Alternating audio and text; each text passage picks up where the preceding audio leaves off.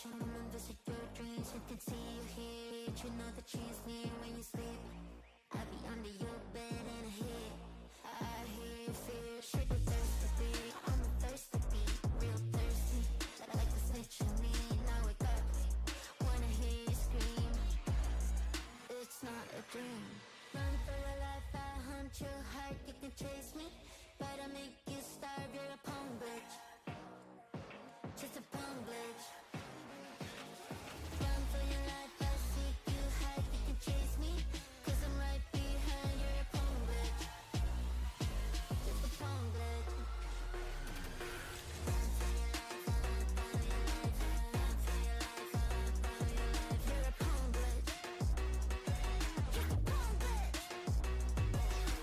Run for your life, run for your life, run for your life, run for your life. You're a pawn bitch, just a pawn bitch. Shoot me, you can't afford it. I am the pilot, you're just a tourist. I threw a decoy in a valley, and if we stand here a while, so don't panic. No, I'm better than dancing myself. Better be safe to get into heaven. Just be yourself and you end up in hell. Do as I say and I might break the spell. Run for your life, I hunt your heart. You can chase me, but I make you starve. You're a pawn bitch, just a pawn bitch. Run for your life, I seek you hide. You can chase me, 'cause I'm right behind. You're a pawn bitch, just a pawn bitch. Run for your life, run for your life, run for your life, run for your life. You're a pawn bitch, just a pawn bitch. Run for your life, run for your life, run for your life, run for your life. You're a pawn bitch, just a pawn bitch.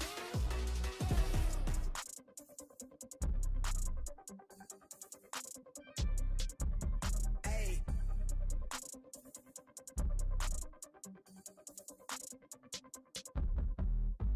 They been on it, drum on the rail. I wrap it, I bag it, I pack it for sale. Got feeling on speed out, hit me to chill. I give it a thrill, I put it on film.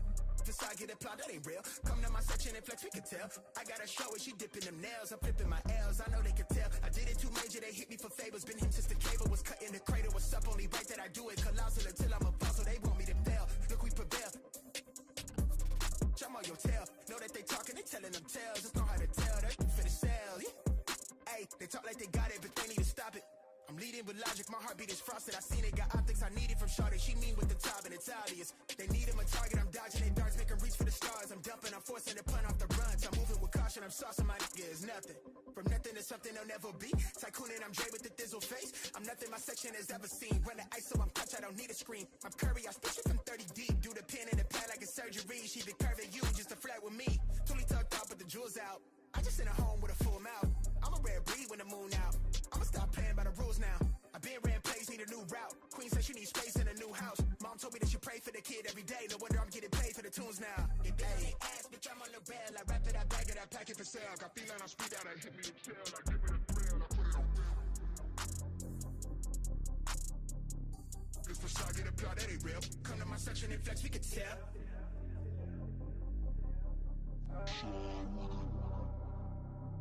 Really outside with it. Run with it. Run with it.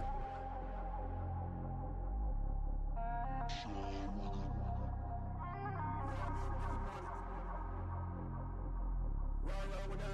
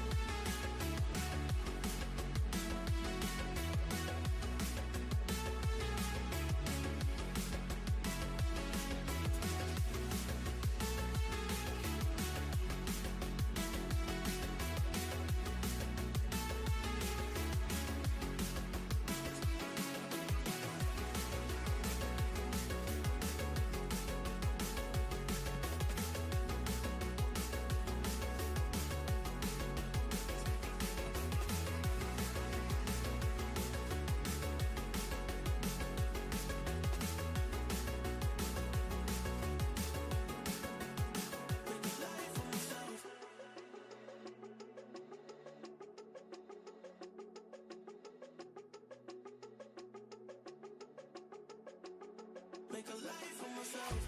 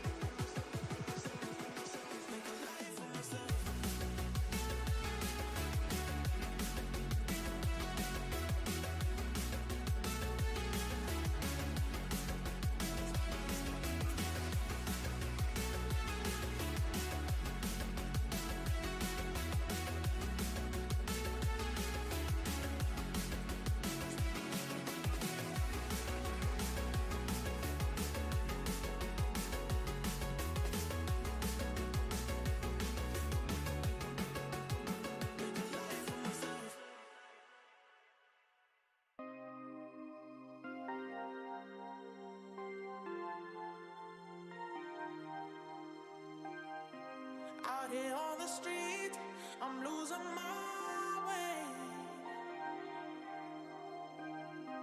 You've gotten to me, and that's my mistake.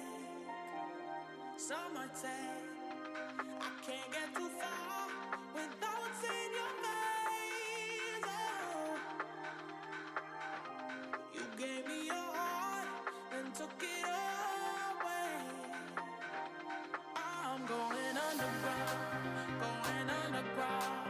Till your loving comes around, going underground, going underground. 'Cause your love is not around anymore.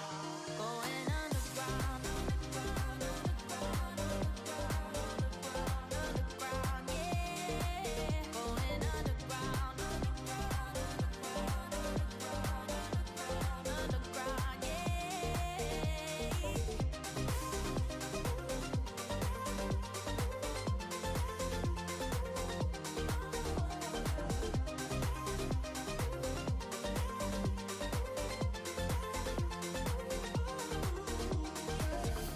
I hide in the dark, nowhere to be found. Where there was a spark, there's now only doubt. No, no, I've said it before, I'll say it again. Oh, I thought you were sure, now you're a losing. I'm going underground, going underground. Till your loving comes around, going underground, going underground. 'Cause your love is not around anymore. Going underground, underground, yeah. Going underground, underground, yeah.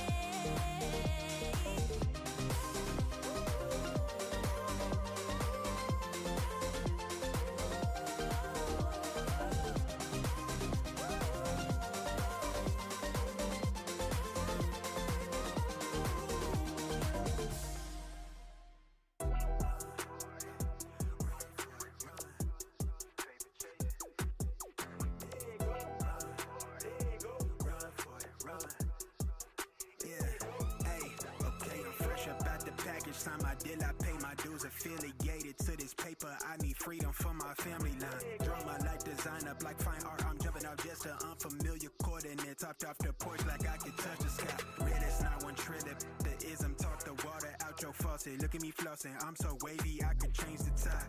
My intuition sense the hatred in your ways. You imitated, forging lines, claim meaning means that's just to justify.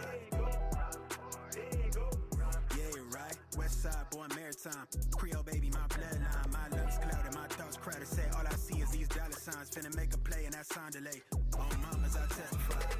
Run for it, run for it, run. I'm out here paper chasing, looking for the funds. Run for it, run for it, run. I'm out here paper chasing, looking for the funds. Run for it.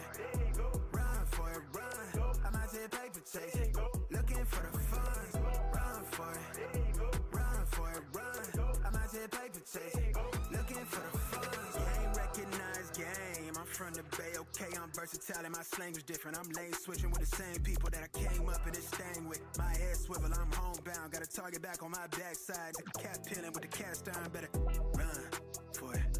Run before I catch you. Niggas out ball it, block it. Trying to stop my blessing. Gamble with your life. Don't bet it, don't bet it. They can't stop my blessing. You do best not to test it. Yeah, you're right. Real all in my blood supply. Dig it ball up top, finna make a play. I catch a lob like I'm Jalen, baby. No cosigner, no co-pilot. They pen pals, my flow designer. My brain signal out of range with it. My palm mission is a dollar sign. If I say it twice, then I meant it right. My brain signal out of range with it. My palm mission is a dollar sign. You know cosigner, no co-pilot. They pen pals, my flow designer. My brain signal out of range with it. My palm mission is a dollar sign. Run for it. Run for it, run. I'm out here paper chasing. Looking for the funds. Run for it. Run for it, run. I'm out here paper chasing. Looking for the funds. Run for it. Run for it, run. I'm out here paper chasing. Looking for the funds. Run for it. Run for it, run. I'm out here paper chasing. Looking for the funds.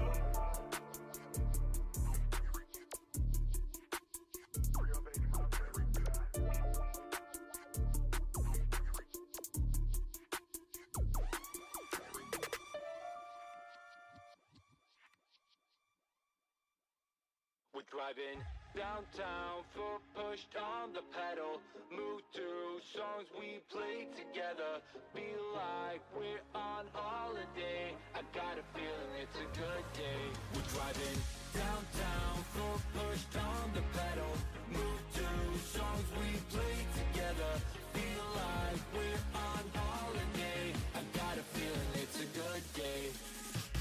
Downtown, foot pushed on the pedal. Move to songs we play together. Feel like we're on holiday. I got a feeling it's a good day.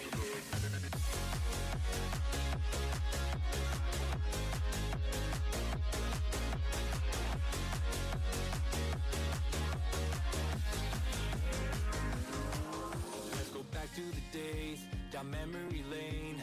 Back to the times when our life was a breeze. Feel the freedom again, my mind was at ease. The sky was so blue when we rolled down the street. So, hey, I just wanna touch your vibe. I just wanna touch your vibe.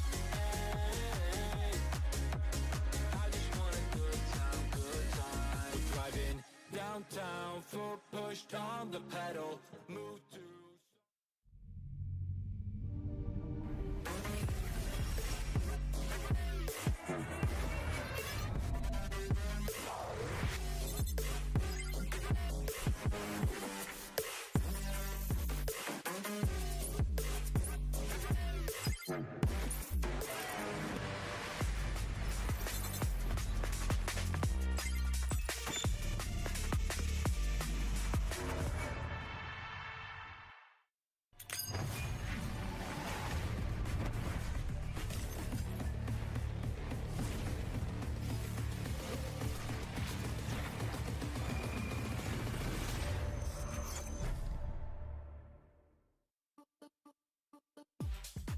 Hello everybody, welcome back to Samsung Odyssey Challengers Northeast Stage 3. We are back with day 2 of the playoffs. We're not done yet with the first round of the upper bracket. We got 2 more best of 3s for you to decide who will be moving forward, who will be dropping down to the elimination stage. And these are going to be some really, really good games today.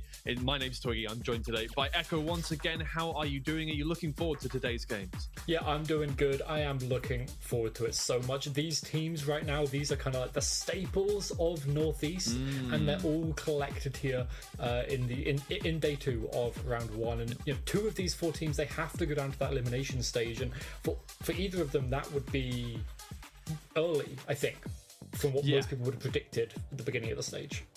Yeah, I do think these are some tough kind of matchups. We've got a lot of household names for Northeast coming through, and they've kind of all come up against each other in one side of the bracket. So it will be interesting to see who goes down, who stays up, because this is really, you know, you're going to recognize these names, right? Formulation Gaming versus Team Liquid Academy is our first game. Formulation Gaming, obviously, an org that has been around a long time in this kind of tier 2 stage. Team Liquid Academy, obviously, joining this year, have really made waves. Stage 1 was a big stage for them. They were the standout team in that stage in Northeast. They had a bit of a rough season in stage 2, but they're back and they're trying to kind of rebuild that reputation that they had in stage 1 this time around. A little rough time of it so far. Definitely not the favorites against Formulation Gaming from what we saw in the Swiss stage, but still, I'm hopeful to see something good from them. And then we've got Enterprise Esports versus Pixel Lumina. Obviously, Enterprise Esports, the incumbent champions of Challengers EMEA so far, so big things to expect from them. Yeah, both of these games should be big. Like I say, Enterprise coming in very hot.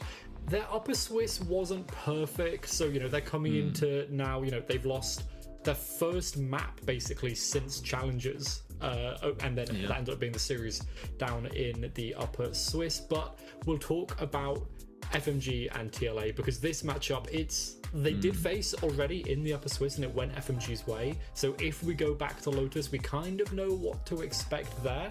But I think these two teams should be very closely matched. Yeah, I think that's what we're seeing a lot of the time with all of these. We have got 8 brilliant teams that have come forward. We had questions, obviously, about some of the teams that came from the qualifiers in East, but they have definitely impressed us. Obviously, Deti Elise pulled off a very, very good win against Fullbox 200, who we had big expectations for yesterday. So everybody is definitely fighting for these in the playoffs. So Formulation Gaming versus Team Liquid Academy is going to be our first game. And Formulation Gaming have been absolutely the most impressive team, I think, so far in this stage. We're expecting big things from them. It's names that you will recognize if you have been watching Northeast stages at any point during this year, probably from years past as well, right? Neffy is a name that has been around. Hookahs, you might remember him from back in the day. So lots and lots of stuff to look forward to here. And I mean, look, these are two big names. They are two teams that both expect to win this game, both expect to make a deep run into the playoffs. So one of them is going to be upset very heavily. Yeah, absolutely. And when we're looking at FMG, they've lost one map the entirety of this stage. They've been 3-0 in Upper Swiss and in Lower Swiss. The only map they lost was on Sunset against TSE, and luckily for them, Team Liquid ban out that map most of the time anyway, if they don't ban out Bind. So we're not really expecting to go there. So FMG, they're feeling very comfortable here. And as we see all of these players, like I said, storied players are most of them coming into this. They did have a couple of changes this year. Their roster kind of switched after their stage 2 maybe didn't go as well as it wanted to, but this new iteration, it looks incredible. They brought in a new assistant coach in Miguel as well, who seems to have, you know, helped to get this team that extra step further. And now for most of these players, this is the furthest they've ever been in Northeast. Yeah, for sure. I have been impressed by what I've seen so far, but they are going to be up against a difficult opponent, right? Team Liquid Academy, we know there are big things to expect from this team, especially in the past, right? Stage 2, obviously, kind of didn't really make an appearance, but Stage 1, this was the standout team. They have not made any changes at all. They are looking to actually just reassert themselves as this team. Obviously, it was kind of a, I don't know, it was names that had come together. It was a big investment from Team Liquid, a really, really good kind of mix of players that was built by Bacon, and it seems like they are back to kind of winning ways this split. So far, kind of still, finding their way through this one, but still have, the same kind of quality that we saw from them in Stage 1. They have kind of made a name for themselves on Corrode, the only really, the only real team that have kind of picked out that map. And that was kind of what we saw from them in Stage 1, right? Is that they had these kind of interesting, analytical play style that we didn't see from any other team. Obviously, owing to the fact that half of the team is analysts, so it is really just it's a bit of a Jack Ryan situation going on for Team Liquid Academy, but they're thriving in Yemen.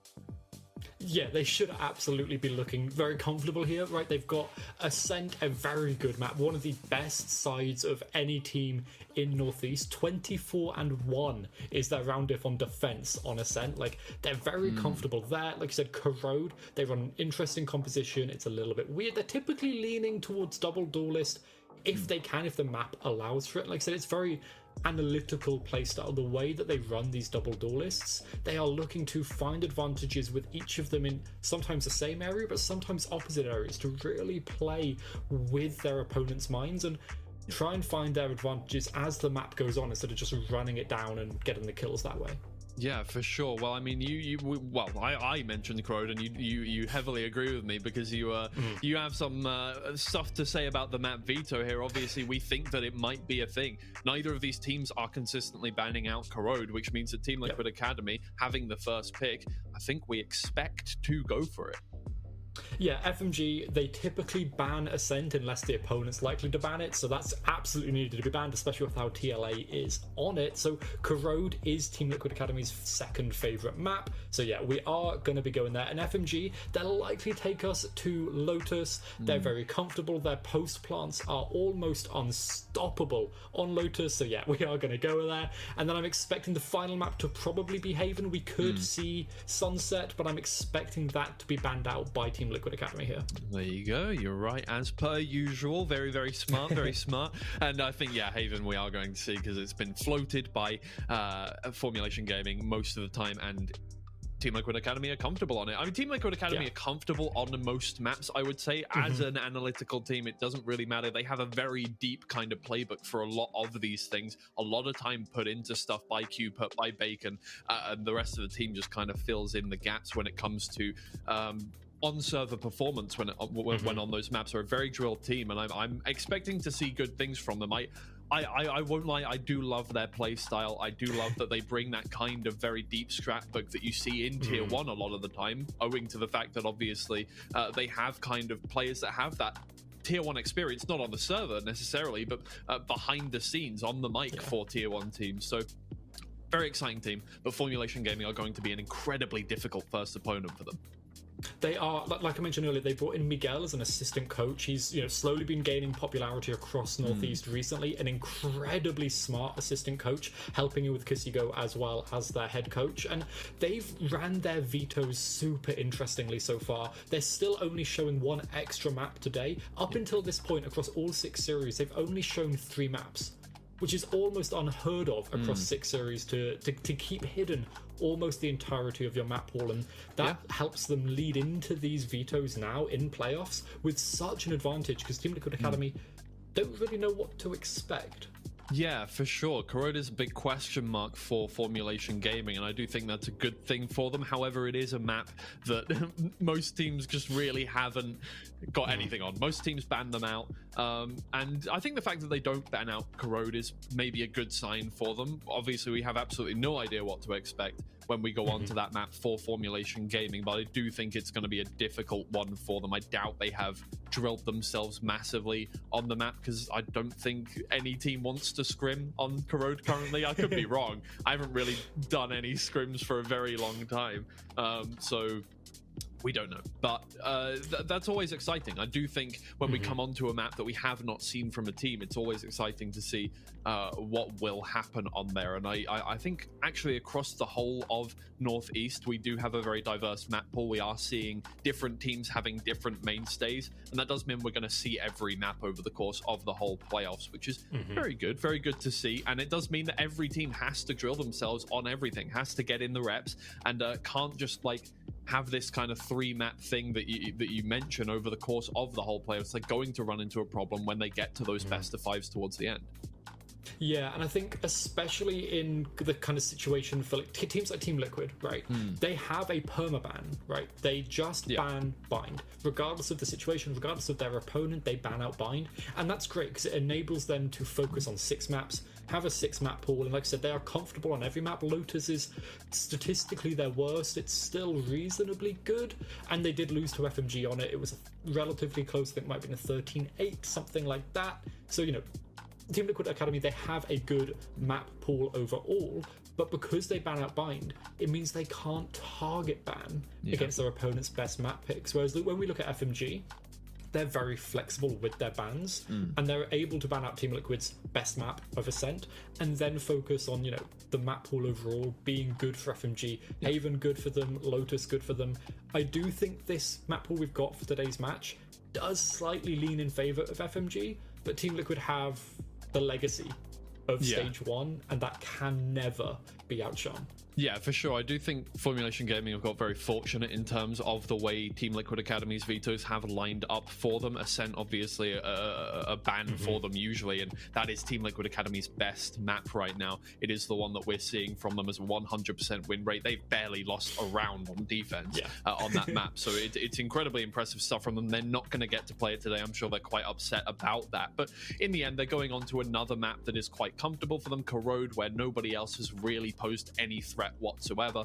And I do think for them that should be a 1-0 start. I do think we are going 3 maps on this series. We've got 2 very, very competent teams, but we're getting into the server right now. Don't worry, guys. There's just a little delay. We'll be there very shortly. You don't have to listen to us for too long.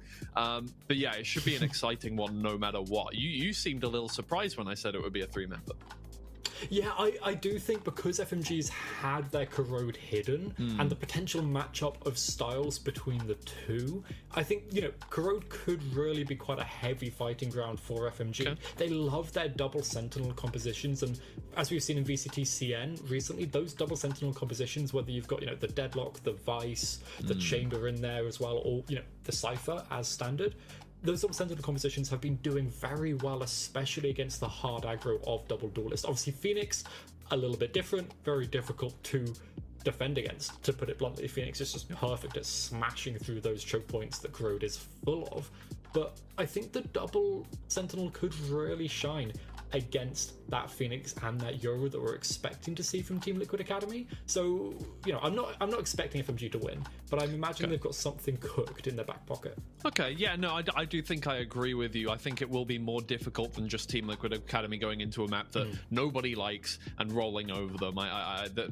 Formulation Gaming are going to put up a fight no matter what. Just because they have only played 3 maps so far, it does not mean that everything else is completely out of the way. The fact that they do tend to kind of have a somewhat flexible ban, right? You say that they ban out other maps when Ascent is going to be banned out anyway, so they do kind of have a perma, but they're more flexible than a lot of teams would be, like Team Liquid Academy, obviously having their perma ban and not mattering. It doesn't matter. We're happy enough on every other map that we can just perma ban that one, and it's fine. We're getting there. Don't worry, guys. We're getting there. You don't have to wait. It's okay. I feel people getting antsy. It's all right. We're almost there. We'll guide you through it. It's okay. Any other kind of things that you're looking forward to? Any players that you're looking forward to coming into the server today? Obviously, we know Team Liquid Academy. There is a little more kind of the new blood on Formulation Gaming. What are you thinking coming into that? Sure, I think for me, 1-0 is someone to watch out for, the duelist for FMG, because so far in Upper Swiss and Lower Swiss, he's only played Neon. And I think, Neon is actually probably one of the more flexible duelists at the moment. Maybe not as powerful as Euro across the board, but can basically be played to a pretty high standard on any map except Ascent, which is maybe why they ban it so frequently. So I think, Neon on Corrode, good. It speeds up those, 26-second long rotation times and makes it a lot easier on defense. And, the stuns when you're attacking either side really are amazing. So I'm very interested to see if that's if that's where we go down. Right. But Vubit's Deadlock, I'm going to talk about it because on Lotus we will be seeing it later regardless. Vubit's Deadlock is incredible. He's so consistent with his trips and his walls, using them for post-plant. He's kind of part of that exec pack, which means that the retakes are going to be really tricky, especially, with Team Liquid Academy, if they stick with the new Breach Fade comp on Lotus that they stayed with. They're going to really struggle against that. So I think, having that core of 1-0, great Neon, entering first blood rate at the moment is incredible, and then having someone like Vubit in the late round on that Deadlock, I think that combination is very difficult to win against. In Team Liquid Academy, they've got to try and find something special. Although they've got a lot of very good players, they can absolutely do that.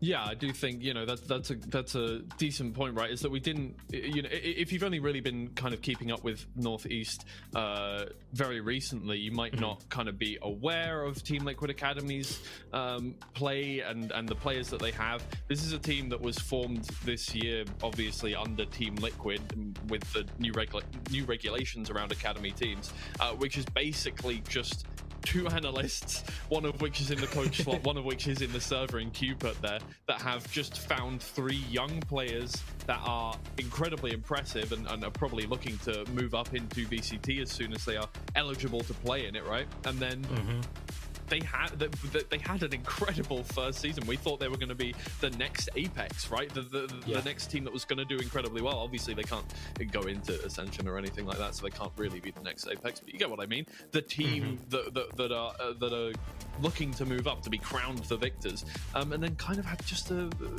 disappointing stage 2, and they're back now, and it's not seeming like they're going to have the same dominance that they had in stage 1, but I do think they're looking incredibly impressive. They're looking like they're back on their feet, and I'm interested to see if they can keep up that performance on Corrode here, which seems to be kind of the map that they have chosen to surprise everybody on. Yeah, absolutely. And FMG, I'll note this quickly, they do have the Viper in their composition, so expect some flexible walls here from Neffy to really try and slow down the attacks of TLA. But for now, he's going to have to be, he hears the gunshots, he knows where they're coming from. They're looking to slowly lean over towards B, get the ult orb onto the Phoenix. We'll see GSR taking these ult orbs as much as possible. And now they're going to try and break down as much of that Vice utility as possible. Here we go. You can see Cupid making the in-round calls there. Player cams available now. Let's go. I love that headset too. Yeah. The Hello Kitty one on Cupid. Oh, I didn't see. I wasn't paying attention to the. I was paying attention to the luscious lips making all the calls. But Formulation Gaming are going to start off on the defense, and they're going to start off with a bit of fire here. Vubit taking down 2 already. Team Liquid Academy on the back foot straight away. Yeah, great mid push, slow, steady, and then as soon as that B control was taken, they hit the trigger button, they exec, and they go towards mid. Rexton taking a fight against Wenzeru, but the headshot is there, and Fubit watching for Donatello. FMG very clean, and we're going to see this a lot from them. They are going to be walking down mid quite frequently, not necessarily, you know, with Vubit, right at the tip of the spear, although he does very much like doing that. We're expecting 1-0, maybe Camille as well, to be leading that charge. Now, here's the thing, we haven't really seen Team Liquid Academy play attack on this map, so they essentially finished the game on defense the only time they played it against Bonk, right? So this may be a more basically we're looking forward to the second half more for Team Liquid Academy. We don't really know what to expect here. It could be that they don't have an incredibly strong attack. They don't have the kind of same dominance that they did in that first game that we saw them play. Regardless, they're going to be making their way in towards B to start things off, and they got the spike down. And they're starting things off quite well. GSR finding the first kill. Oh, Cupid with a brilliant trade. Jump peeking with the classic. Bringing it to a 4v3 here. Cupid has picked up that Bulldog, and actually, for Vubit, things are going to be a little more difficult. Camille finds 1 kill as well. They're going to start getting going on the defuse, and Ninja gets 1, but he might just be able to stick this here. It's not the end of the world for Team Liquid Academy. That's actually a pretty decent round, but Formulation Gaming managed to stop them from getting the round win. Yeah, 3 kills there is absolutely huge. Cupid obviously getting that one with the classic right click is great. And, you know, they are whittling down the funds now for FMG. You can see the buy is a little bit rough. They've still got that Outlaw, though, crucially. So everyone other than Ninja, yeah, there we go. Ninja moves over to the full shields. They don't want to risk 1-0 on this Outlaw. Will be starting out over towards B. Obviously, that's where GSR has been getting his ult orbs before, but he should be able to get this A ult orb. So expect the Phoenix ult to be used to try and secure this round if needed from TLA. 1 Guardian for Ninja, but apart from that, all things looking pretty good for this team here. But Donatello, his shoulder is visible before he can find the head of Wanzero there, and he's going to get punished for it. Unfortunate. Of course, a little jump peak does get punished for the information that he gained, taking a decent amount of damage on the shield there, but it is now going to be a full push here on towards A for Team Liquid Academy, checking their corners, getting on through. And FMG back up. They don't really want any part of that right now, but Corsa does find the kill onto Rexton. Neffy onto Ninja, and Team Liquid Academy falling apart at the seams here on their first buy round. It is just GSR left, and at this point you might be thinking, well, did we just save the rifle? No. Formulation Gaming only taking one casualty there. Team Liquid Academy yet to find a round on their second best map. Yeah, and you can see there the power, the vitality that comes from the Viper and the Vice, right? The stall that initially came out from the Thorns, it meant that only GSR could run through whilst in that run it back, and then the Viper Snakebite came through afterwards to stop the entirety of the rest of the team. Only Cupid was able to TP past and, you know, snuck one kill out there onto Corsa, and then the rest of the team was slowly sectioned off as Neffy was coming back from Link. Great round there from FMG, and now the Odin in mid. The map is made of paper, so Team Liquid Academy. Oh, wait, no, Donatello gets the pick. Well, now they have the Odin. It's on the other side of the smoke. Never mind. Neffy's going to come try and pick it up. Donatello takes advantage of that. Gets traded out by Corsa. But in the end, this is looking great for Team Liquid Academy on their eco round. It's Foobit gets a 4K. Yeah, sure. But hey, damage done, I guess. Look, that's just a weird round. I don't know. And at the very least, it builds confidence, right, for Donatello, right? Like, he lost that fight against the Outlaw, but now getting 2 headshots with the Sheriff, it feels pretty good. And helps his money. Indeed. Neffy what a peeking kill. out the smoke. Yeah, look. I don't really know what was going on there. Formulation Gaming got a little big for their boots, and fortunately enough, it equalized out the damage that was done by Team Liquid Academy early round. But still, that is going to afford Team Liquid Academy a little bit of extra money to buy up into this one, and maybe what didn't work round 3 might just work out this time around. He stuck it. In round 5, yeah. If it gets out of that, it does take a lot of damage. And Team Liquid Academy going for the exact same strat that they went for on their last buy round. Donatello finds one before getting traded out. That's absolutely fine. But here comes the Odin for Camille. Gets traded. Done the damage, but 3 versus 2, you can't imagine is going to be a insanely comfortable situation for Formulation here. Yeah, it's going to be tricky. Oh, Neffy tries to find the timing, but Ninja is watching the line, and Corsa surely noted here. Yeah, 1 versus 3 situation. If he can get this done, there's Team Liquid Academy with the high-low.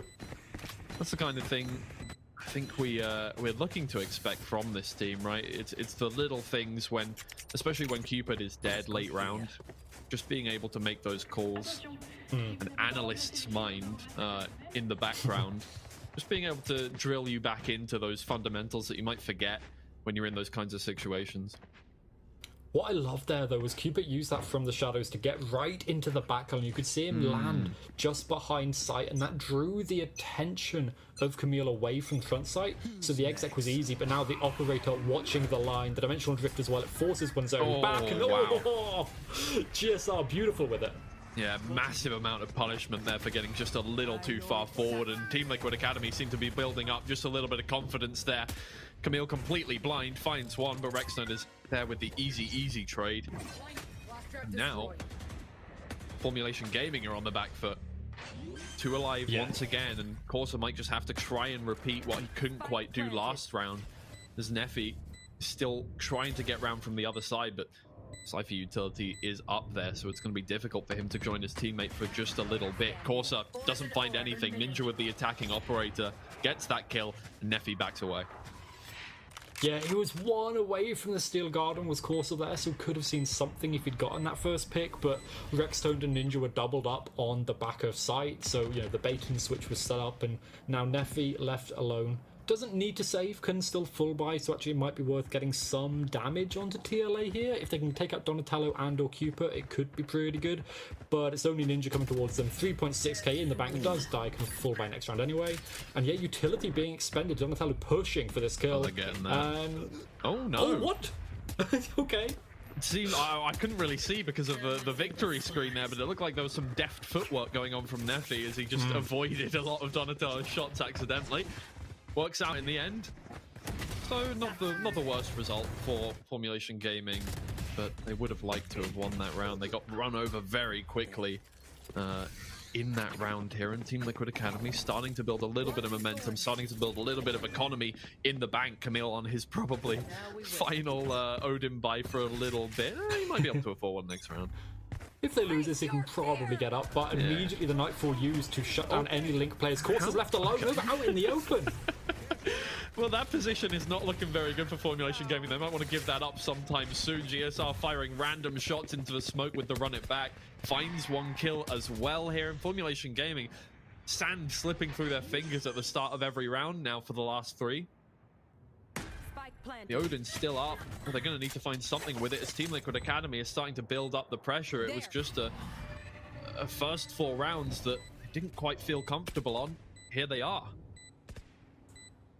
Yeah, they've really stabilized. They've identified it. It's the analysts you're talking about, right? They've identified the weakness that is A site for FMG.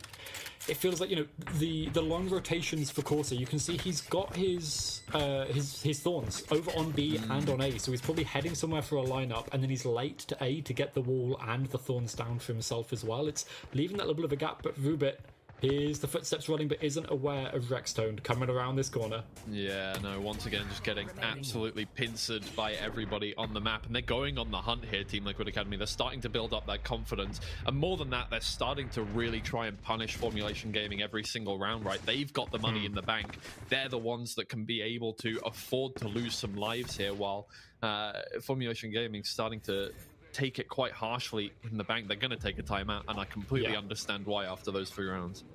Like, this is needed. It's necessary to work out how they can fix their A-site defense. And it feels like Team Liquid, they've been throwing a few different things, you know, with the Q-put ult at the beginning to try and draw some people away from A, to then just running it down with the Phoenix ult for 2 rounds. You know, it's definitely been working, but they're taking full advantage of the weakness of A. GSR building up, you know, multiple ults, so 2 already, looking potentially for a 3rd, maybe next round, if he gets a couple of kills and gets the ult orbs. So Team Liquid, they know what their win cons are. So now FMG, they need to try and shut down those win cons, stop the push, or switch things up, try and throw some aggression in. They've got a team for it. 1-0 loves going in there, dashing on in, 1 away from the overdrive as well. And we've got things like the Nightfall that can also enable that aggressive push. So FMG, I'm on the lookout here for a big switch up of pace. Yeah, for sure. I think one of those 2 directions is the way to go, because early round, getting 1 player caught by the full Team Liquid Academy push is where things have been going wrong for them, right? You need to either invest half of your team into that push to try and get trades off of the back of it, or just not go for it at all, play more default. It's a difficult thing to do here. You've got to make that decision. It looks like they're not being quite as aggressive on the extremities, right? This round, A, B, locked down instead of going for that push. It is mid where they find a lot of players going in and trying to gain a little bit of map control, but Team Liquid Academy not really giving them that space. Just for the time being, they're looking for that opening. They haven't found that same success critically that they did in the last 3 rounds, right? Nobody is pushing. They can't find an opening pick. Yeah, and I think this is really nice, right? FMG, they've forced a slow round from Liquid, and this is the first time really Team Liquid Academy shown a slow round. They're kind of just like hard execing, utilizing the double duelist as much as possible, but now they're moving back over towards A. And this Viper wall from Neffy, it's going to be so crucial to stop any mid push, because there's so many angles to cover as you're walking through that wall. Are they going back to B? Yeah, just dancing around each other at this point, looking for anything. Team Liquid Academy very much, I think, play off of that momentum of finding that first pick on the attack, it seems like, for this one. A little bit of there's a little blue pill for that, actually.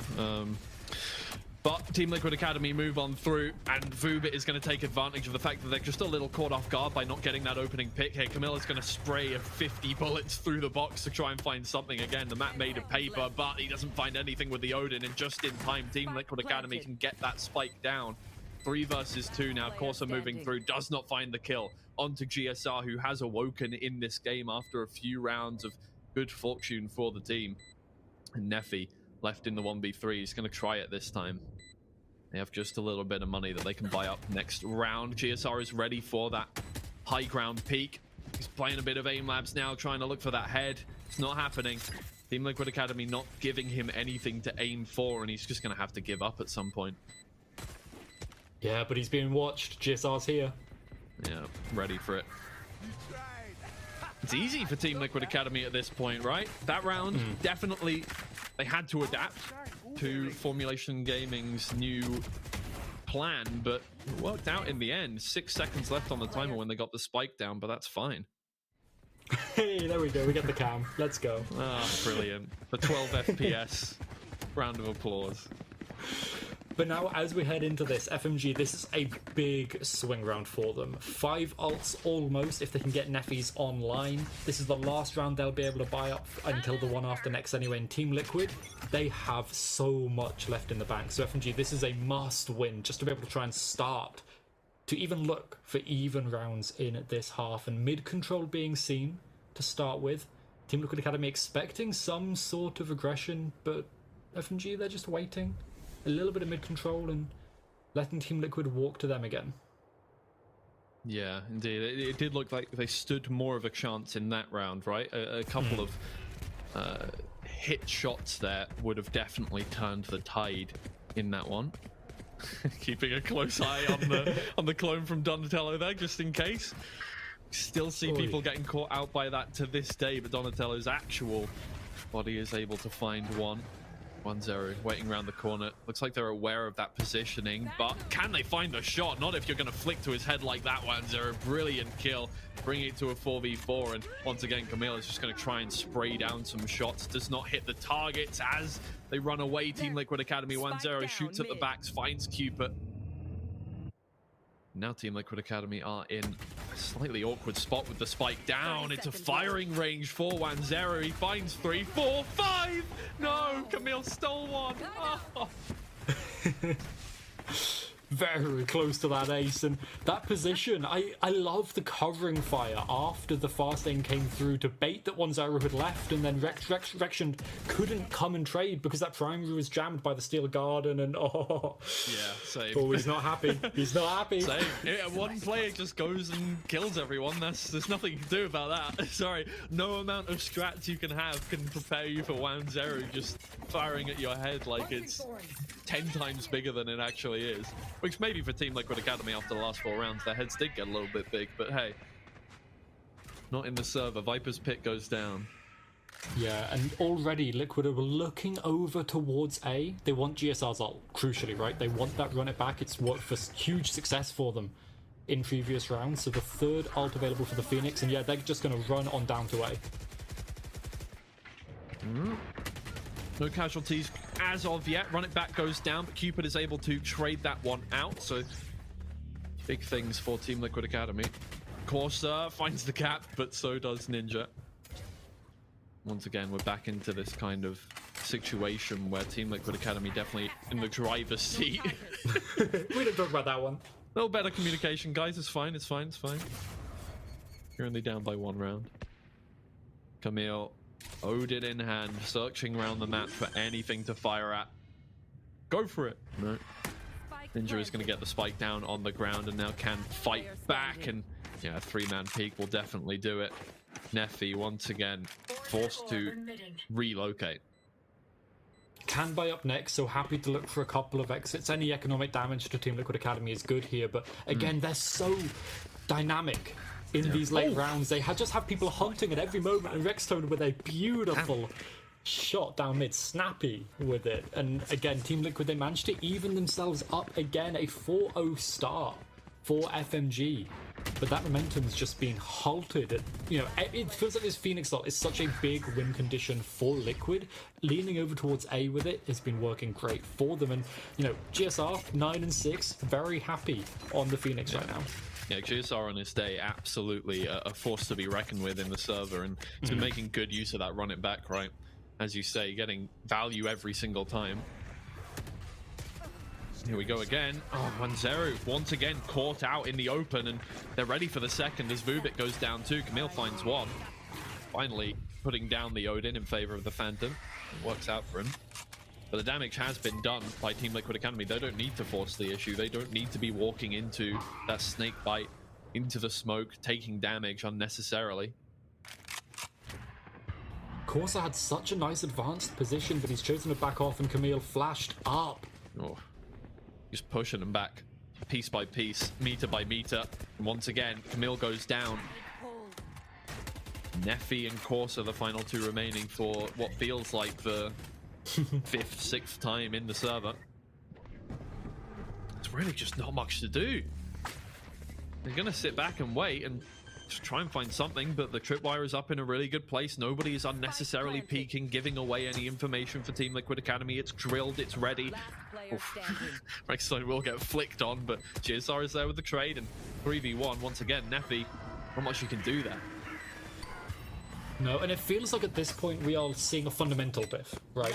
Team Liquid Academy, they are peeking every single angle. They're very aware of what angles FMG could have been pushed back to, where they could be holding, where they could be hiding, and it feels like Team Liquid Academy, as we see, there we go. Is that Hello Kitty? No, I think that was the well, I don't know what's under the Team Liquid sticker there, but that was the Team Liquid sticker on the side of the Team Liquid sticker, of course. It is a cute headset no matter what, though. The pink and white, hell yeah. Yeah, we love it. But yeah, now FMG put down to a relatively low buy for the last round of the half. They want to try and get even, because Team Liquid's defense, like I said, they got 10-2 on Corrode last time. So FMG, they need at the very least even. Indeed, they did start on the defense, which is scary coming into this. Neffy walks into 4 Team Liquid Academy players. One of them is in the ult. 1-0 finds one, but again, traded out very quickly. And as you mentioned, yeah, it just feels like they're more drilled, right? And that's probably just by virtue of playing the map more. Vubik finding 1-2. Oh, you could see the frustration on his face there. He almost had it. We've seen moments like that all over the place here in Northeast, not able to make it happen, not able to maintain the lead as we move into halftime. It is Team Liquid Academy 7-5.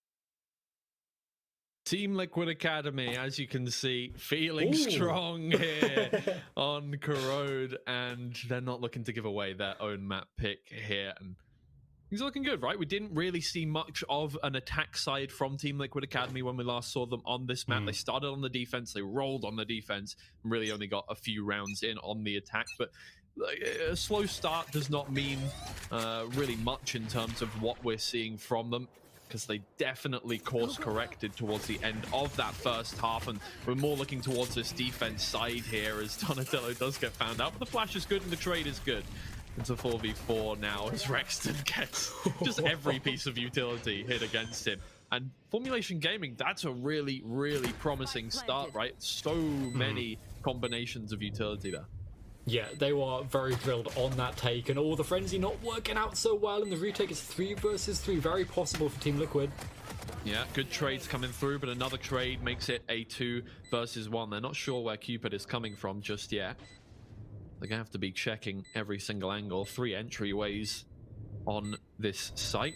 And only 2 players to check them all. Oh, but he's facing the wrong way as he turns around the corner, and Cupid gets a little overwhelmed by all of the players on either side of him. Formulation Gaming start things off once again with the pistol round.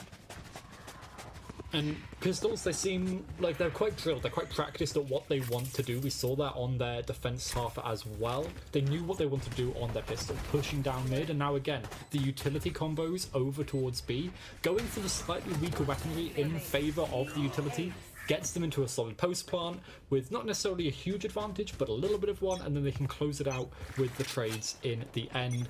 And now they've got the buy, and Liquid, they're going through a relatively similar start of a setup. GSR really focused on this ult orb, same as he was on the attack side, and Ninja's somehow 1 HP.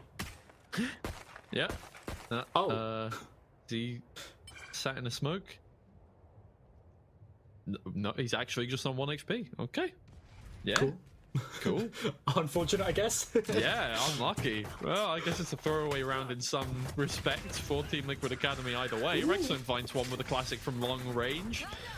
They gave him plenty of time to get that kill. But everyone's here now too. Yeah, indeed. They are as ready as they could be in this situation. Unfortunately, just the weapon diff is the main problem here as Cupid gets his head blown off through a wall. GSR is the last remaining player. He's not really going to be able to do much in this situation. No weapon to pick up. Wait, did he? Yeah, like he got a ghost kill. They didn't move it? Oh, he got a ghost. I think getting a kill here could be great for him, right? Start to really build up towards that run it back to kind of try and enable the round 3 win a little bit more. They heard him on the flank, so I think now they shouldn't be expecting him on Link, but it seems like they've sniffed him out somehow. Yeah, indeed. Well, we're not expecting too much, but woof. Clean shots. Oh, almost a second as well. Camille turns around the corner with the stinger, finds a phantom to end off the round so they don't lose any weaponry. Team Liquid Academy now have the chance to bounce back on this one. And look, hey, they lost 2 rounds on their defense last time. So from here on out, we could Expecting expect greatness. Yeah, exactly. Not losing a single round from here on out. 13-7, it's predestined. Something is going on in the Team Liquid spawn camp there. I'm not sure what it is, but It looks like we've got a tech pause, so they're all that is it. Yeah. dancing around Rextone by the looks of it. Although, okay, there we go. No, Relatively we're back. quick. Yeah, we're back. Absolutely nice fine. and easy. We distracted you with all of the tactibears, so you never knew a thing. If we didn't say anything, you wouldn't have I known. shouldn't have said it. Yeah.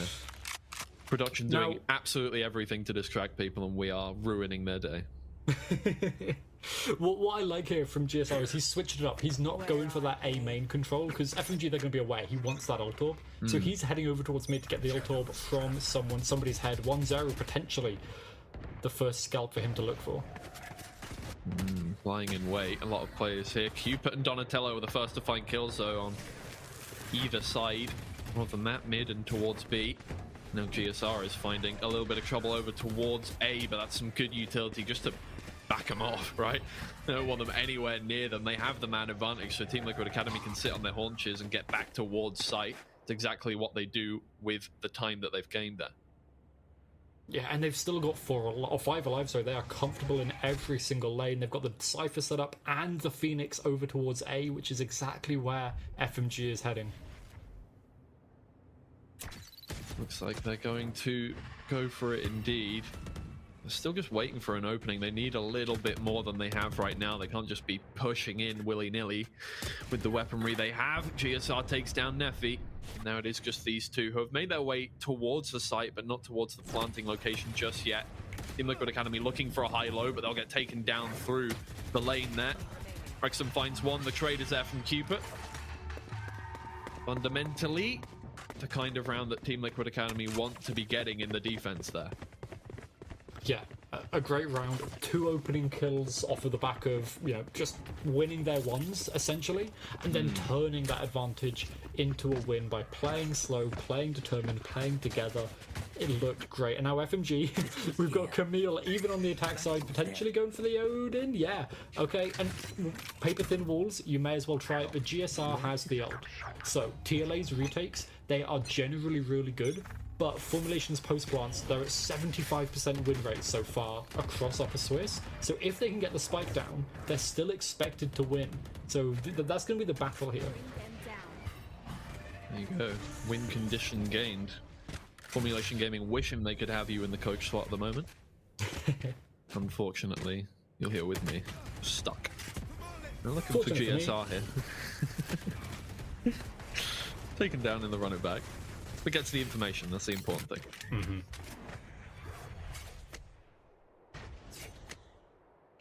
Oh, interesting decision here from FMG to go towards B. They knew that the Phoenix and potentially the Fade was up there, so this is going to be a brawl in B main. It really is, and they are ready for it. Team Liquid Academy searching for it, in fact, going straight down there. GSR gets taken down, Donatello gets taken down. Ninja does not avoid the Prowler, and also taken down by 1-0.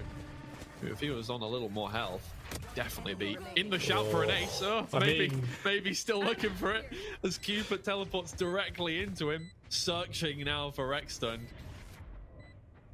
He's Doesn't watching even look it, like he knows where he is. Oh man. Oh. Rexton ruins all the fun with a good shot. How dare you play the game? I mean, he's saving as well. What was the point in stopping these if you're going to save anyway? Yeah, you can buy true. up next round. Come on. You have I mean, money. to be fair, Eat the rich, man. Eat the rich. Eat the rich, exactly. Face. Although, this was probably a Ninja and a Cupid call for Yeah. Rexton. He can buy up next round for somebody else. He's still got the light shields. So strategically it makes sense, but it's so boring. And, okay, Team Liquid Academy playing the good game, but now they have lost more rounds on this half than they did against Bonk. So FMG, they've got that notch in their belt, but they need to keep this pressure on. The way they fought at the B main there was brilliant. The fact it was contact from TLA when they had 2 flash agents there, for me, that's the question point. Why are you just contacting when you've got a Yoru, a Fade, and a Phoenix there? Interestingly, what won them their 1 round on defense was not really utilized by Team Liquid Academy. Maybe Bacon here deciding it's a good idea just to get the players to re-establish their fundamentals, start playing with that utility a little more, as you say. Formulation Gaming probably quite happy with the position they're in. Obviously, they know they're going into a map that they are well drilled on, and that while Team Liquid Academy have played quite often, have not found a massive amount of success on, have recently changed their comp. There's a lot to take advantage of there, so it's kind of a requirement for Team Liquid Academy to take this map, I would say. Yeah, they definitely won it, and they've still got 2 timeouts left, right? Like the attack side was pretty solid for them, 7 and 5, so they didn't feel the need to get Bacon in. Cupid, like say the analyst coach anyway, you know, who needs Bacon?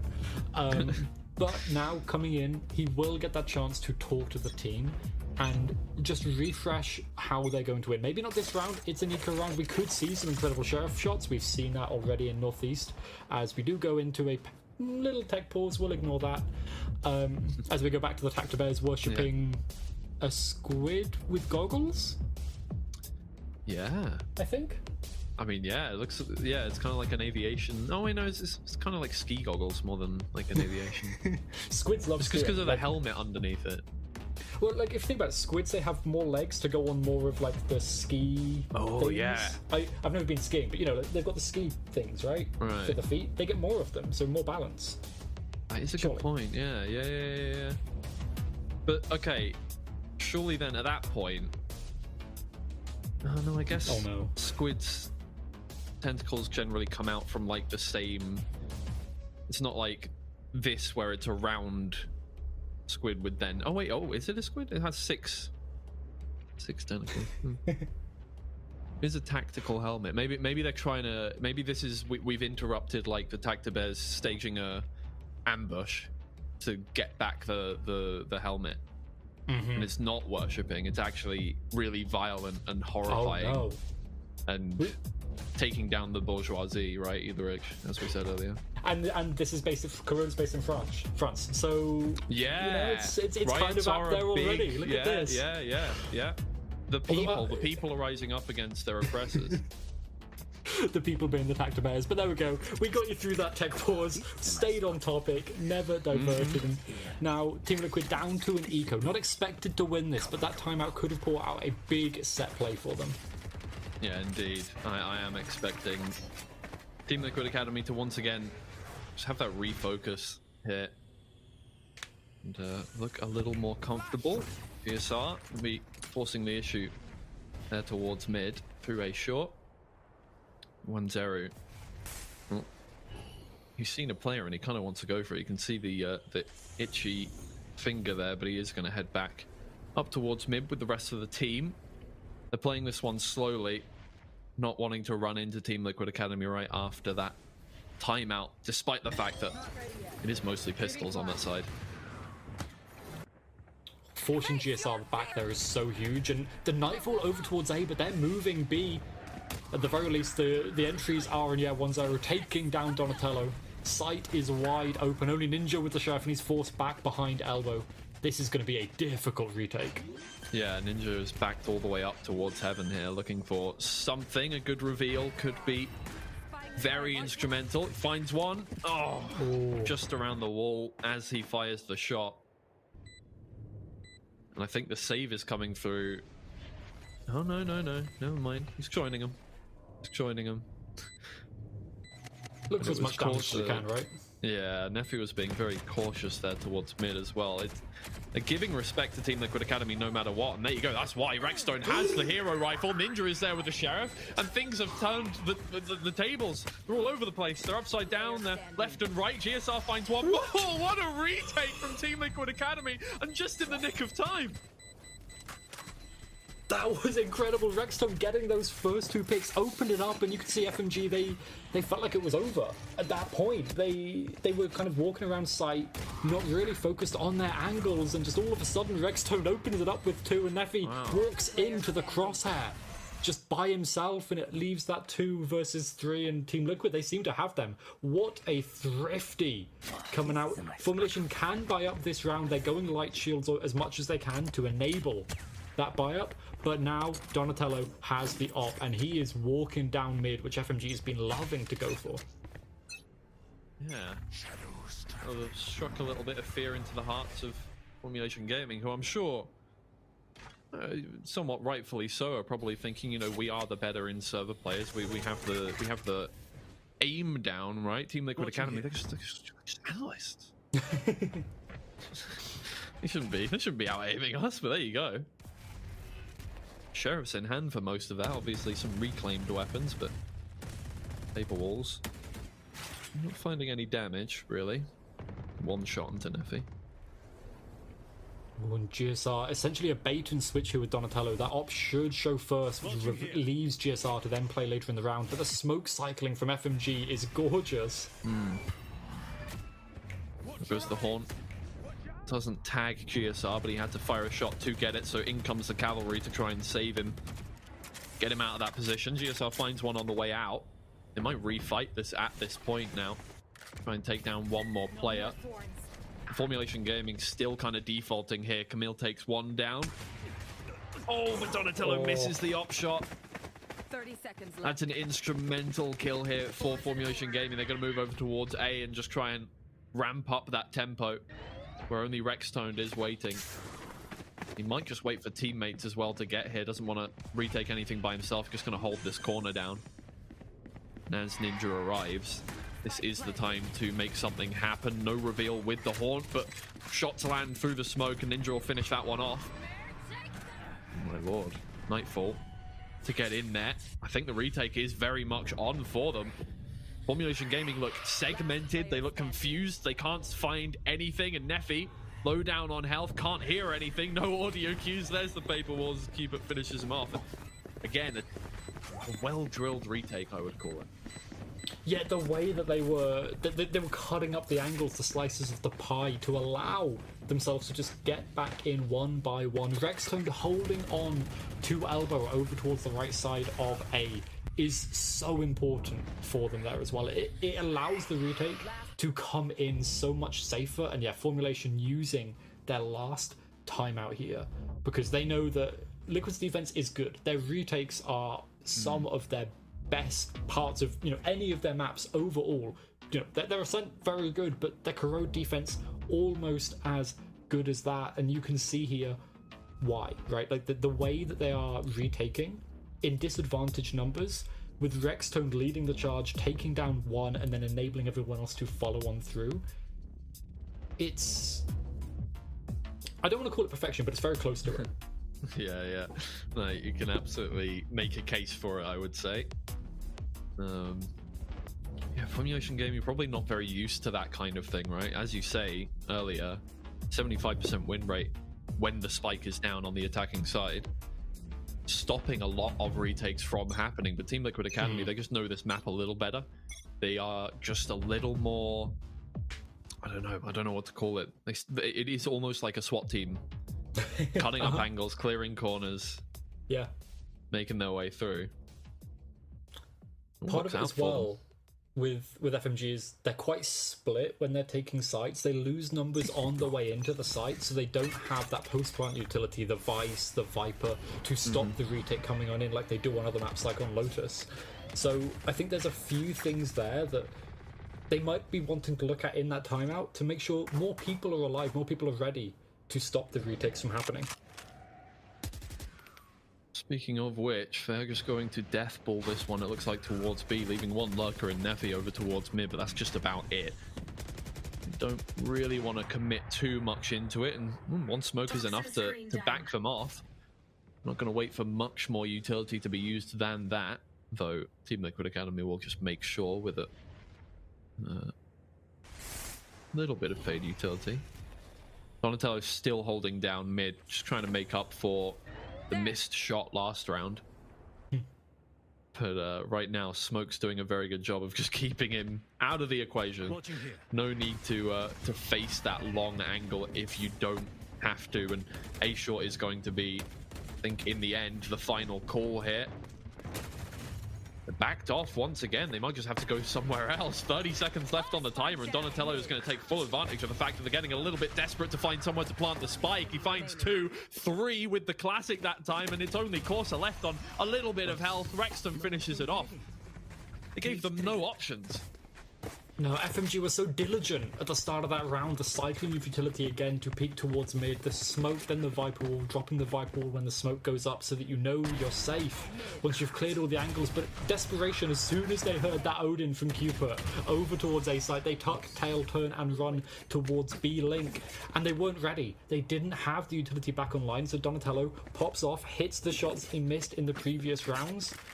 And Team Liquid Academy, they are showing their prowess, not just in the post-plants, but now in the pre-plant as well. Controlling the map, and meaning FMG...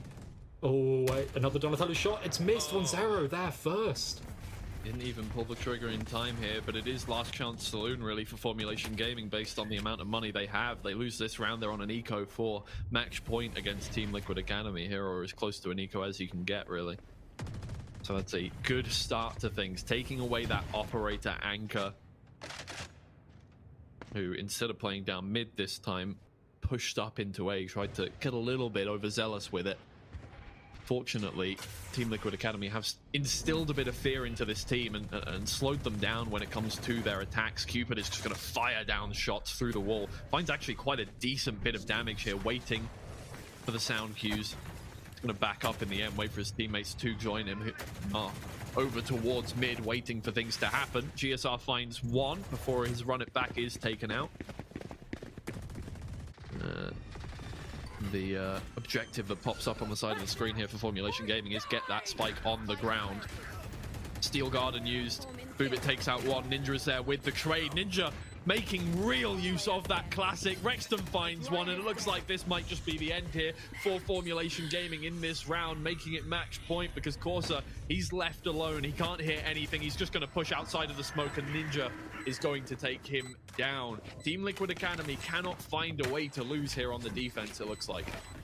Yeah, even when they lose Donatello right at the beginning from a cracking shot from 1-0, they just can't find anything wrong, right? Like, Team Liquid Academy, the way they backed off towards site, it felt like, you know, Cupid was giving it up. He was walking back towards CT, spamming through the wall a little bit, but then GSR comes in, gets a kill with his run it back, and then despite the Steel Garden from Corsa, the classics are there, the post plant is just, you know, taken apart with sidearms, and you can see the frustration. Those are not at all undue reactions. I think I would feel that way because it just feels like no matter what they do, no matter how well they play at the moment, it's just not working. Yeah, the rewards for their efforts are not there right now. Donatello is just going to get information with that ultimate and get into the back line. Comes out of it, gets the kill for it as well, and that is really just a death toll ringing for Formulation Gaming. 1-0 trying to find something. Ninja has already found one with the Odin here, and the off angle from GSR is good. He finds one more. 2 players left on that team. 1-0 is trying to be the savior now. 30 HP left for pretty much both of these players, but it's a 3v2. And the spike's not even down yet. They're pushing into Donatello. Donatello holding down the angle. 1-0 is going to try and make some space for his teammate, but it is now just Camille left. He didn't even get the spike on the ground in that time. He's going to peek the corner. Donatello takes him out, makes up for all of those missed shots on the operator with that Phantom. And it's 13-8 the scoreline for Team Liquid Academy there on their map pick. We were a little bit, we didn't know what to expect from Formulation Gaming, and it was a good showing, but when it got to that defense, Team Liquid Academy, they're just well drilled. Yeah, they look so clean. They, at every moment, knew what they needed to do. They were able to retreat at the right time, wait for reinforcements to come back in through Link from elsewhere, and then play together. Their timing, and you know, whether it was an individual peak or whether it was waiting for the whole team, Team Liquid's timings were perfection. So TLA, they take that map, and they needed to, right? Because the rest of the veto does look pretty strong for Formulation Gaming, but I think the form, other than this round basically, in which TLA took this win, says a lot about how they're wanting to play today, and they're wanting to go back to their stage 1 form. Yeah, I mean, look, we'll see it again. There's also some impressive biceps, actually. Hell yeah, man. Getting the gains out of the server as well as in the server there is Keeper. But look, that's a really good start for them. Obviously, no map is bad for Team Liquid Academy, but they are playing up against what is technically currently the first seed in this region right now. Formulation Gaming went 3-0. They have been looking absolutely brilliant, especially on the 3 maps that they have played. Corrode, not one of them. So absolutely fine. We're moving on to 2 of their favored maps coming up, and Lotus is going to be the next one in that. I'm excited to see what they can come up with against that one. Obviously, we have seen Team Liquid Academy on this map. They have about a 50% win rate, and they have changed up their comp very recently. The last try they had, it was a 14-12, not in their favor. So hopefully they can come up with something a little better for this one. Hopefully they've drilled out that new composition. We'll find out very shortly. We're going to go to a quick break before we get into map 2.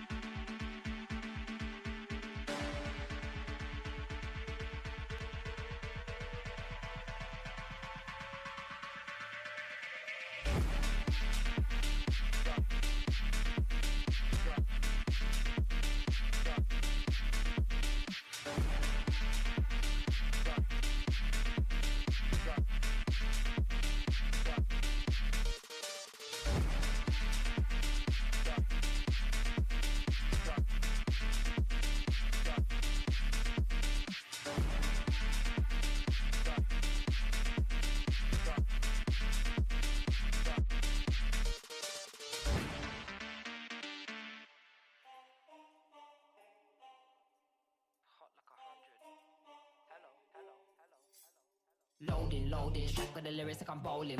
Keep pushing on, keep rolling. I don't wanna listen, but I told him one more time. Your favorite MCs, bronze or silver. These vibes here are golden. Cards on the table, there's no folding. Spit bars at the club, zoning. TikTok comes along, I get ripped off. Man get pissed off when I start lift off. Sweet like flavors, cookie and biscuit. Planty, yeah, the bars I get ripped off. Picked up my song, yo, every time I tripped up. Little petty, the big rock. Me and my G's do everything mix up. Full circle, now everybody linked up. That's irrelevant, memory like an elephant. Keep your heart, but you know that it's elegant. Get mad, but always benevolent. Always moving up, just leveling. Constantly telling them rhyming, riddling. Cycle through these streets, I'm pedaling. Hibernating and boom, she's back again. Oh, cause a little fire on the track again. Turn the music up, vibe like an icon. Yeah, if you want buff, we can go psycho. Head to head, bar to bar, turn the mic on. Turn the music up, vibe like an icon.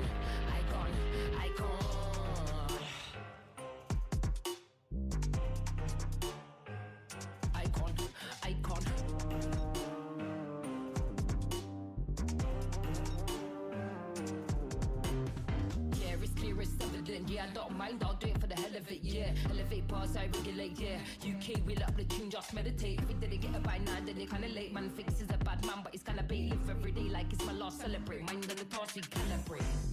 Loaded, strike with the lyrics like I'm bowling. Keep pushing on, keep rolling. Didn't wanna listen, but I told him.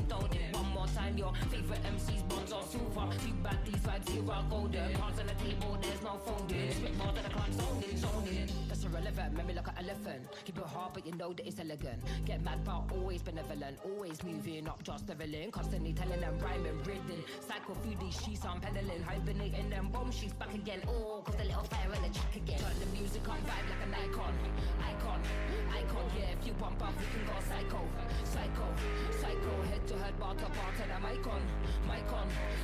Turn the music up, vibe like an icon.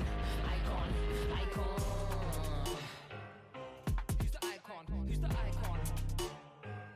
Icon.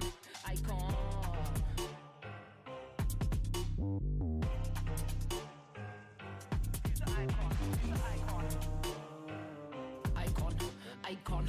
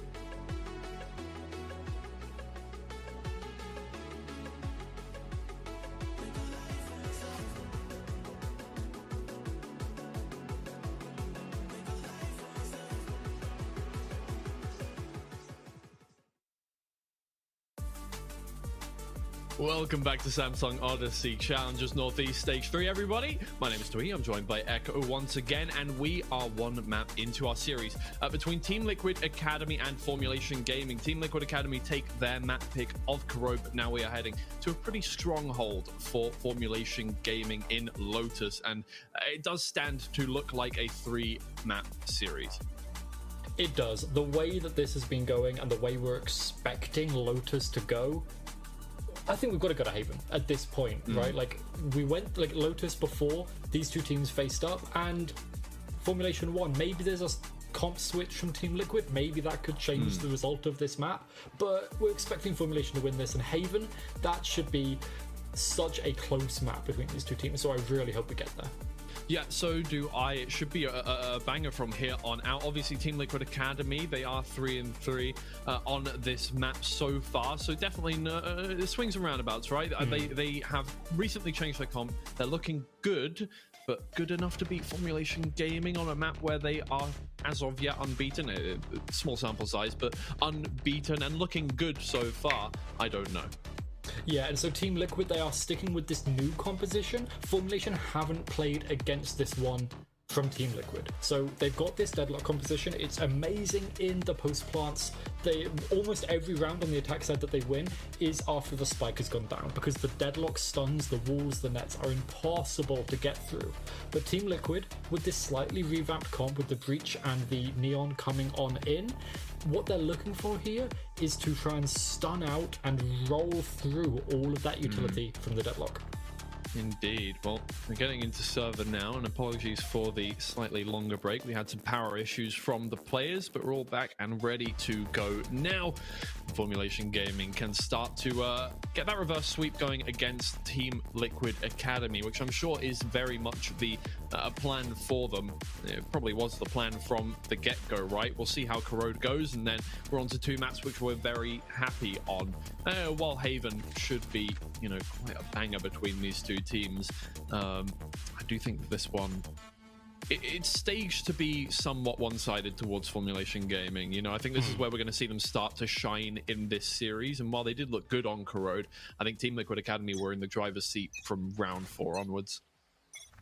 Yeah, and FMG starting out on the attack here, they're going to be very happy with how this landed in the veto, because this is their strongest side, and they're starting out with a lot of pressure over towards B, but the spike's not here. Their spike's heading over towards A. There's a false flag here, and they do get some damage done as well. 1-0 is going to get taken down, but he was never really going to be the linchpin for the attack, and Formulation Gaming set their sights over towards A. Team Liquid Academy seem to have noticed what the plan is, and not quite there in time to shut down the attack, but definitely to stage a quick retake here. Rexton is taken down. Ninja's going to try and look for a kill on the side here. He gets seen around the edge of the corner here. But no, Team Liquid Academy shouldn't be looking to get much out of this one. Keeper hears the sound cue and goes for it, but Camel has been waiting in the wings that whole time. Formulation Gaming start things off with the pistol round, as they have the last 2 pistol rounds.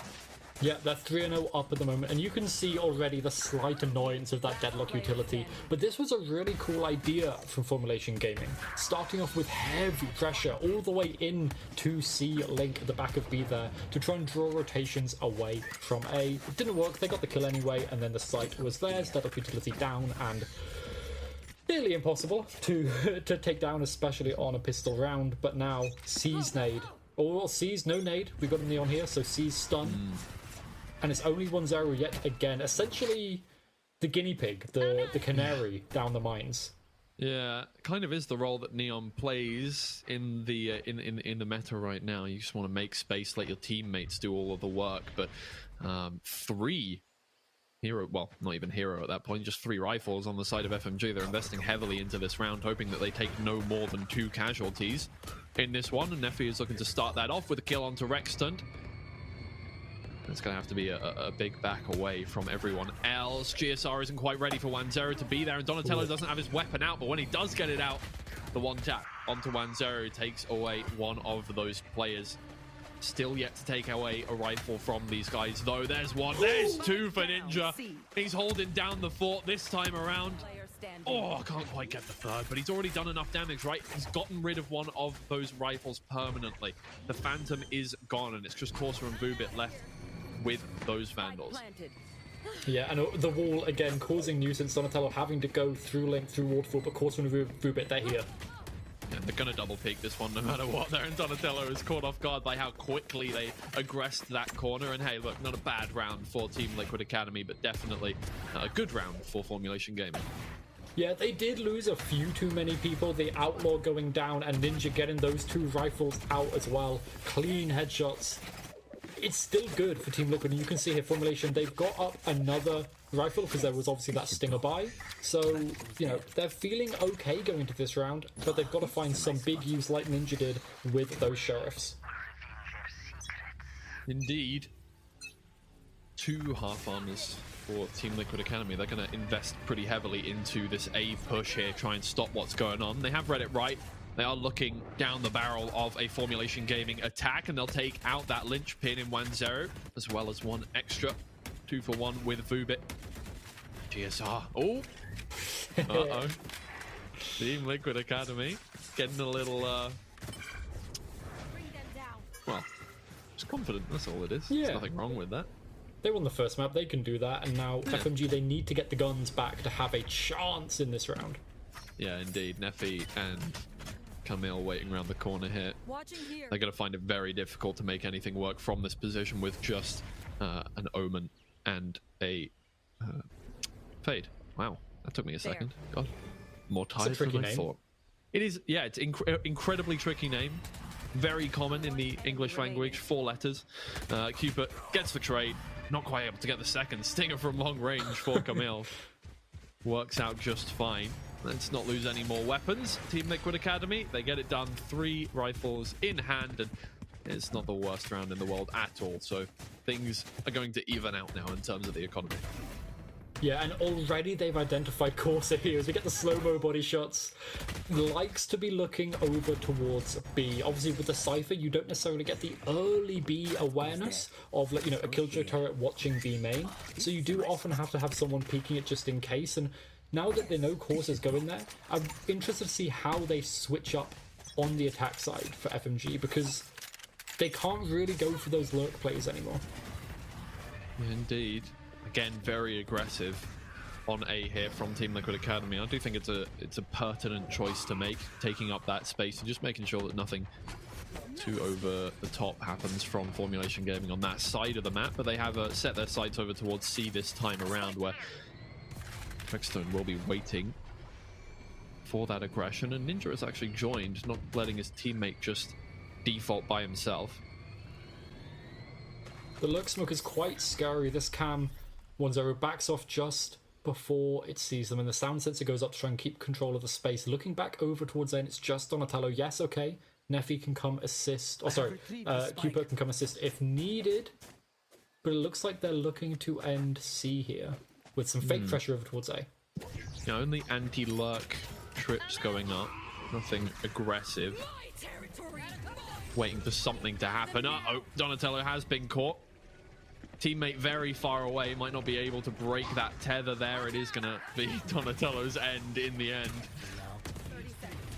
Unable to do anything, Cupid. He'll get away from there. But Rexham finds one revealed. He can't really find the shots, facing straight down, but there it is. Ninja will close it out for him. And Team Liquid Academy forcing Formulation Gaming into that position again, where they had to kind of make a choice towards the end of the round, and did not work out. Got a little too aggressive, ran into all of that Cypher utility, and it just really didn't work out for them. Team Liquid Academy are going to go hunting now and look for a couple of extra kills. Nothing found onto Vubit. Camille is taken out. 3 netted and a kill. Ace maybe. Oh, easy pickings for Vubit. That's a consolation prize for that round for Formulation Gaming. And halfway to another annihilation. Only a couple of orbs away from it now too. And you can see here the power of the Cypher against a Neon composition, right? Like, you don't have those raise nades to take away the trips. And yeah, okay, the deadlock is great on the exec, great on the post plant too, but without that raise to break the trips, you really struggle to enter into the sites unless you're pushing a little bit further as part of your default. So FMG looking to do that exact thing here. They've only got a Stinger on Camille, 4 sheriffs in hand. I'm just going to try and force their way into C here.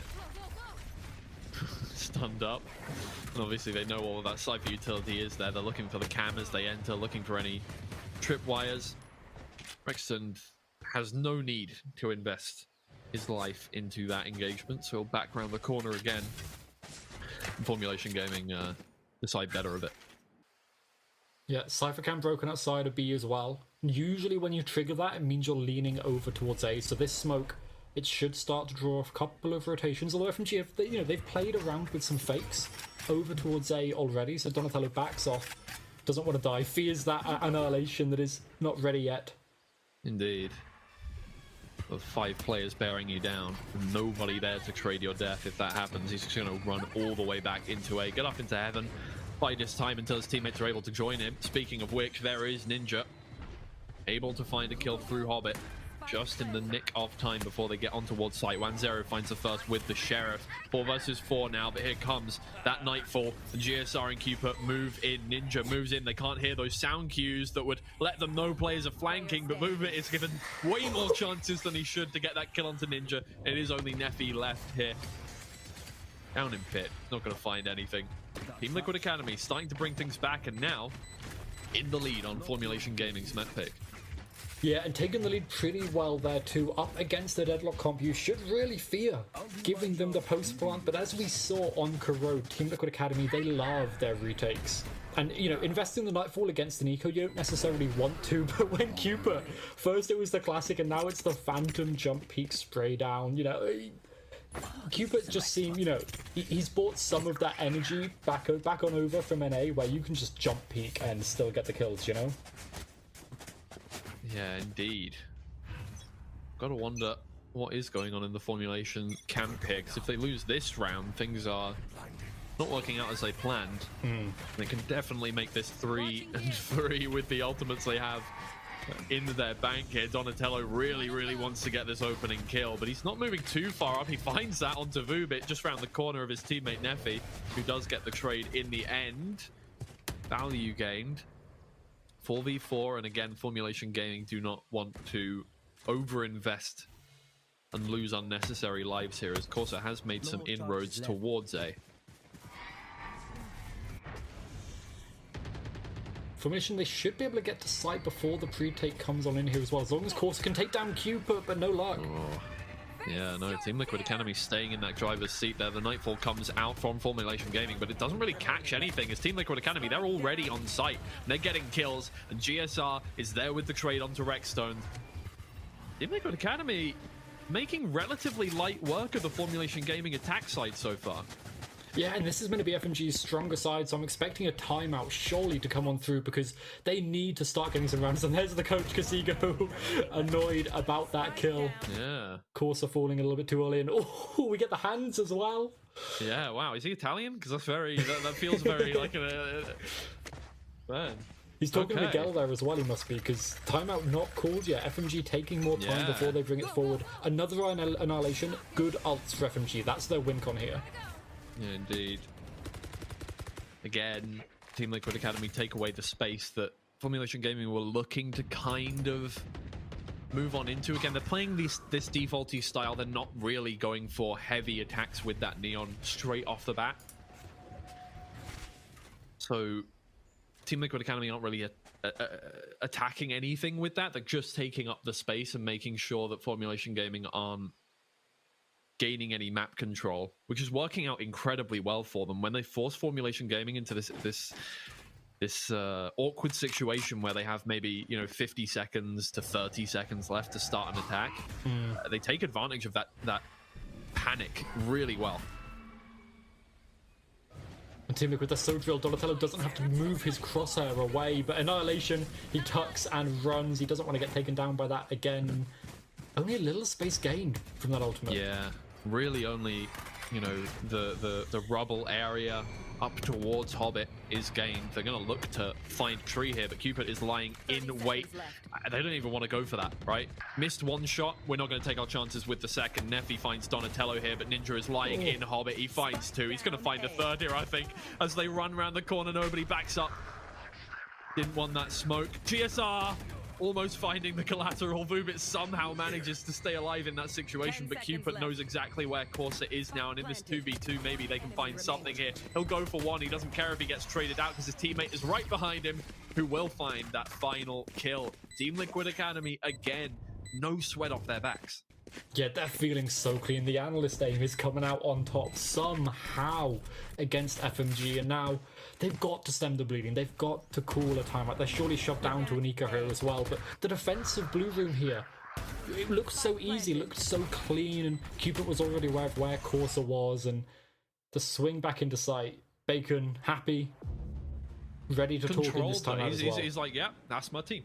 Yeah, he's not overhyped, you know, like for them, you mentioned it at the beginning, right? Both of these teams, they are expecting to win this match. Yeah, precisely. Look, Team Liquid Academy have already achieved the goal, right? They already got first place in Northeast in stage 1, so I'm sure for them this is, while, right, better than they did in stage 2 already, it is, you know, it's nothing compared to that. It's nothing compared to getting that finals victory. Yeah. And yeah, so it's an interesting situation that they find themselves in, where they are up against an incredibly difficult team that I would say would be a finals contender for this stage of Northeast, but yet there is no reason to get incredibly excited about a win here. You win here, you move on to the next round, and then you have to play another game, and then you have to play another game. So the job is far from done if they get a 2-0 victory here. It would be a brilliant win for them, an absolutely monumental win for them to get this 2-0. But still, the work is yet to be finished, because there are so many teams that are contenders for that top 4 here. I'm thinking about Boars as well, and FMG have beat them twice, but now another A main fight. The net, it does take down Donatello, but Cupid's there, also netted for the assist. Well, again, the job has been done. They're going to try and move on through, but Wanzero finds no value with the ult. Spraying through the smoke, Donatello and Cupid. Nothing has happened for Formulation Gaming. You'd hope to get 1 kill, maybe 2 on a round like that in that eco. They have been absolutely hamstringed here. 8 kills is the highest for Vubit. And 2 rounds. Don't forget, they played on Lotus against each other before, and Formulation won 13-9. Their attack side was better. They got 8 rounds on the attack side, and now that's impossible for them to get. Oh, and the anger. He's not Italian, he's Dutch, but he's definitely got the anger and the hand movements of an Italian. Yeah, for sure. That was genuine, not just frustration. That's getting past frustration. That's into tilt in my books. That is, we are getting there. There's a little bit of mental boom happening here as Formulation Gaming just cannot find any inroads into Team Liquid Academy at the moment, who gained that momentum on their map pick. And in Formulation Gaming's kind of home ground here, right? This is the map that they have kind of shown the most prowess on. Yep. Just really not able to find anything past the first 2 rounds, which, you know, those are par for the course. The first 2 rounds don't really mean anything in the grand scheme of things. And they finally got their post plant over on C if they can get this spike down, but immediately the wall is broken, so they have to take this control over towards CT. Cupid goes down, but Donatello swings in. The stun is huge though. Yeah, that is good, and out comes the Rolling Thunder as well. This is where Donatello can clean house. There's 2, and the rest of the players are down towards water, just waiting. They have not got the spike down. All of that space gained, and they've just been pushed back into the back corner of this map. Donatello is going to get taken out in the end, but Ninja is doing the work. Rexton is doing the work. It's just Neffy left. He can't clutch it up. The shots through the wall come through from GSR. Team Liquid Academy compound the horror for Formulation Gaming. And they didn't even get the spike down. There was no plant there. Team Liquid, they are so prepared, so ready. You could see the layering, break the wall, and then throw the C's and spam, so they have to come off of the spike, and then the breach ultimate as well to then allow them to come back in. Team Liquid Academy, they're looking so clean with it, and the difference in the coaches. Slightly different reactions from the coaches there, as you might notice. Just you may have to take a psychology degree to quite understand, you know, the difference in emotions there. But I'm an empath, and I do quite, I do get it, you know, I get it. Bacon looks so casually. He's just like, yeah, there we go. That's more like it. We're back. We're so back, baby. You have no idea how over it had to be for us to be this bad. Although I will say, I still think that's the wrong choice of monster. Like, surely. Yeah, yeah. Well, actually, no. I'm not gonna lie. While Ultra Strawberry Dreams is kind of like the one that I would drink if I was trying to keep up appearances, I will happily drink Battery Acid. Okay. Yeah. Well, I mean, Team Liquid Academy, they are forcing Battery Acid down FMG's throats right now. Corsa just falling out of nowhere. Like, Do all not of a try sudden, this at Donatello home. do not try that at home, kids. Don't do it. And also, don't fight Team Liquid Academy on Lotus. I think is a better lesson you can learn here.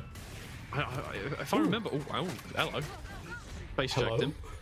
Rek'Sai is not in a good situation right now, but his teammate has come to help him out. And these two actually have been kind of keeping each other alive this whole time. Neffy takes them both out, 2-for-1 deal that time around, but they're all in the same place. GSR is just waiting for some kind of information to start spraying this one down. You can see the bullet holes in the wall as they try and take out the planter. Not quite at the right angle to get it. 4 versus 3 on this retake here. Everybody coming in from Waterfall. 1-0 is doing damage with the operator. Not getting any kills with it though. Donatello comes through. The spray transfer isn't quite there. But in goes Cupid. He's not getting saved once again. GSR repays the favor of Cupid, leaving his teammate for dead last time that came about. He's going to save his weaponry. The first round that Formulation Gaming have meaningfully won here.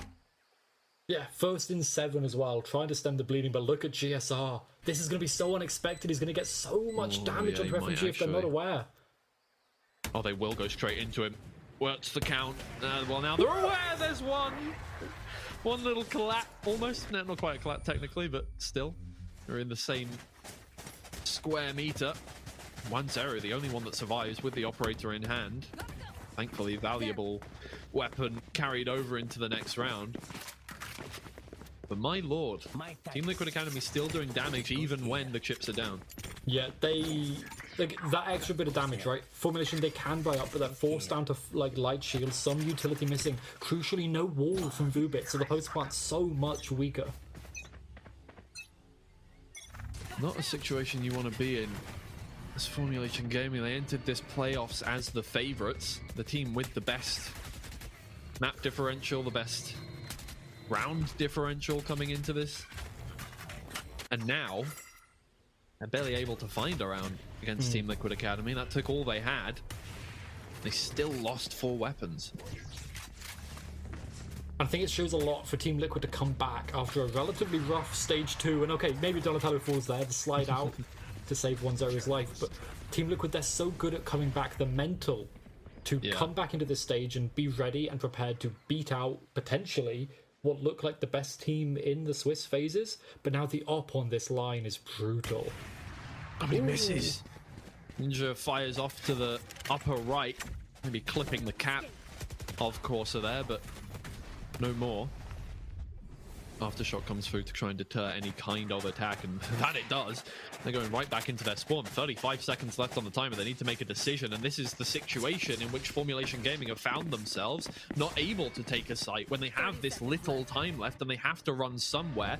And Ninja is going to be holding down Hobbit with the operator. He may just find that opening kill. They're going to try and peek it at the same time. He misses once again. He's going to get caught out this time around. GSR opening kill onto Corsa, and trying to stop anybody from getting into B. It does not work. Formulation Gaming will get the spike down now, and it's all about Team Liquid Academy. Their retakes have been so good so far. Can they keep it up? Not this time. It doesn't look like. 1-0 on track for the ace. Yeah, it's just so great to go aggressive there. They know that they've been struggling if they're just holding out onto site, and Cupid, another person playing spoiler to the fun of the ace. He's going to go save on the C site, but FMG's decision there to move over towards B, to switch it up because they knew that Cupid was still on A. He still had that paranoia that would have stalled them out. They might not be able to get the spike down whatsoever. Good decision to flip it back. Yes, GSR gets the first pick, but 1-0 follows it up, continues it on. A good round from FMG. Cupid, if you're too close to that wall, you still might die to the spike, but I think it might be planted to the right, so maybe it's fine. Well, we will find out very shortly. Okay, he's fine. Away from it, but yeah, he's fine. Manzo has been hunting for him this whole time, did choose the right side of the map to end up on, but he's cautious. He knows that he's the one with the economical issues, the team with the least money, right? Team Liquid Academy could fall by into this round no matter what, but if you're Formulation Gaming, you start losing those weapons, things start looking a little bit dire for you. So it's a good round for them. Let's not beat around the bush there, but they need that. They've already lost the half. I'm ready.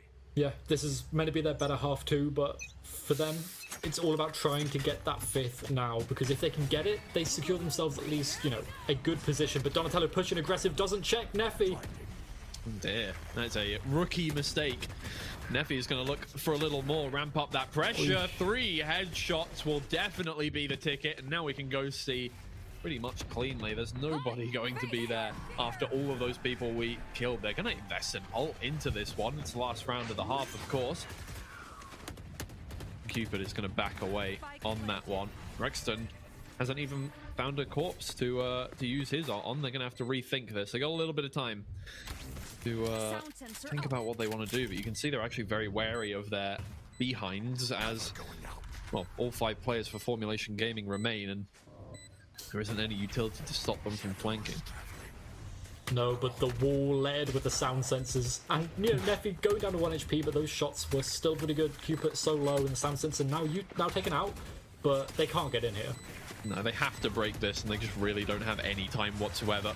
It's going to be clean-up crew for Formulation Gaming. 7-5 in the half. It's a good course correction from them, but in the end, they have still lost the half on the map that they chose, the map that they have been dominant on so far. We're going to have to see if they can bring things back in the next.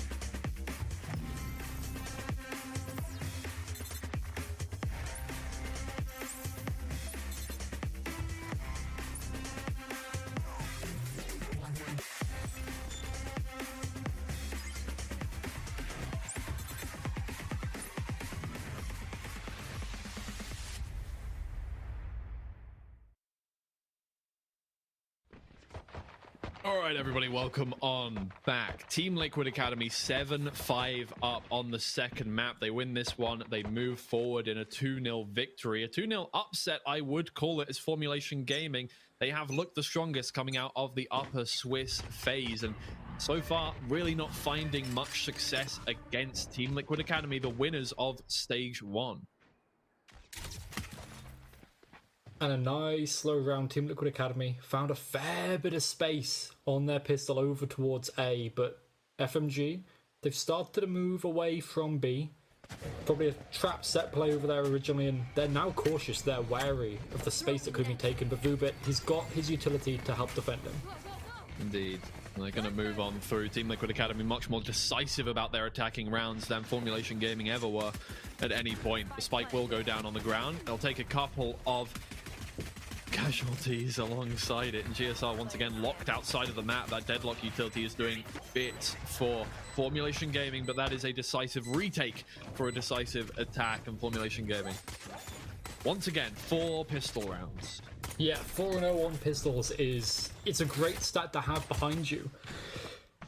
But it also means that despite that, Formulation Gaming, their gun rounds have been their biggest weakness. Like, you know, you can win the pistols, but if you can't win gun rounds, you're not going to end up winning the series. And the hype, the energy is there because they know that that was such a crucial round. If you let Team Liquid Academy get up to 8 or 9 rounds as FMG, you're feeling very low about it, but they've got good guns behind them now. A Marshall from Rextone may be able to find something, but it's got to hit that headshot because the shields are all online for FMG.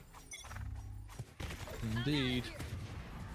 Donatello may look like he's blinded by the light, but interestingly, seems like he can see just fine.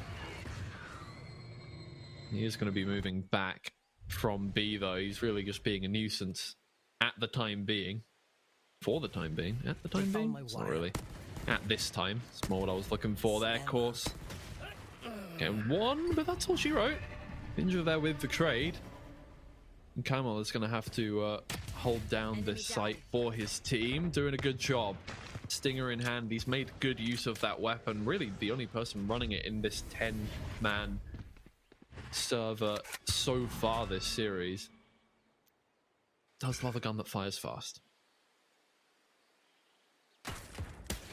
And a lot of space taken by FMG, and you can see that goes straight into the kills as well. GSR does find one with the Sheriff, but the reload comes on through at the most inopportune moment, and FMG 2 casualties, 2 lost there, but they're happy with that, they're fine. And the way that they played the early round of that, the wall down the bottom of C Mound, stopping any pressure there, opening the door and clearing out B main, they knew it was ending A, and that allowed them to go and support Corsa however he needed. Well, once again, first 2 rounds of the half out of the way. And they go FMG's now way. We can play some Valorant, yeah.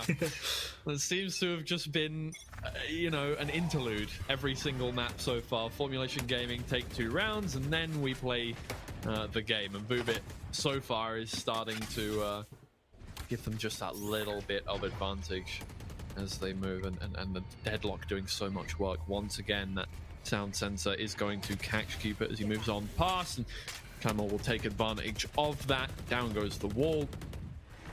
This is more like it from Formulation Gaming. Diligent and aware of what they need to do. And you can see, like, the Deadlock utility, it's so dangerous to go up against as you're trying to leave main to go out towards Rubble, but Rexstone stayed with Rubble a little bit too long, and GSR and Ninja, this was their buy round, this was their gun round, but they are backing away.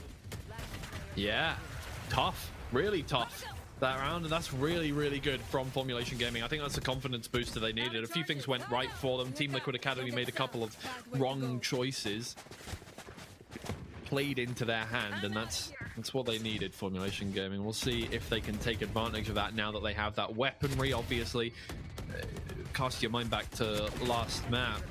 Team Liquid Academy in a 3v5 retake with only Sheriffs in hand. Oh my, the roller coaster of emotions going on in the Formulation camp is absolutely ridiculous compared to what we saw from Team Liquid Academy, who seem to have the emotional bandwidth of a goldfish compared to that team. Well, the goldfish probably shouldn't be drinking Monster like that. Donatello, though. Maybe, if they you ever feed your tried goldfish that? I'm just saying, animal testing has stopped, but if we brought it back... Wait, you're maybe that's the animal first thing testing? we're trying. No, I just said if. It's a hypothetical. This is good, though, from FMG. Taking the guns away, not allowing Team Liquid Academy to try and get forward, get to that position. Although, Corsa, you can't risk your life too much. You are the only anchor on this site for now. Oh, and he's blind, and he's running away, and he's stunned up, and everything is going wrong, and Corsa, he's run into a corner. Absolutely understandably, I'd be in a corner as well if I was in his position. Team Liquid Academy have taken full control of the site. They just haven't got any kills to go along with it. There comes the first from Rexton. They need a little more than that. Good shot from Cupid on the second try, but Camel is moving on through. Once again, Team Liquid Academy members taken away by the Deadlock. Vubit putting in work. Maybe not with the weaponry, but definitely with the utility.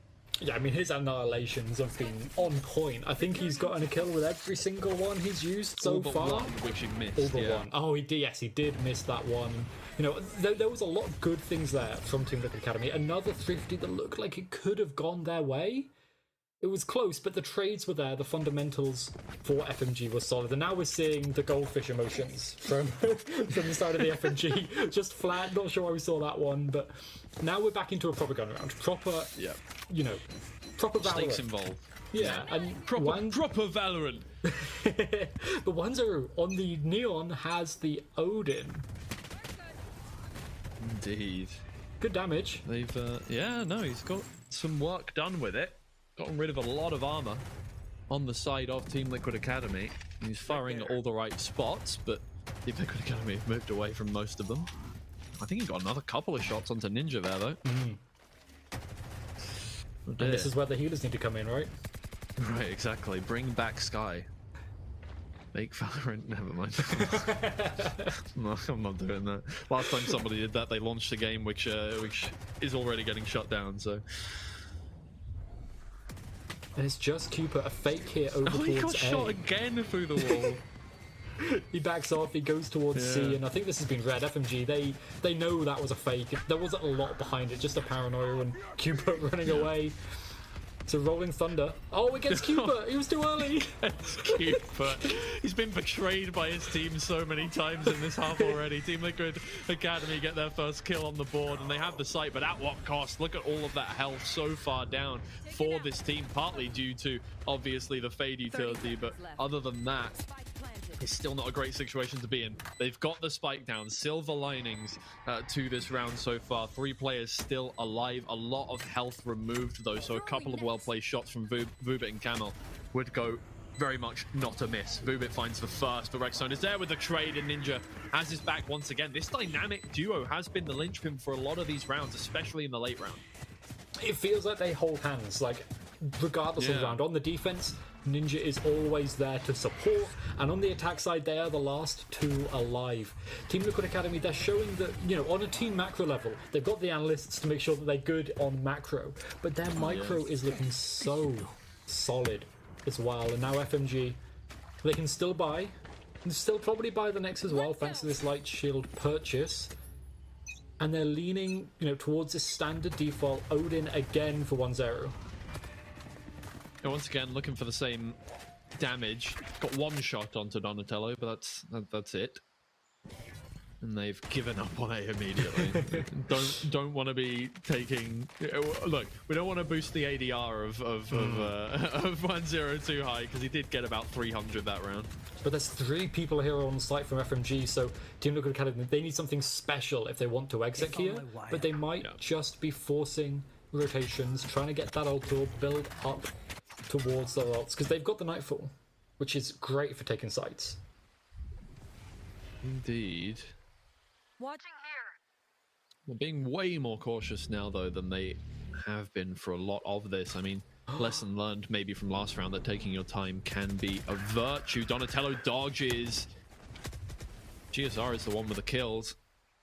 Now they can go for C for sure. They know that Neffy is still there because they didn't take down the Omen, and the Omen was the one throwing the paranoia. I know exactly where you are. Oh, that throw on top as well. Yeah, that'll give you the good information. They're still going to go for C, despite the fact that the rotations have come through. Neffy is there as well as Vubit, but they don't care. They're going to get those kills. The trades are always good from Team Liquid Academy, and when you have 5 players to 3, you have trades in hand. 1-0 wants to keep that Odin. He's done damage with it. He'll see that in the end of round report as well. And already, Liquid Academy, they are hunting. They're looking to make sure they can take down as much as possible, because FMG's economy is going to be a little bit low if they can, but they know their own could be low too. And one thing that I want to be calling out here for Team Liquid Academy, they were aware, they were ready, prepared for FMG's contact reclear there out towards Mound, right? Like, they were holding, they were back waiting, they weren't pushing over towards A, and they got the feeling, the inkling, that FMG were going to contact reclear that space and just shut them down immediately. It's these calls that we get from Cupid that are just so good, and it's netted them so many rounds. They're now even again, and we saw what happened both on Corrode and on the first half of this map. When Team Liquid Academy, they managed to get back to even, they can just snowball it from there. Yeah. And look, the last time we saw Team Liquid Academy on this map, they did not put up a bad showing whatsoever. It was against ESC Gaming, and they got 14 rounds to the 16 of ESC. They brought it to overtime. And that may just be the case here. That wasn't a plasterized move. That was a it was one of those things that like corrects your breathing, I think. By the way, it's not been in a bar fight recently anyway, right? I would hope not. That wouldn't. I don't think you want to be doing that before you're in an official. But either way, keyboard issues currently is what is holding us up here. Apologies. But for Formulation Gaming, again, they've had a good start to the half, and then Team Liquid Academy are threatening to once again just get that streak of rounds, right? Run away with the momentum, which is the exact thing you do not want to happen here on the side of Formulation Gaming. Luckily, they get a bit of time to breathe off of the back of some tech issues.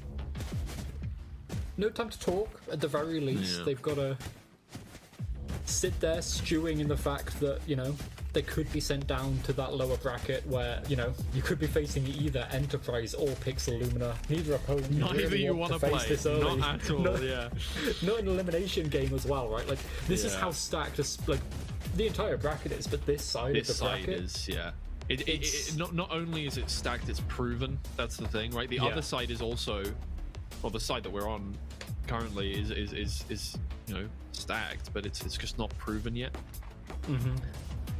Yeah, and I think like that's one of the key things for me is like how this playoffs bracket ended up getting seeded due to Swiss was it made it really rough for all four teams in, you know, the ones that we're seeing today, Formulation, Team Liquid, Pixel Lumina, and Enterprise Esports. It's made it rough. None of them want to go down there in FMG after that tech pause. They're going to be looking to find anything they can. They're one away from the annihilation, so wouldn't be surprised if they're looking to try and use that as another win con. Yeah, for sure. They have been making very good use of it so far. Once again, Donatello takes one shot off the bat, but yeah, Counter Odin will force 1-0 back a little bit. He's going to take a different angle. No, he's coming back. Does not hit Cooper on that angle, though. Still just looking for anything here. Team Liquid Academy tentatively taking space. Nice and slow. They know that, you know, they're fine once they get to a site to exec, but this advanced position here from Neffy, he's probably not going to peek into it too early, but 1-0 are going to be under pressure. Too late. He's got to run away now. He's been blinded up. Displaced off the position. Team Liquid Academy again just not taking it. Just want to gain information right now. See what they can do with it. I think they might re-hit Tree here. 1-0 has taken back that position. He goes away once again. Game of back and forth for them. He's going to put himself into the cubby, but Ninja, the Odin, prevails from him. Vubit finds two. Trade is there. No sound cue for GSR means that he doesn't really see what's going on. Oh, sorry for Donatello.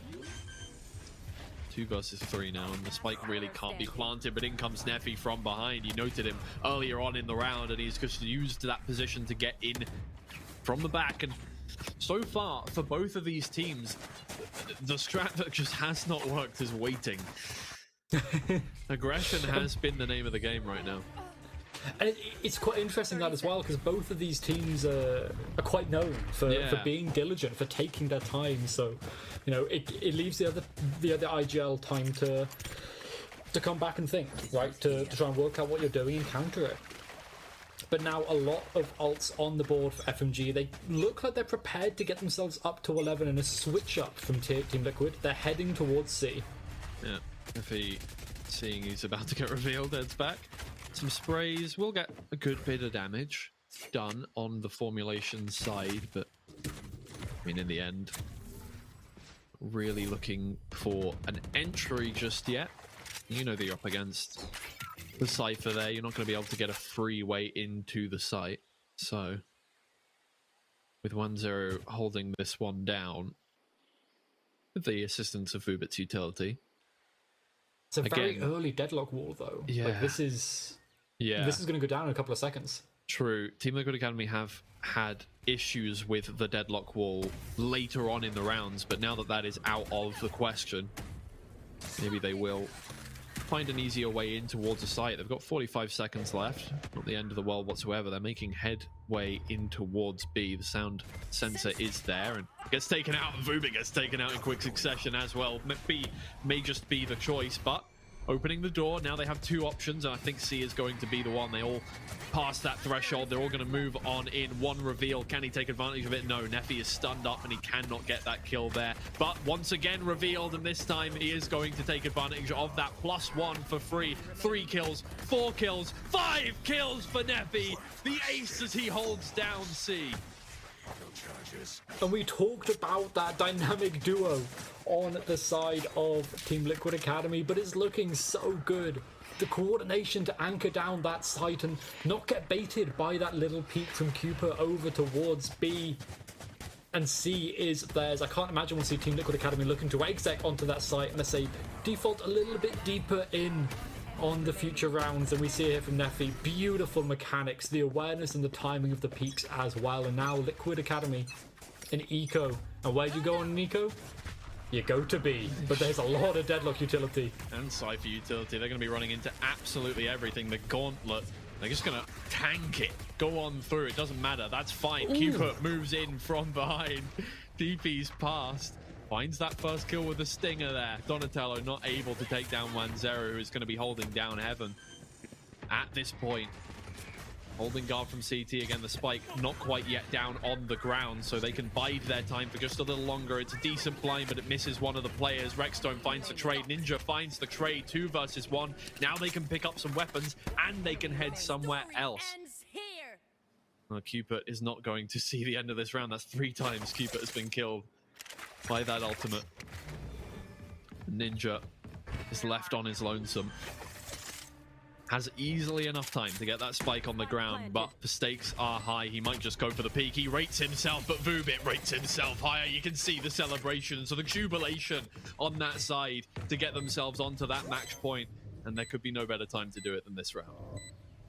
Yeah, against a Thrifty as well, FMG should have expected to win it, but you can never count Team Liquid out, right? They're like, at every moment they are able to pop off and bring something special in. The Sheriffs look like rifles in their hands, but FMG up to map point, looking to send us to Haven, where this should be relatively even. We do see the timer pause briefly. Hopefully this won't go on too long. We'll get y'all back into the action as soon as possible. But as we can see in the Team Liquid Academy spawn, they're just dancing around the spike, and looks like someone there is disconnected. It does seem that way. Team Liquid Academy now, another power issue it seems like for Cupid this time around. Definitely want him on the server. He has been not only great in the mid-rounding, the analyst role there in the server, but also 16 and 16. He's definitely been doing his work with the weaponry. Well, they have a lot of money in this round, right? They have a lot of money. Yeah. Have a couple of ults coming up. They already have that Rolling Thunder there. This is definitely a round that they can win. They are coming up against 3 ults on the Formulation Gaming side, and ones that can definitely do some damage, right? They're not the big 3, right? The big 3 you would probably consider to be Deadlock, Fade, and Neon on that side, but still have that Neon one. And, you know, like, it's a great way to try and push in nice and aggressive, to try and, you know, switch the tempo up and, you know, take a lot of space. So, you know, there's the options of utilizing that, but FMG, they've been doing pretty well in just waiting and letting Team Liquid walk towards them and shutting them down then, right? Yeah, indeed. Think while we are waiting here for Cupid, we will head to a short break. We'll be back with the thrilling conclusion here of Team Liquid Academy versus Formulation Gaming on this map. Hopefully, they have some renewed confidence when they get back into the server here.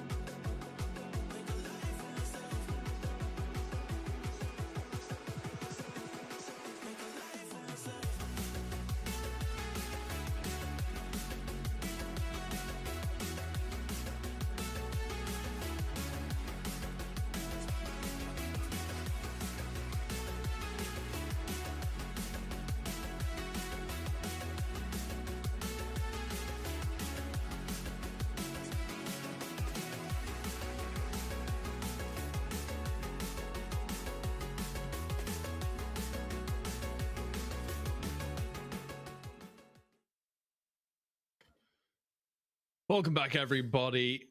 Issues are fixed. Cooper back in the server, and Formulation Gaming, as we left them off, 1 round away from winning their map choice of Lotus here, but it's still tight. 12-9 is the scoreline, and Team Liquid Academy are going to be hoping to bring this one back. We set up the stakes just a little earlier. They're going to take an actual timeout this time around so they can discuss how they want to bring this one back, but again, they have that Rolling Thunder. They've put that to good use so far in this game. Hopefully, for Formulation Gaming, that unfortunate pause hasn't stunted their momentum too hard.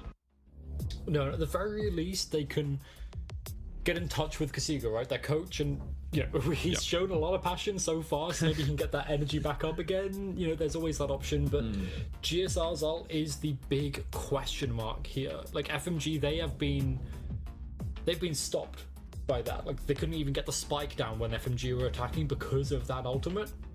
So I think there's a lot of concern here in the FMG camp that they could look to win that with these ultimates. Ninja getting the Fade ult online, the Nightfall potentially coming on soon too. So Team Liquid, they have a lot of ways to get back into this, but the economy is low.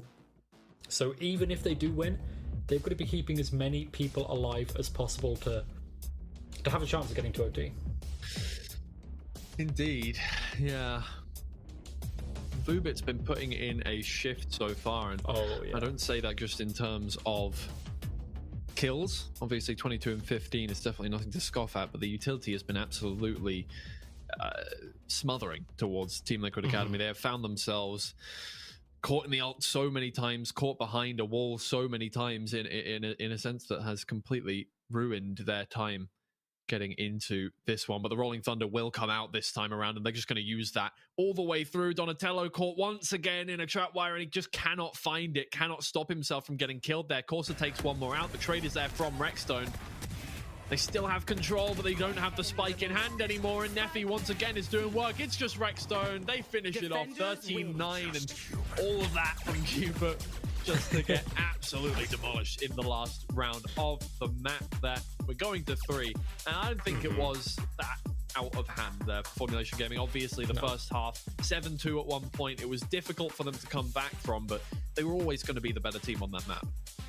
Yeah, and I mean, it feels like Neffy, despite maybe not being up there in terms of kills overall, C-Site was his. Anytime he was there was just no way for Team Liquid Academy to entry in, and you can't out-analysis aim like that. So FMG do take that win, and they're going to send us to Haven, and this is where this series really heats up. Yeah, for sure. Look, Team Liquid Academy are comfortable on Haven. They played it so many times over the course of their careers as a team as well, not just, having a good result here, especially on the defense side in this split, but this has been a mainstay for them for a very long time. In fact, it was the map pretty much that won them split 1. It was just their map. Nobody could beat them on this map.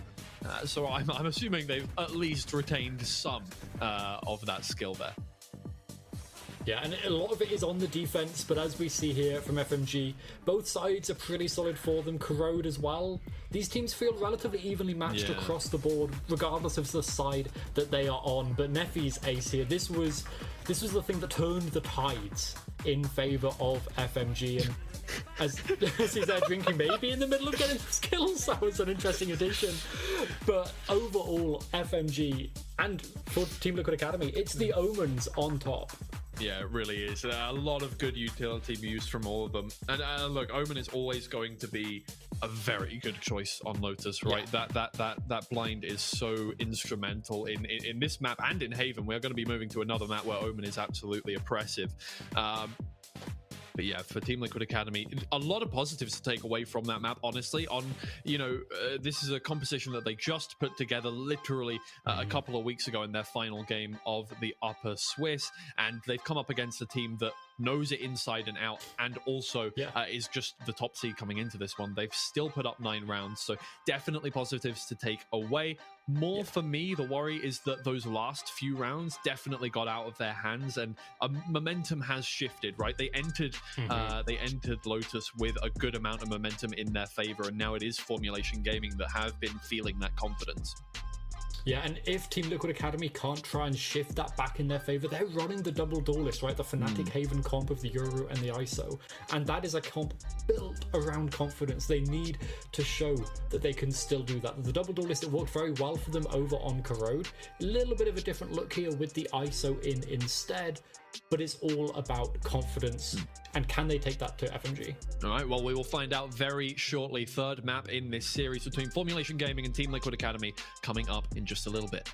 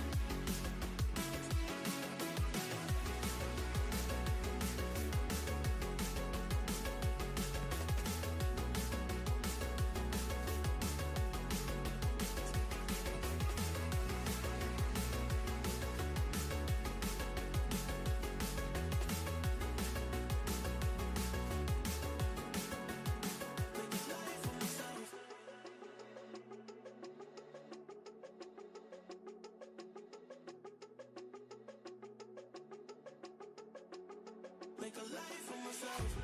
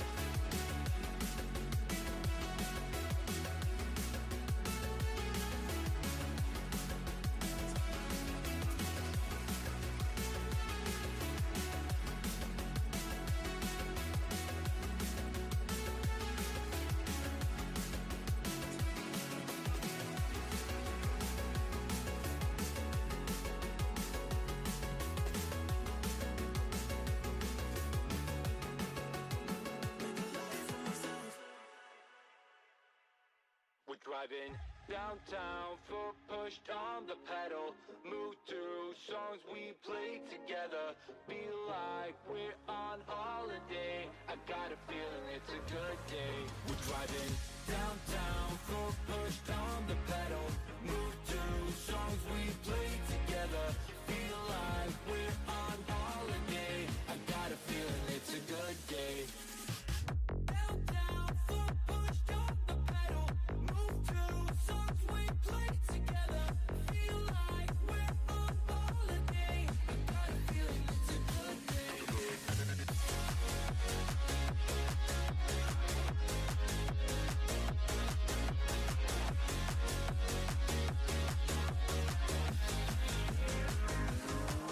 Let's go back to the days, down memory lane. Back to the times when our life was a breeze. Feel the freedom again, my mind was at ease. The sky was so blue when we rolled down the street. So, hey, I just wanna touch your vibe. I just wanna touch your vibe. Hey, I just want a good time, good time. Driving downtown, foot pushed on the pedal. Move through songs we play together. Feel like we're on holiday. I got a feeling it's a good day. We're driving downtown, foot pushed on the pedal.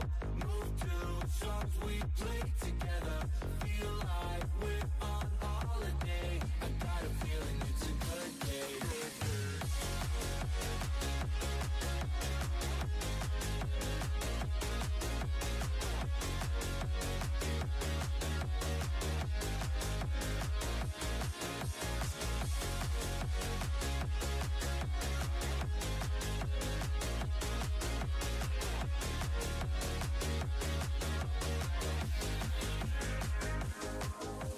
Sun going down, living the dream. Everything's clear, but the lines are the freeway. Let's do it again, like back in the day. Nothing can stop us from living the feeling. Hey, I just wanna touch your vibe. I just wanna touch your vibe. Hey, I just want a good time, good time. Driving downtown, foot pushed on the pedal. Move through songs we play together. Feel like we're on holiday. I got a feeling it's a good year. Downtown, foot pushed on the pedal. Move through songs we play together. Feel like we're on holiday. I got a feeling it's a good day, good day.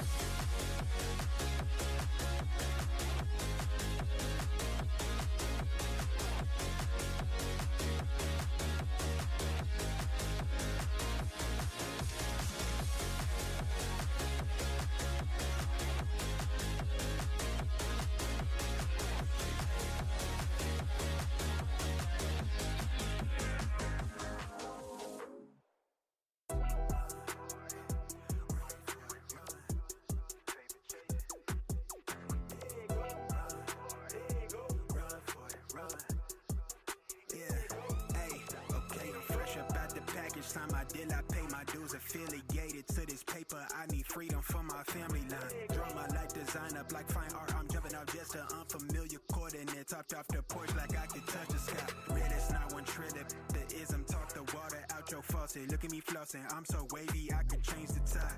My intuition sense the hatred in your ways. You imitated forging lines, claim meaning means that's just to justify. Right? West side, born maritime. Creole baby, my bloodline. My lungs clouded, my thoughts crowded. Say all I see is these dollar signs. Finna make a play and that sound delay. On mamas, I testify. Run for it, run for it, run. I'm out here paper chasing, looking for the funds. Run for it, run for it, run. I'm out here paper chasing, looking for the funds. Run for it, run for it, run. I'm out here paper chasing, looking for the funds. Run for it, run. I'm out here paper chasing, looking for the funds. Game recognized game. I'm from the Bay, okay, I'm versatile and my slang was different. I'm lane switching with the same people that I came up in this thing with. My head swivel, I'm homebound. Got a target back on my backside. The cat peeling with the cast iron. Better run for it, run before I catch you. We can friends out ball it blocking. Trying to stop my blessing. Gamble with your life. Don't bet it, don't bet it. They can't stop my blessing. You do best not to test it. Yeah, you're right. Real all in my blood supply. Get ball up top, finna make a play. I cast a lob like I'm Jalen, baby. No cosigner, no co-pilot. They pen pals, my flow designer. My brain signal out of range with it. My palm mission is a dollar sign. If I say it twice and I meant it right. My brain signal out of range with it. My palm mission is a dollar sign. You no cosigner, no co-pilot. They pen pals, my flow designer. My brain signal out of range with it. My palm mission is a dollar sign. Run for it, run for it, run. I'm out here paper chasing, looking for the funds. Run for it, run for it, run. I'm out here paper chasing, looking for the funds. Run for it, run for it, run. I'm out here paper chasing, looking for the funds. Run for it, run for it, run. I'm out here paper chasing, looking for the funds.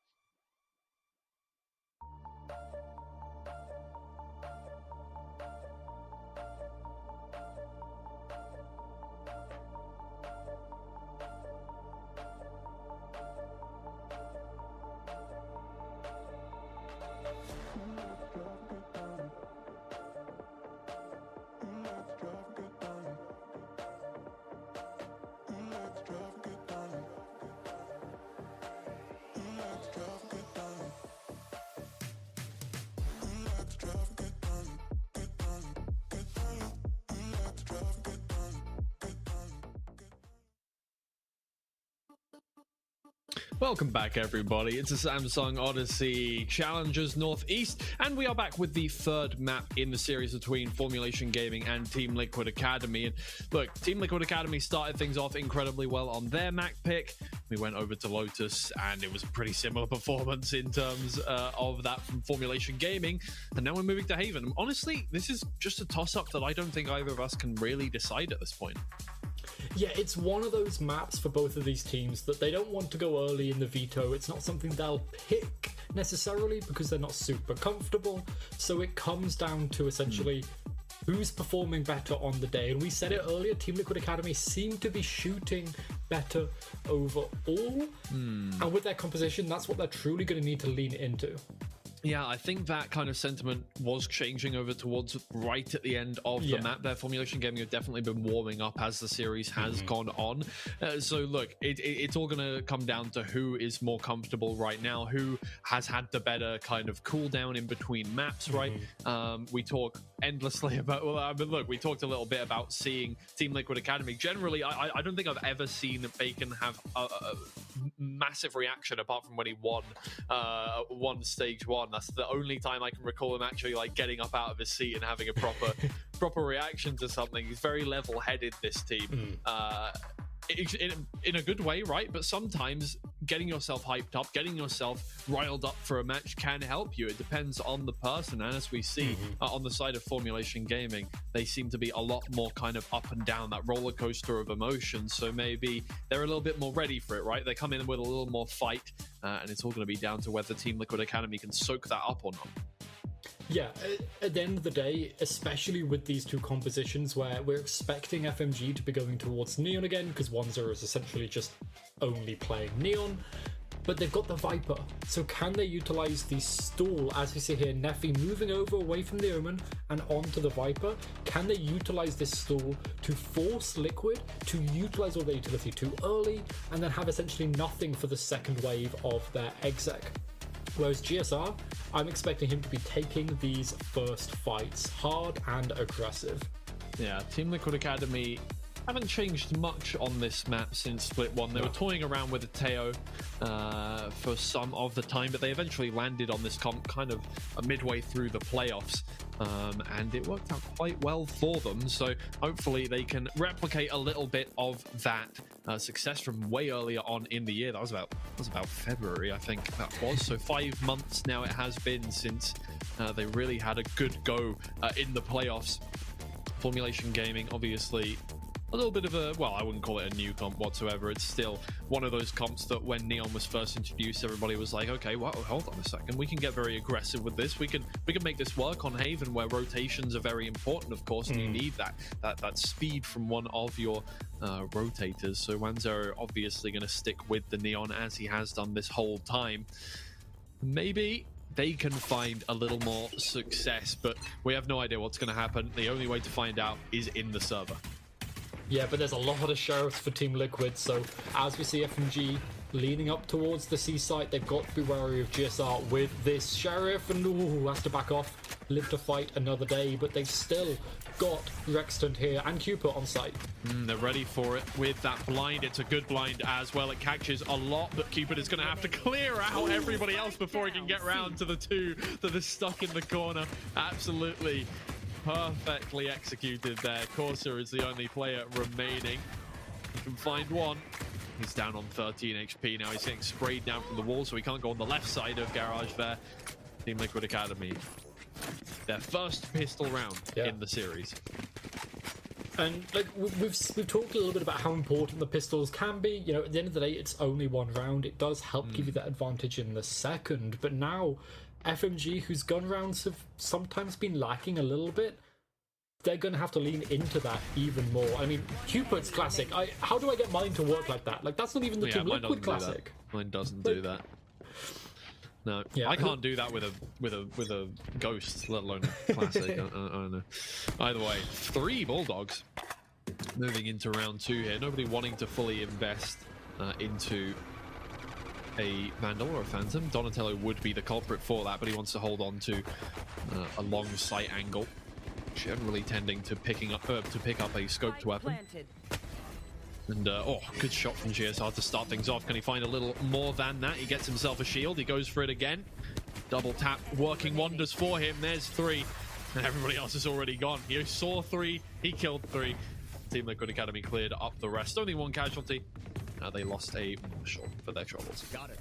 We're clear. Yeah, taking all 3 Bulldogs into the next round, and they're happy with that. They won't be able to buy up something good on Ninja, but he's gonna be happy with the Sheriff. They've got some in their back pockets if they want it. But FMG, they're now. Vandal. Oh, yeah, he could risk that Vandal buy. It does come down to, got to make sure he stays alive. The money's a little bit lower, but 2K, you're relatively happy. And now, FMG, they've got to really start to take advantage. They've got this Viper. You want to play relatively slow. You don't want to be execing too quick. You want to take advantage of the toxins. So I'm expecting to see that here, especially over towards A. Yeah, indeed. Look at Team Liquid Academy holding down B. They will want to go for a mid take here. Seems to be where the Killjoy has set up these last few rounds. So they are going to be aggressing into a little bit of utility here. That sensor is just up in window, waiting for them to get a little too close for comfort. I think Corsa has definitely heard something. You can see him communicating something to his team members there, but nobody from Formulation Gaming has seen anything to suggest that Team Liquid Academy might be in a specific part of the map, so they have no information to work with at the moment. No, so they smoke up, they drone out through mid, and just the right just the right time. Team Liquid Academy move on back. Neffy has got himself into an advanced position. Rexstone ready though. Jiggle peeking. It does see the shoulder. Headshot through the wall. Yeah, indeed. But FMG Jinx leaning over towards C now, and I mean, look at Cupid. He's in cubby. They won't be expecting him there. Yeah, that's a good position to be in. Gets himself that first kill. The rest of the team Formulation moving in towards C, and they haven't got themselves any space yet. That blind does not catch Ninja, but it seems to have distracted him a little bit. Cupid knows he really can't turn around this corner unless somebody pushes him. He finds one with the Spectre. He can't get away in time. And it is going to be GSR once again with that double tap. He's not going to make use of it this time. It is going to run out. The rest of the team is on their way, and they're going to exec together. 3 versus 3, trying to make their way through. They won't find more than 2. Oh, hello, GSR. He's found 2. Needs to find the final player. It's a game of hide and seek now. Oh, calling his bluff and going into what this could be absolutely massive. He's backing up straight into him. This is amazing from GSR. The game sense to go back around. Hey, look at him. Look at him. He knows. He knows. Like, yeah, he's happy. That's just me. That's how I do it. He gets the defuse. Oh, the shush. Oh, There it is. Good lad. I mean, wow. I mean, that's just a good call. yeah, like the awareness to go for that in that moment as well, where you could see him itching, wanting to go forward, but something drew him back, and yeah, that's the happiest we've seen Bacon today. He's feeling pretty good. But now look at the ults, and FMG, they can force up here if they want, because they keep going for this light shield buy that we saw Fnatic bring through back in 2023, I think. But they're up against a lot of ults, so as soon as Team Liquid Academy realise that big guns are on the line, this is a swing round, I expect those ults to come on through. Yeah. We'll see now. Team Liquid Academy, once again, playing it cautiously, right? Playing it slow. They don't want to give away information. They don't want to over-push anything, but they are going to get Donatello into an aggressed position up here. The recon dart does not see anything, but it also signals to Formulation Gaming that Sova is probably playing at the back of A. Does it tell them that somebody is going to be pushing up? Because Donatello is real close up there. Uh-oh. Oh, that's a good blind from Cupid to stop his teammate from getting taken out off the back of that. Again, it's just so slow. They're trying to find out what each other are doing. Neffy lying in wait for Donatello there. Rexstone wants to turn around this corner. He sees the barrel of course is gone, and he'll take full advantage. Again, we just back up in that 4v4. Yeah, Team Liquid taking control of A again after they lose. And oh, actually the ISO ult found absolutely nothing. So C-site wide open, and yeah, FMG, they get a feeling Rexstone behind the cages, behind the smokes, and paranoid up. He can't take a peek. He's got to play it, wait for his team. But the spike's still not down, and one Zoro goes in alone. And blind as well. He just went for it. Completely dry. It's just Neffy left. He found the first kill in the round. He will not find any more than that. 4 on the trot for Team Liquid Academy. That's not just momentum. That is dominance to start things off. And it's exactly what they need coming off after the loss on Lotus, right? Like, they were probably still feeling a bit of the pain, a bit of the annoyance, especially with the tech pauses towards the end. So this is huge for them. And now Formulation, after forcing up last round. Sheriffs, a Bucky, of course, it's a Neon. You want to be running the Bucky on the Neon.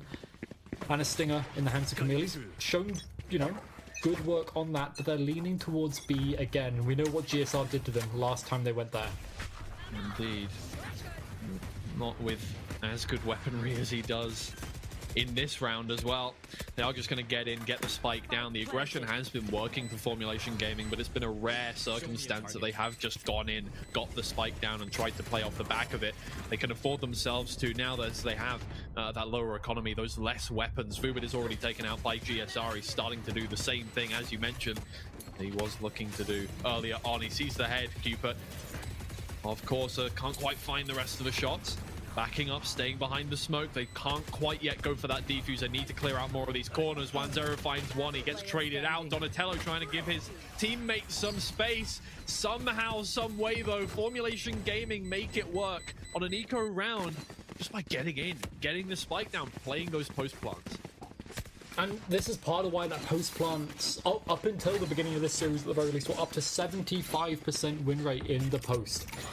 Whether that's off of kills or off the bomb actually exploding, it's all about getting the spike down for FMG. They even invested Vubit's up there just to get him to sight. But it gets them around, it gets them back into this map. And they've got the Hunter's Fury now from Camille with that running gun, but they're also close to a fair few other ults too. Zero. Try and build off of that last round. They know that while they did get that round, they got themselves back into things, they can buy up into this one. Team Liquid Academy can afford themselves another full buy off the back of the 4 rounds that they got. So the job is not done whatsoever. They've just got themselves a number on the board. An advanced position for Neffy, but it's more whether or not he can capitalize off it. I think he saw the elbow of Rexstone there, but anything more than that, he's just going to have to work for it. Yeah, the rotation's coming on over though. This fight, this could be the map or the round. Rexstone lying in way again. He sees Neffy. He's going to put up that cage and just back up. The blind is good. They find the first kill onto Ninja. And out comes the Hunter's Fury to try and give them some space as they move on through. It will take out Rexstone, but GSR is still at the back of sight. He's going to hit that double tap. Formulation Gaming run away. 4 versus 2 now, and they just didn't really... It's 3 versus 2, sorry. And they just didn't really get into that. No, and they're going to have to plant on B. They heard from the shadows, so they're a bit worried about Cupid over on the C site. So the spike, it will get planted, but GSR wrapping around, pinching in, closing the map. Camel is going to be the first player to go for it. He's not looking in the correct direction. Now he is. Takes absolutely no time to snap to the head of Donatello. Team Liquid Academy come in from the two angles that Formulation Gaming are not there. They're going to double peek this one. Camel will take down GSR. Cupid knows that they are both on that angle, though. One has rotated all the way around to the other side of site. He's got no time left. He's just got to go for it at this point. Cat and mouse as he moves all the way around, but Camille has stayed in his position, stayed strong, got himself a 4K to close out that second round on the board, and now Team Liquid Academy have some thinking to do. Yeah, GSR, you can rely on him to get you a couple of kills to try and get you around, but you can't just leave him here alone fighting for his life, because eventually, you know, the team's going to run away, they're going to go elsewhere, and then they're going to try and find an advantaged fight like we saw there. So now Team Liquid Academy, the bank's low. As you can hear there from GSR, I need a drop, I need a gun. And they need to try and find a way back in. Thrifty's not unheard of from either of these teams, but the same A-long default from FMG, putting pressure in, forcing rotations, but instead Team Liquid Academy taking mid-control again. Team Liquid Academy have done very good work with minimal weaponry on retakes. Formulation Gaming generally do play well once they have the spike down, but it's really just not been their strength in this series specifically. And so they're looking for more in the early round than they usually would, I feel like. So cautious. Yeah, they want to be safe, they want to be careful, and this drone, it pulled a lot of rotations. 3 people over on A, but they've got to be cautious of Ninja in Garage. They won't be expecting both of them here. Not this late in the round, I think. They're going to be fighting them in the corridor here. Something out of John Wick as they just move around the corner onto each other. Ninja finds 2, almost the third as well. A body shot onto Corsa will do damage, but no kill. Corsa is all on his lonesome as he moves through onto site. We'll get through in the end. Camille is going to be playing bodyguard, moving up to hold CT here, but there are still 3 Team Liquid Academy players to deal with. There goes 1 kill from them. That Killjoy ult is going to keep them away for the time being, but that is right at the start of the plant. GSR takes 2 versus 2 now.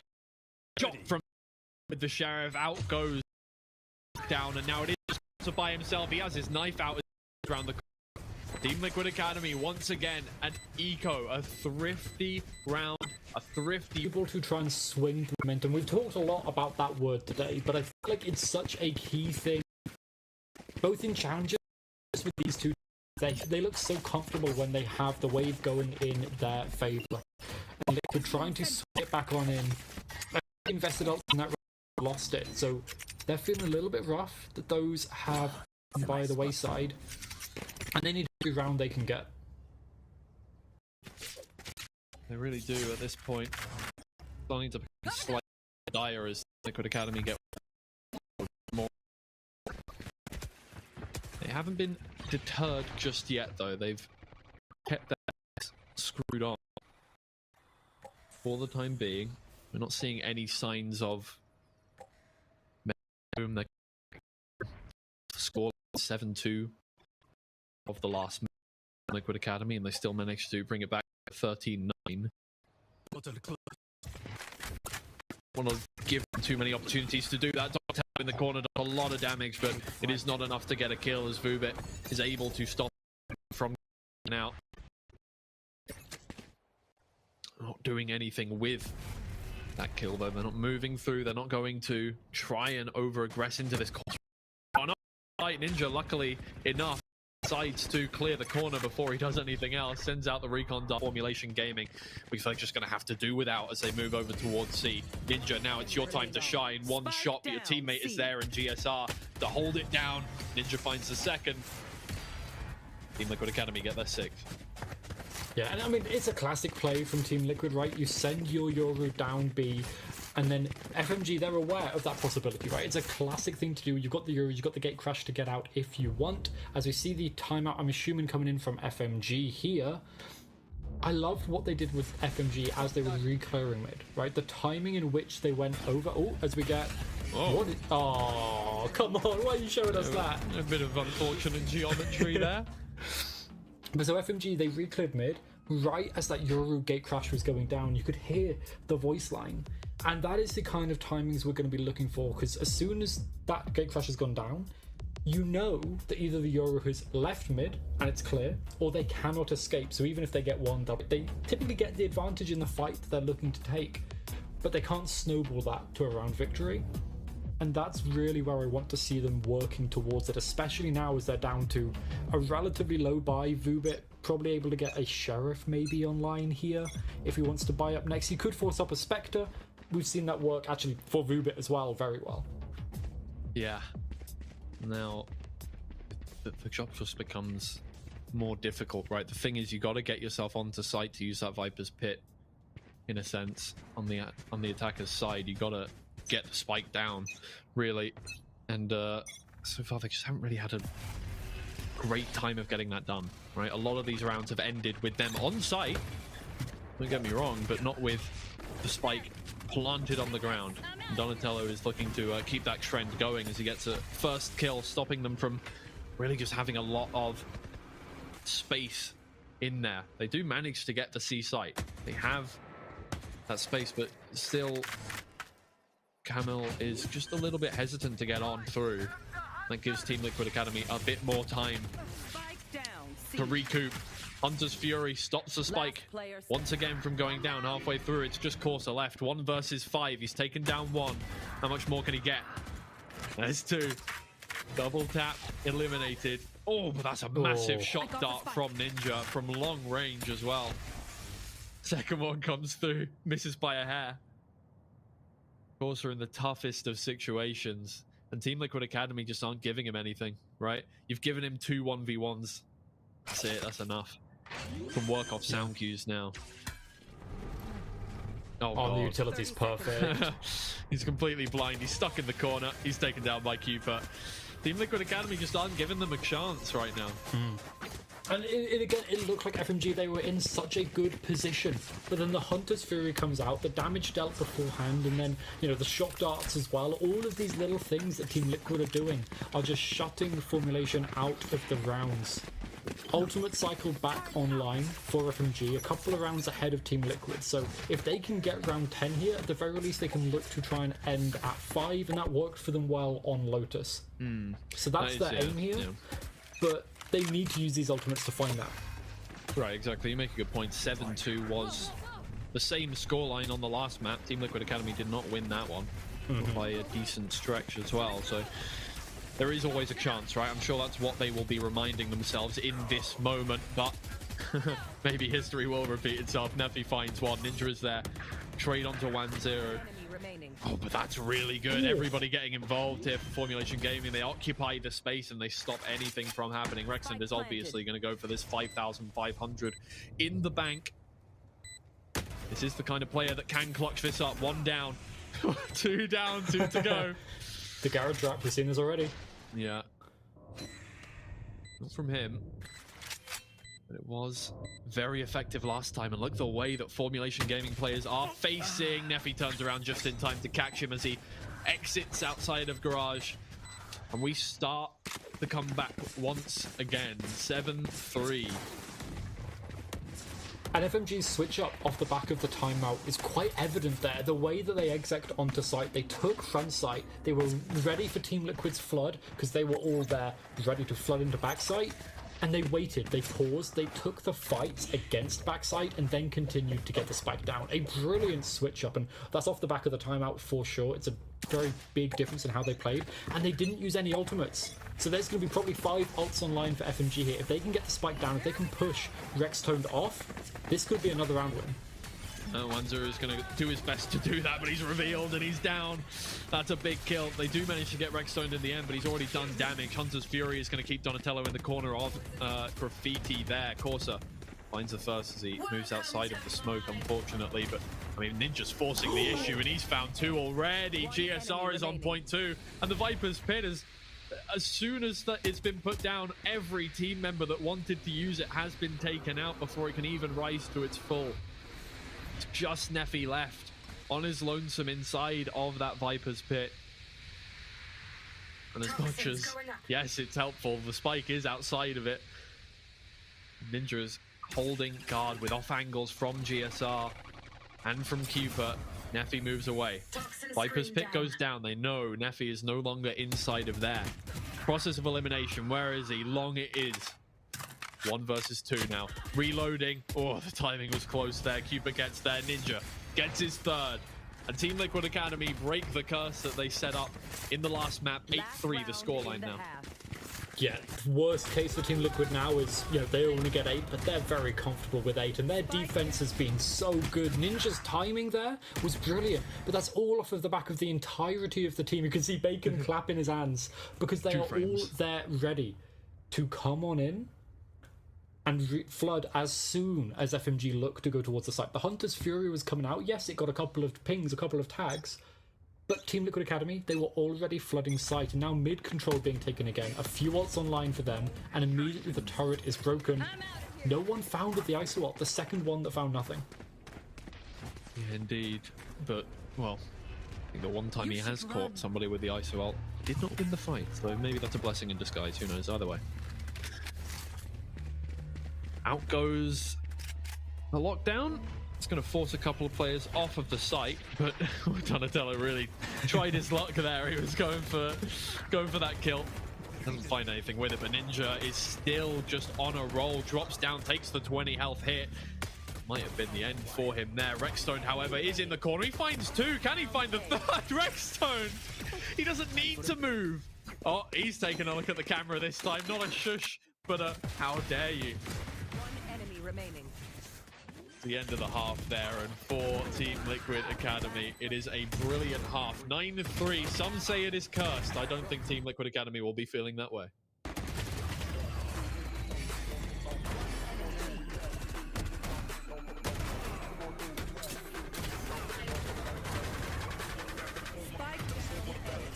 One enemy remaining.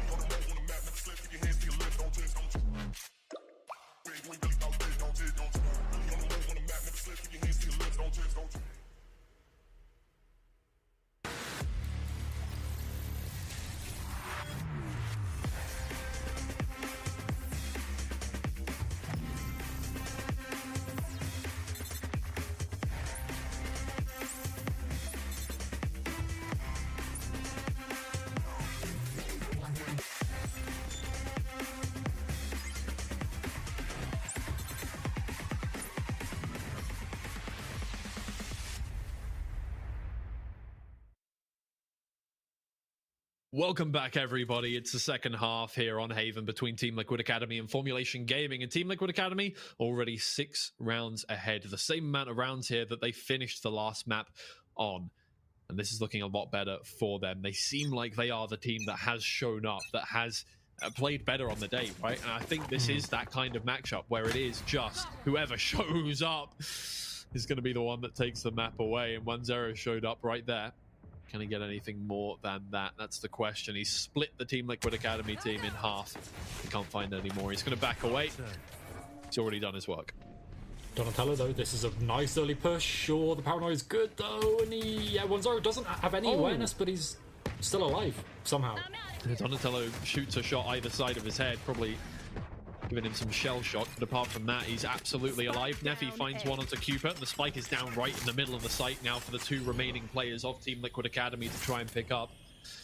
Surrounded now by Formulation Gaming. This is a nice boxy site with a lot of corners that you can sit in, get crossfires going.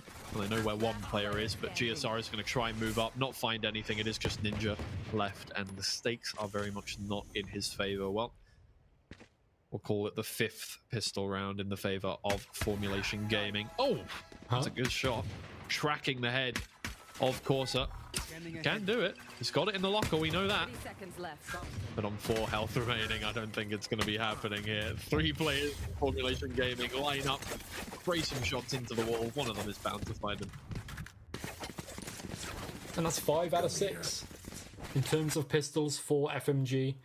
They needed that to stop themselves from getting further. As Bacon, oh, that's why they lost. Bacon isn't even here yet. He was slowly making his way back a little bit late.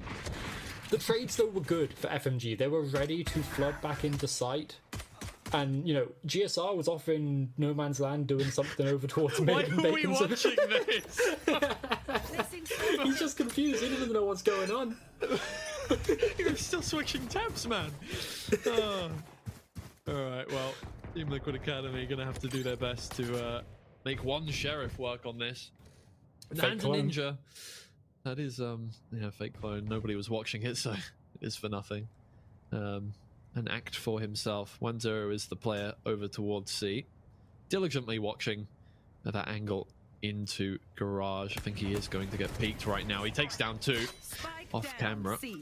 2 fights at the same time. Corsa is holding the other angle. And it's just Cupid and GSR left. Oh, a good stun. In the meantime, GSR has found a way into CT, taken down for his efforts, but Cupid is remaining. Wow, 1 tap with the classic. Gets back into the smoke. Oh, one well-placed right click there would have done a lot of work, but Formulation will not be unhappy with that round. Yeah, they're okay. Like, they go into this and okay. They're now aware that, you know, Team Liquid Academy, they might send one person up through Garage and then the next GSR follows up later on. You know, they've got a couple of these tricks up their sleeves for large parts of the round, but now they get to buy up. FMG down to, you know, they do buy up 1 rifle here, so they've got something to work with.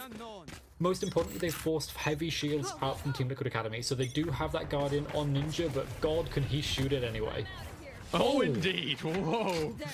My lord, 1-0 does not need more than about 0.2 seconds of seeing a player to get that shot off.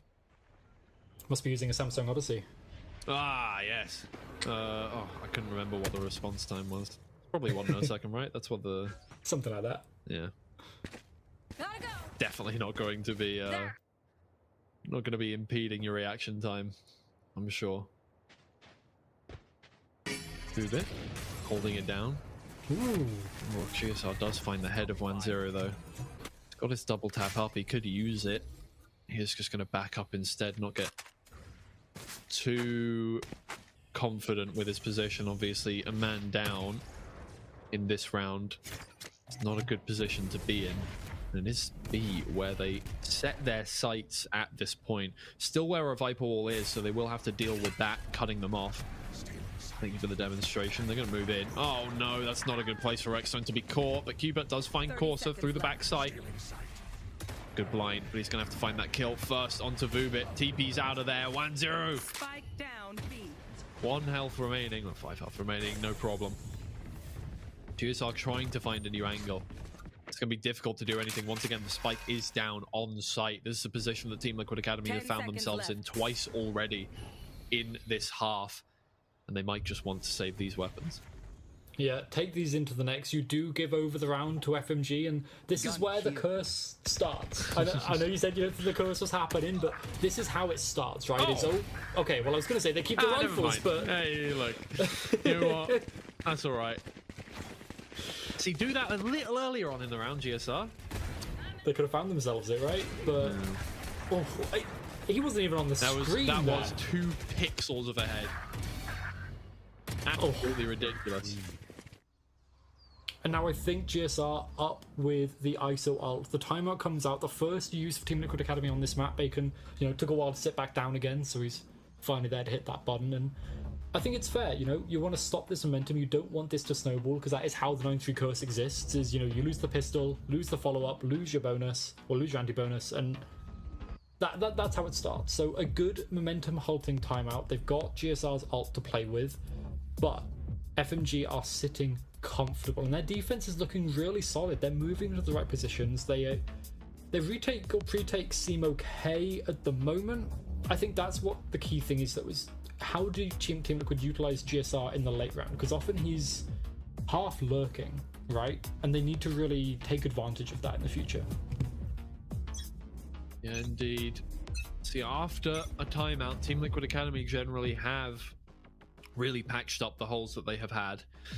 Formulation Gaming now have the momentum in hand, and, well, we saw what they did from the position of 5 rounds down. On Lotus, Haven is a different story, though. 6 rounds down at the half. A little bit more to deal with. GSR going to take the hit there and just move on through the double tap. It's going to give him a little bit more confidence. Will Neffy peek it before it goes down? No, he will not. Timing is pretty much perfect, but look, they've got themselves B site at the same time. They've made themselves quite a lot of space over on the map as a whole. GSR is holding down Garage. 2 quick headshots. Has been a very consistent player for this team. Donatello in the backside with a Sheriff as well gets the job done. He's going to be pushed out of his hidey hole. There are only 2 players left on Formulation Gaming to try and do anything here, and Rexstone has taken up the position that GSR was holding just earlier. Camille left on his own from 1 versus 4 situation. A little bit insurmountable there, and Team Liquid Academy, they stem the blood flow with a well-timed timeout. Yeah, coming out of the back with the win is incredible. That's all they could ask for, and the way that they do it, sending GSR sprinting through Garage essentially alone, it pulls Neffy over to the back of C, right? You could see that Neffy was basically pulled away from B. B was completely open. Then when the spike is down in a 5v5 and GSR manages to take down both people walking over towards Garage, you just feel so confident as Team Liquid Academy. You didn't even need to use the ultimate. The ult cycle's not really coming up except for GSR because of, how many kills he is getting.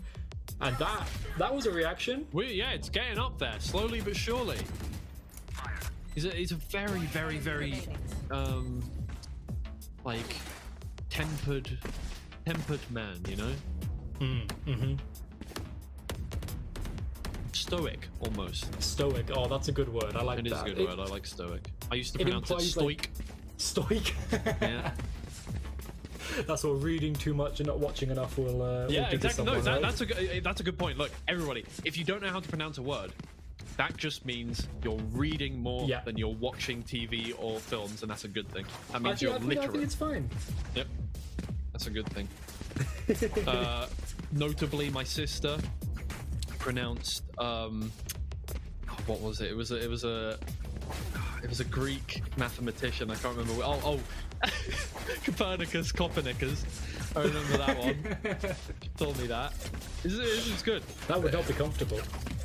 No, really wouldn't actually. It's a relatively soft metal, but not that soft. Yeah, not exactly. And what you'd the heavy metal poisoning, not in that area. Not a good idea. No, not a good idea. And as we're still in this tech pause, let's take a quick look at the buy, because for FMG, they should be able to get Neffy up this buy. They will be okay. A Guardian on Camille, that's fine. They've done good work with it before. But this does, looking at this, the damage that Team Liquid Academy could do and have done to the economy, this is looking like potentially 11, and if they get the 11th, potentially 12, right? And then FMG, they've got to do 6 in a row just to find overtime. You're feeling good if you're Bacon 9 and the rest of the team here. Yeah, you are feeling really good, honestly. This is the best position that you could find yourself in with everything that has occurred so far. I mean, look, we went into this series going Formulation Gaming are the favorites. I mean, obviously, they were 3-0 coming out of the Upper Swiss, and they honestly really didn't have a weak moment whatsoever during that. But Team Liquid Academy are a team with not only, a storied kind of past in Northeast. They have gone through trials and tribulations. They have stayed together as a team this whole time, right? 7 months as a team now. Yeah. And they have not, let Split 2, which was tough for them, get to them. They have not made any changes and done anything. They have stuck together. They're such a cohesive unit, right? You can see that in every interaction that they have in the server, every bit of fundamental play that they have. They know how each other play. They're able to back each other up. And it just works out. And on their day, they are a scary team. I think that's what we're looking for as Northeast as we, start to look towards challenges EMEA as well, right? We want other teams up there with Enterprise who, Team Liquid could be facing as early as, I think, Tuesday, which is, a very, very soon matchup to happen. But now, Team Liquid Academy taking their time. Not sure if FMG have got the purchase, but Camille will spot the shoulders and survives his life, and he's taken away into the dimension. Goodbye. Right, GSR hasn't made massive use of this so far, but there you go. Gets it done this time, and that will give them entry in towards the site. Corsair is stuck in graffiti for the time being. Fortunately not caught out by anybody. His teammates are coming to the rescue slowly but surely, but he's blinded, and Donatello cleans up. And oh no, for Formulation Gaming, it wasn't a tactical timeout, but you would have hoped that they would have been able to collect themselves in the time that we were waiting there. Has not worked. They are going to be saving these 2 rifles. And at this point, you need to as well, right? Like, the rest of the team, you can just about get a buy onto Camille and onto Corsair. You got, the overdrive for 1-0 as well. So they should be okay in the purchase. But then you're risking overtime and, it's a long road to push for FMG at this point. And already Team Liquid Academy, they've been comfortable hunting in the past, and they're doing the same thing here as well. Yeah, oh, Neffy, wake up. There we go. Donatello cannot find that kill. Rexstone, maybe?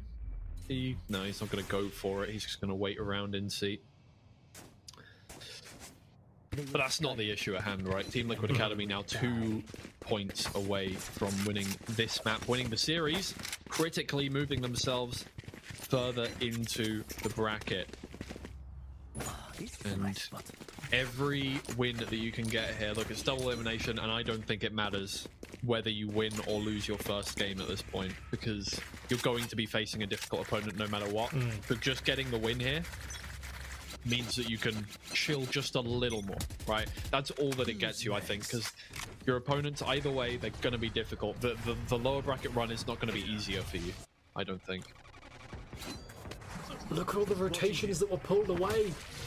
They've got to sprint back over towards A. They might get there in time because Team Liquid Academy took their time to get over. But this is going to be a bloodbath. Yeah, it really is. If they can find Camille here, they're going to get a really nice entry into this round, and he just misses his shot by a centimeter. Donatello and Cupid are on the board. Ninja finds a trade onto his IGL. And man, it's over before it starts. Team Liquid Academy moving on to match point unless Corsair can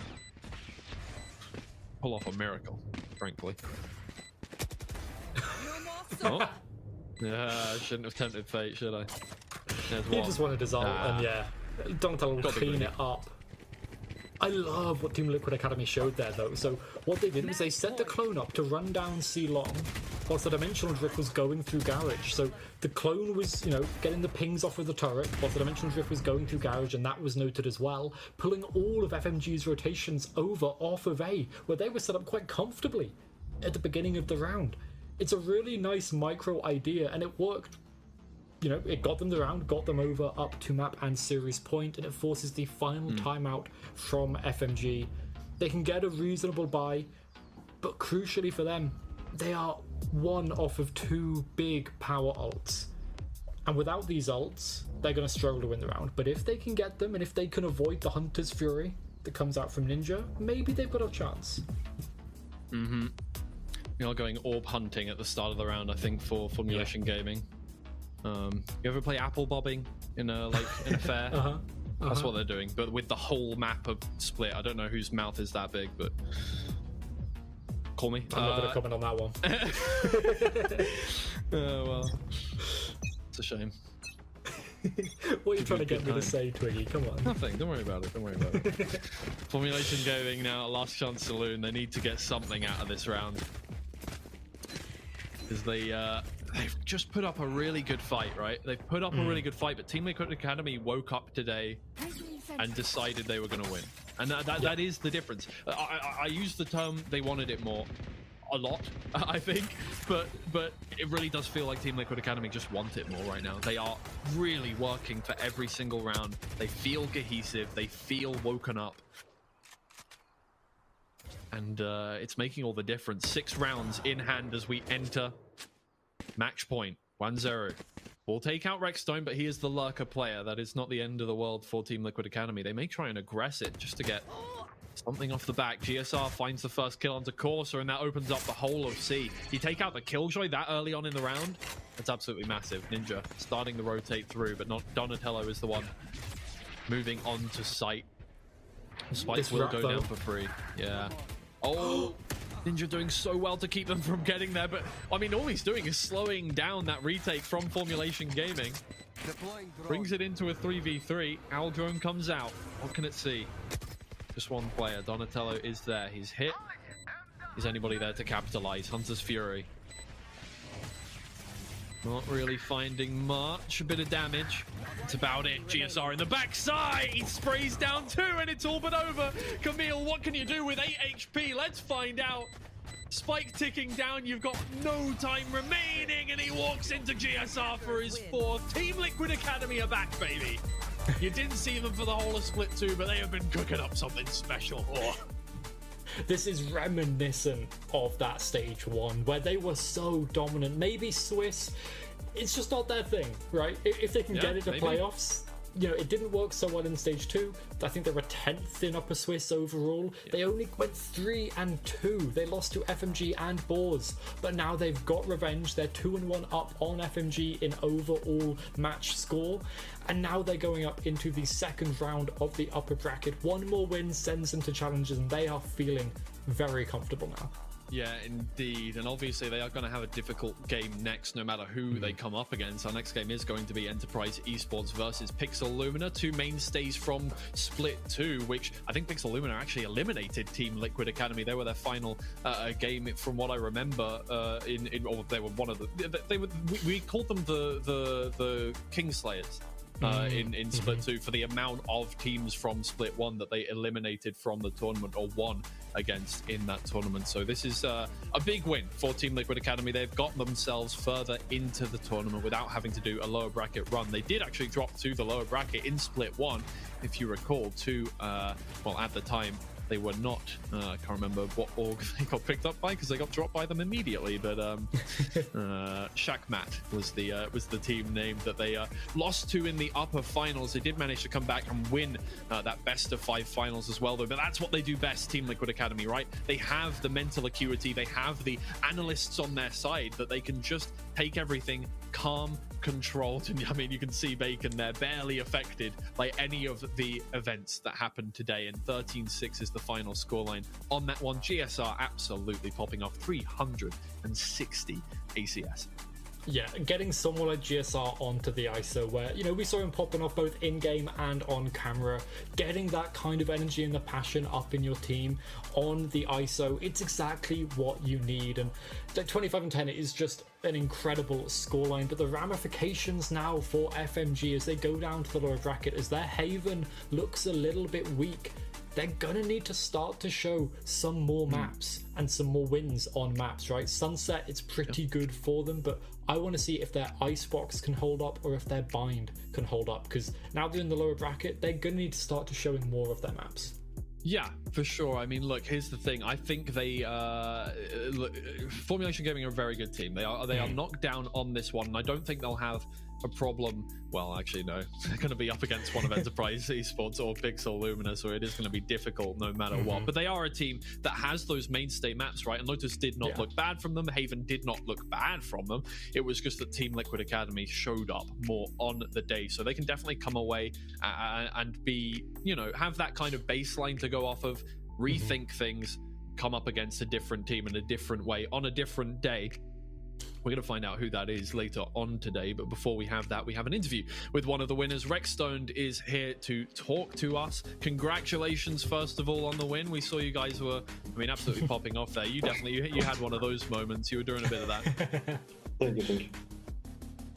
So, talk me through this. Obviously, Swiss stage was a little bit difficult for you guys, right? Team Liquid Academy, you had a couple of losses in there, and we were thinking maybe another stage 2 event would happen, but you're in the playoffs now, and it seems like you are, as I think, as Echo said, a bit of a playoffs team.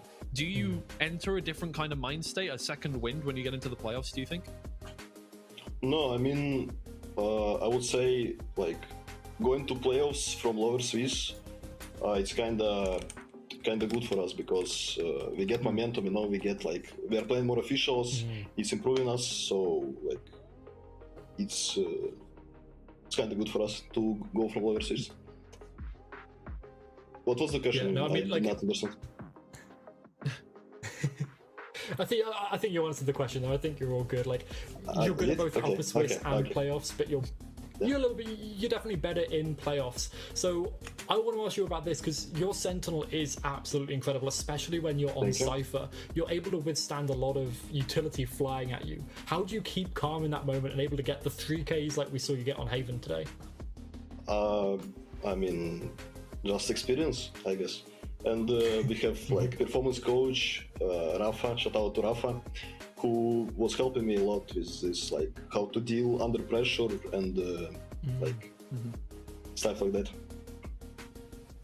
Okay, well, look, we don't know who you're going to be playing up against just yet, but we do know that it is going to probably be a difficult game, right? You're coming up against one of Enterprise Esports or Pixel Lumina. Do you have a preference going into that game? Do you think Enterprise Esports, obviously, the Challengers EMEA winners so far, do you think taking them down in your first game in the, your next game in the upper bracket would be a good thing to get done straight away? Or are you thinking maybe you'd rather have Pixel Lumina next? To be fair, doesn't matter. Actually. Yeah. Actually doesn't matter. You know what? Everyone says that, and I think definitely for you guys, it is one of those things, right? You are a well-drilled team. You have those strats. We can see how well you work well with each other. I'm so happy that you've stayed together as a team throughout this year. So either way, congratulations on the win. Congratulations on getting through. And I hope to see a lot more of you as we move through the playoffs, man. Thank you. Good luck, guys. All right, then. Thank you, Team Liquid Academy. Move on through. We will be seeing more of them in the upper bracket, which is lovely to see, right? Split 2, it felt a bit empty without them, right? Look, we had one team that made it through to Challengers EMEA in Split 2 that made it through in Split 1, right? Enterprise Esports so far are the mainstay. They are the most consistent team in Northeast, but it is nice to have those guys back. You know, an exciting young team alongside some some experienced analysts. So I don't know. It's a cool team to me, right? It's a cool team dynamic. They're giving these younger players a chance, and they are thriving so far here in Split 3. But our next game is going to decide who they are up against. As we say, that is going to be Enterprise Esports versus Pixel Lumina coming up. And that is going to be an absolute banger. So far, every game has been an upset. Every team that has placed lower in the Swiss stage has beaten the team that has placed higher than them. These teams both had a 3-1 scoreline. So is there really a higher seeded team on this one? I don't know. Technically, it's the closest matchup that we have out of these 8. But either way, guys, we will be right back with our second best of 3 in just a little bit. Thank you.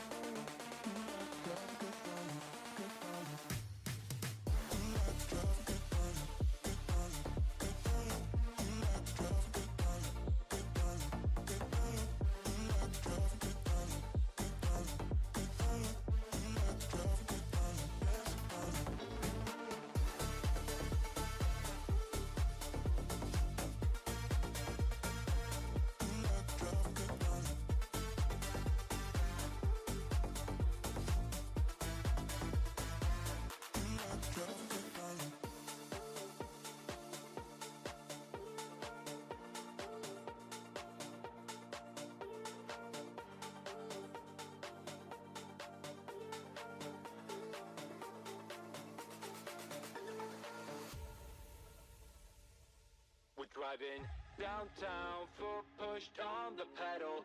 Move through songs we play together. Feel like we're on holiday. I got a feeling it's a good day. We're driving downtown, foot pushed on the pedal. Move through songs we play together. Feel like we're on holiday. I got a feeling it's a good day. Downtown, foot pushed on the pedal. Move through songs we play together. Feel like we're on holiday. I got a feeling it's a good day.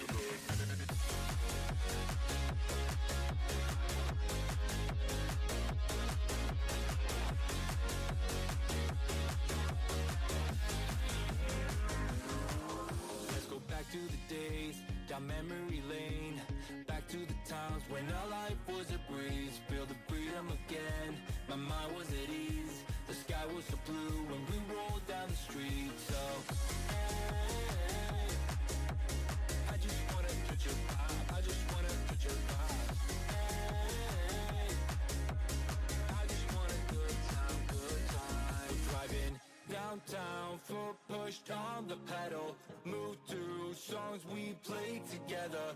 Feel like we're on holiday. I got a feeling it's a good day. We're driving downtown, foot pushed on the pedal. Move through songs we play together. Feel like we're on holiday. I got a feeling it's a good day.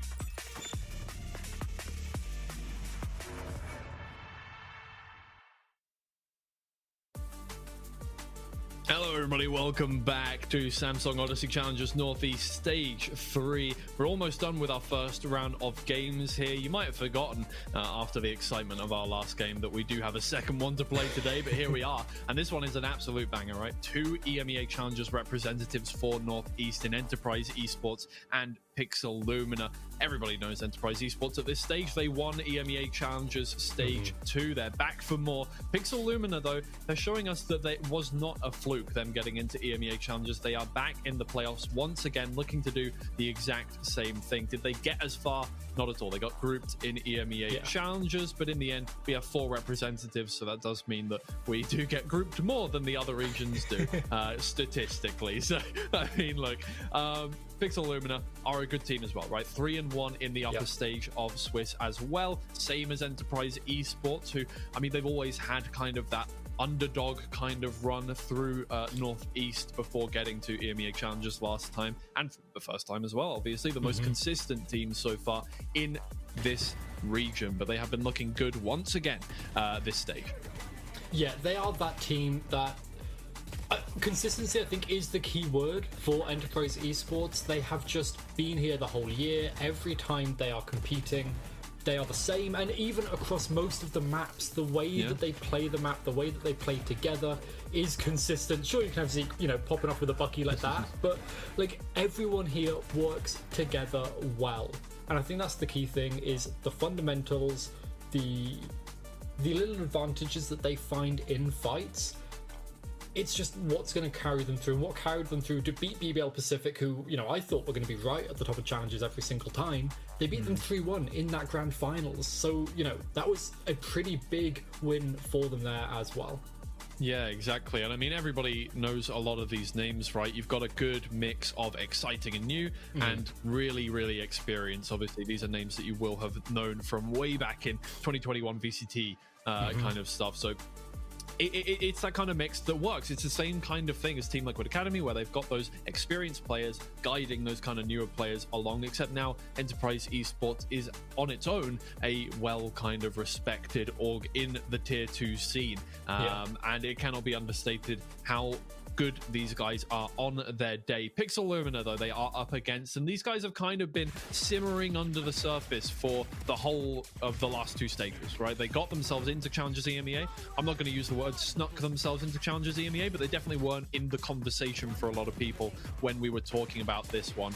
And they will be making a run for it in this one as well. I think the competition is a little more difficult. I cannot lie. This stage, it's going to be a more difficult job to get into the top 4 here, but I mean, they're looking to do it, right? Show everybody that it was not a fluke. Yeah, and so the only team that they lost to this stage as well in the Upper Swiss was Fullbox 200, and that's because there are so many strong teams. Obviously, they also made it to playoffs. They are still a very strong and scary team. So, they were also maybe really the only big team that they had to, because Luminina had to fight, right? They didn't really have to beat any other massive teams. They did beat Input Lag Enjoys, which is a great kind of scalp to have, a notch in your belt to take on forward. But the key thing for me with them is they are very side specific on most of their maps. So even when they pick the map, as long as Enterprise pick their side well, it might be the case that Pixel Lumina don't have a better map because they're so strong in one side on each one. Yeah, okay, well, those are the stakes coming into this one, and the maps, I think we discussed this before we got on camera, and I think it's going to be a little bit boring, guys, I can't lie to you.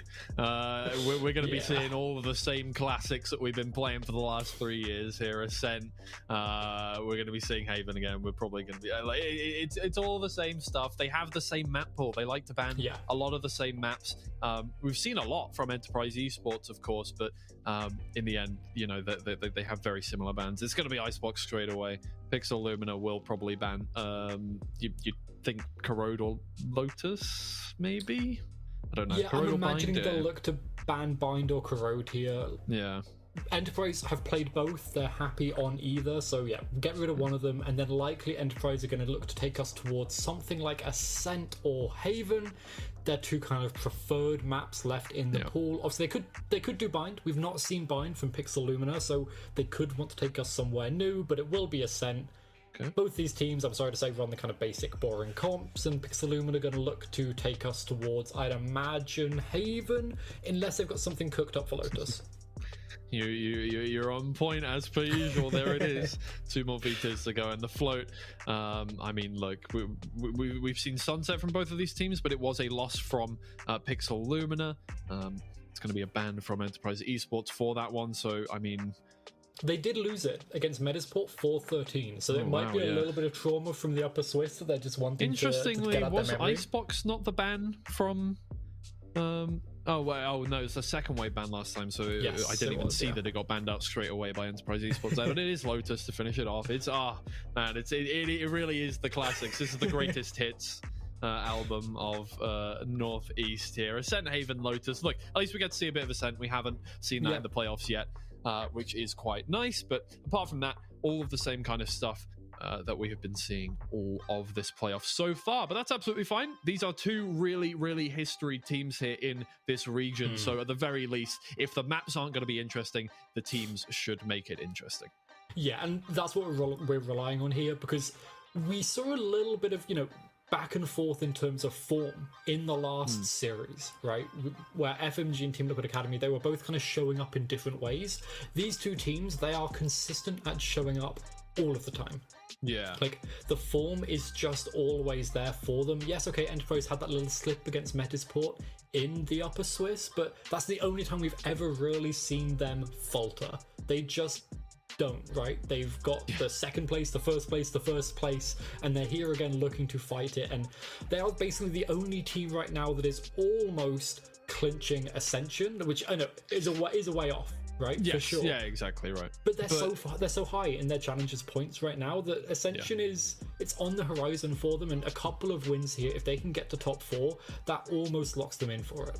Yeah, exactly. And they're a contender when it comes to that. Look, the thing is, the main names that we're going to be hearing when it comes to Ascension is going to be those Turkish teams. A lot of people from other regions, right? The winners of Split 1, of course, BBL Pacific can play in Ascension because they are not a academy team. They are simply sponsored by BBL in a sense. The Pacific will be the team name if they do get to that, or they'll transfer it to something else. Either way, but that's none of our business. That's Turkey. But Enterprise Esports, yeah, obviously this is a team that we are looking towards to represent Northeast as we get further into the competition, more into the kind of serious stuff when we get to what all of these challenges events have been culminating towards in Ascension, right? We're all building up these points. That's the main prize for everything here. Obviously, the glory is wonderful, being the best team in Northeast, the best team in Europe, but actually getting those Ascension points, that's what you're working for. That's what the orgs are investing in.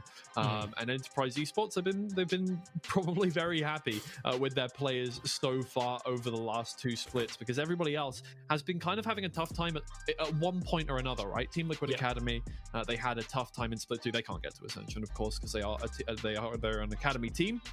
But everybody else, kind of, we've had different representatives in both splits so far, and now again in Split 3 we're seeing a lot of different representatives. We're going back to some from Split 1, where we've lost out on a bunch from Split 2. A lot of them didn't achieve the goals that they wanted to under the org, and therefore have been dropped and gone back to being free agents. And Pixelumen and Enterprise Esports are 2 of the ones that have kind of persisted through that have stayed as organizations going into Split 3 here, and Enterprise Esports are really that big name, as we say. So I am hoping to see more consistency from them here. I do think there is a world in which they 2-0 this, but Pixelumen definitely will put up a fight. Yeah, and like, they've put up a fight against a lot of big teams, but specifically most, for me at the very least, of what they are doing is they are relying on their team staying alive. Styx has the 2nd lowest first deaths per round of anyone throughout the entirety of Upper Swiss, including Lower Swiss, obviously they weren't part of, but including the Lower Swiss teams as well. And they've got Bravo with the 2nd best assists in the Upper Swiss too, right? Like, the way that Pixelumen work is very similar to Enterprise. They are looking to work together to, use the utility, use the trading to come on in as a group. And I do think we've got to lean towards Enterprise Esports, right? Yeah. They've been more consistent. And, their coach, Alex R, obviously, well known across EMEA at this point, works very closely with, the DOC scene as well in the past. A great coach who really has shaped some of these, as you put, kind of like storied players with some of the newer ones. Yeah, for sure. We're just getting into Agent Select now, a couple minutes out, so don't worry about that. We have I apologize, we've had a lot of pauses today and a lot of kind of slow things. A lot of tech issues going on, keyboards, power outages, everything so far. I'm like, hey, it's just it's one of those cursed days. To be fair, we had a really smooth first day. I think we would use something like this. It is EMEA. There is always going to be tech issues. Usually tier 2 kind of avoids it. Actually, we've had quite a split 2 was very smooth as well up until challenges, and then you know, but we lump that with Pansy and Hypoc, and we've generally been alright, but here we are. We had to have one day of it, but we get in there. We get in there. You only have to listen to us for, well, actually, no, there's no desk. You have to listen to us the whole time. I went into host mode there. I was like, well, we'll pass it over to the casters, but we are the casters. So unfortunately, that is something that you're just going to have to deal with the whole day. It's fine. There's only 3 hours more maximum, probably. Don't say that. Yes. Oh, no. No, I shouldn't have done that. Now we're going to get 3 hour and a half games, aren't we? Yeah, we're going to quadruple overtime. Quadruple overtime every time. Going to be tech pauses everywhere. This is going to be fun. But as we're looking to go here towards our first map, one of the biggest things, one of the biggest similarities between these two teams is they are both playing relatively standard comps. We don't really see any of the double duelist except on Bind from Enterprise. We don't really see much of the double Sentinel from either of these teams. They play pretty much a standard Valorant across the board. And this is Ascent. We're going to see standard Valorant across the board. This is just what this map has been. No Deadlock, no Euro, no Vice Chamber here. Sadly, I do like that Vice Chamber comp, but nothing new. Nothing new. And as we come out, Pixel Lumina, they're starting on the defending side, and they've got an 80% round win rate on this side, so they are looking pretty strong. They're wanting to go into this and win out as many as possible. If they can get up to an 8-4, a 9-3, or maybe even a 10-2, we might be seeing a 3-mapper. Yeah, it's possible. Like, that is the thing, right? It's always going to be possible coming into this one that they do manage to get that done. This is not a team to turn your nose up at, despite the fact that they have always kind of been below the surface of what we have as a region, right? We get 4 teams into challenges EMEA, so there is always going to be that, you know, the teams that kind of just about get through, like scrape through, and you know, aren't in the big games, aren't in the best of 5s at any point during the playoffs, and still manage to make it to challenges EMEA. But Pixel Lumina are still definitely a team to be reckoned with. Enterprise Esports cannot sit back on their haunches. They have to give this their full attention. And the attention is all over on B to start with. Just dashing into sight. The Mush is still here. The Cage, the one way. Oh, they didn't get it in time, and the opposing Cypher takes them out, and the peak from Maniac is just too late. Sticks, pressured, gone, and look at that. They've been in deathmatch. They've definitely been in deathmatch. They're hitting their shots already. They have plenty of time to warm up over the course of the last series. Now only 2 players remain for Pixel Lumina. I think Bravo's Cancer's there, maybe? Possibly, unless he's... Yeah, that is actually... He's a one-handed player. You ever watch any like analog horror stuff? That really does feel like... what's the one called? Station 40 something or whatever. I can't remember what the one is. Yeah, that's what happens if you don't have your hands on the keyboard, mate.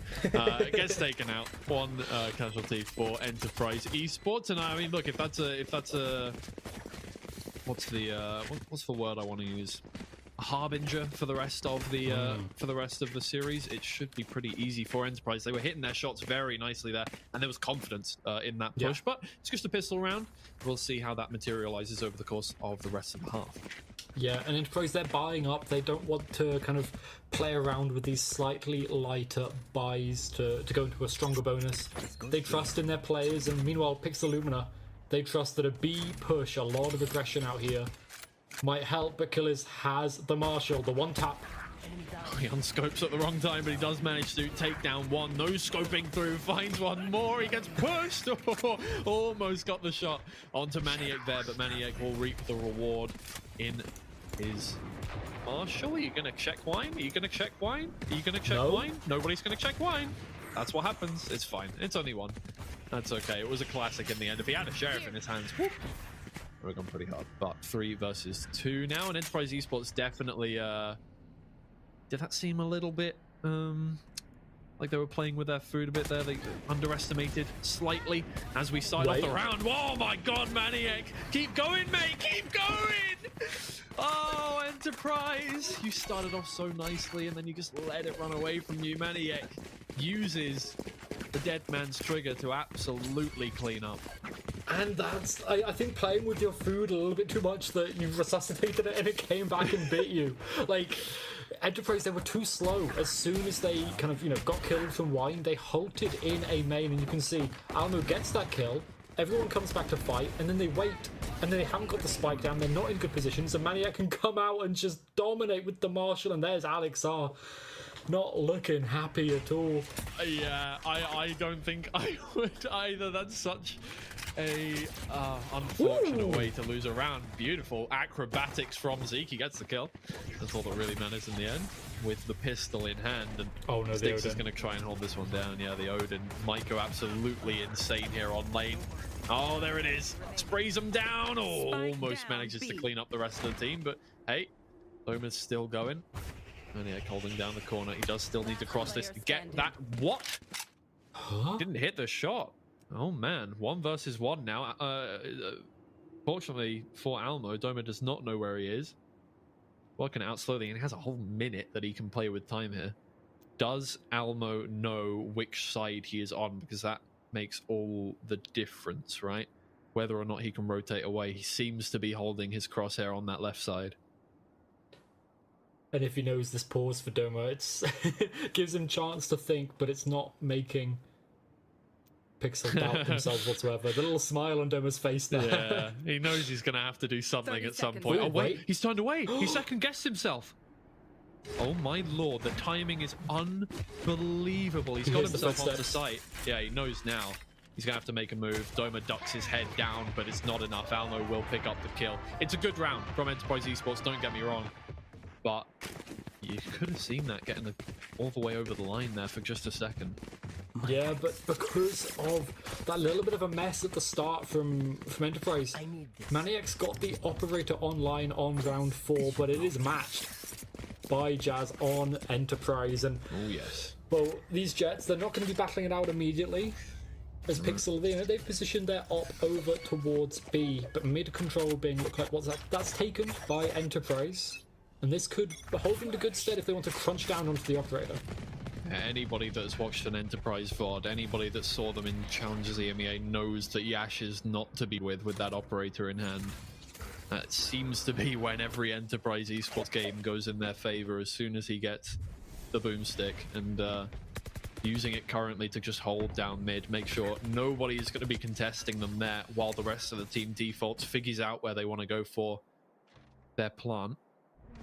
Actually moved up all the way into top mid, watching down market here.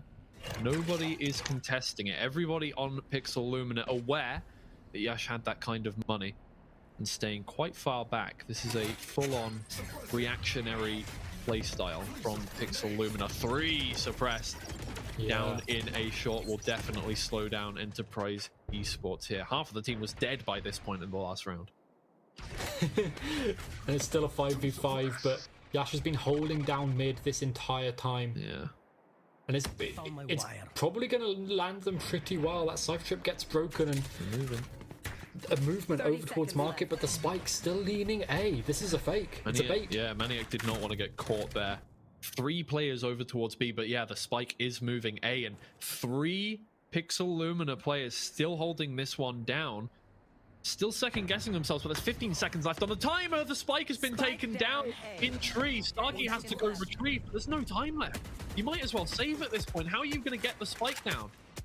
Oh, yeah. Bravo knows. He knows. He did all of the work in one fell swoop there. I'll be fine. Nothing can be done for Enterprise Esports. The risk of leaving your round to the end. Yeah, just playing a little bit too much into that bait, and there was always a chance that Pixel Lumina left 1 or 2 people over towards A. They still had 2 watching down the lines, so guns saved at the very least for Enterprise. They've got a pretty good buy going into this round. Zeke probably not going to be doing acrobatics with the Guardian though, and it looks like we have a pause coming on in. as right now our players still jumping around. Crucially though, for me, the operators still online for both teams, and you know, there wasn't a duel last time around. We didn't get to see them really. I don't think either really had anyone in their crosshairs at any point of that round, but it's looking like it's going to be a mid battle this time around. Yeah, it does seem that way, so very likely I'm going to be looking to get those first blood, first death counters up.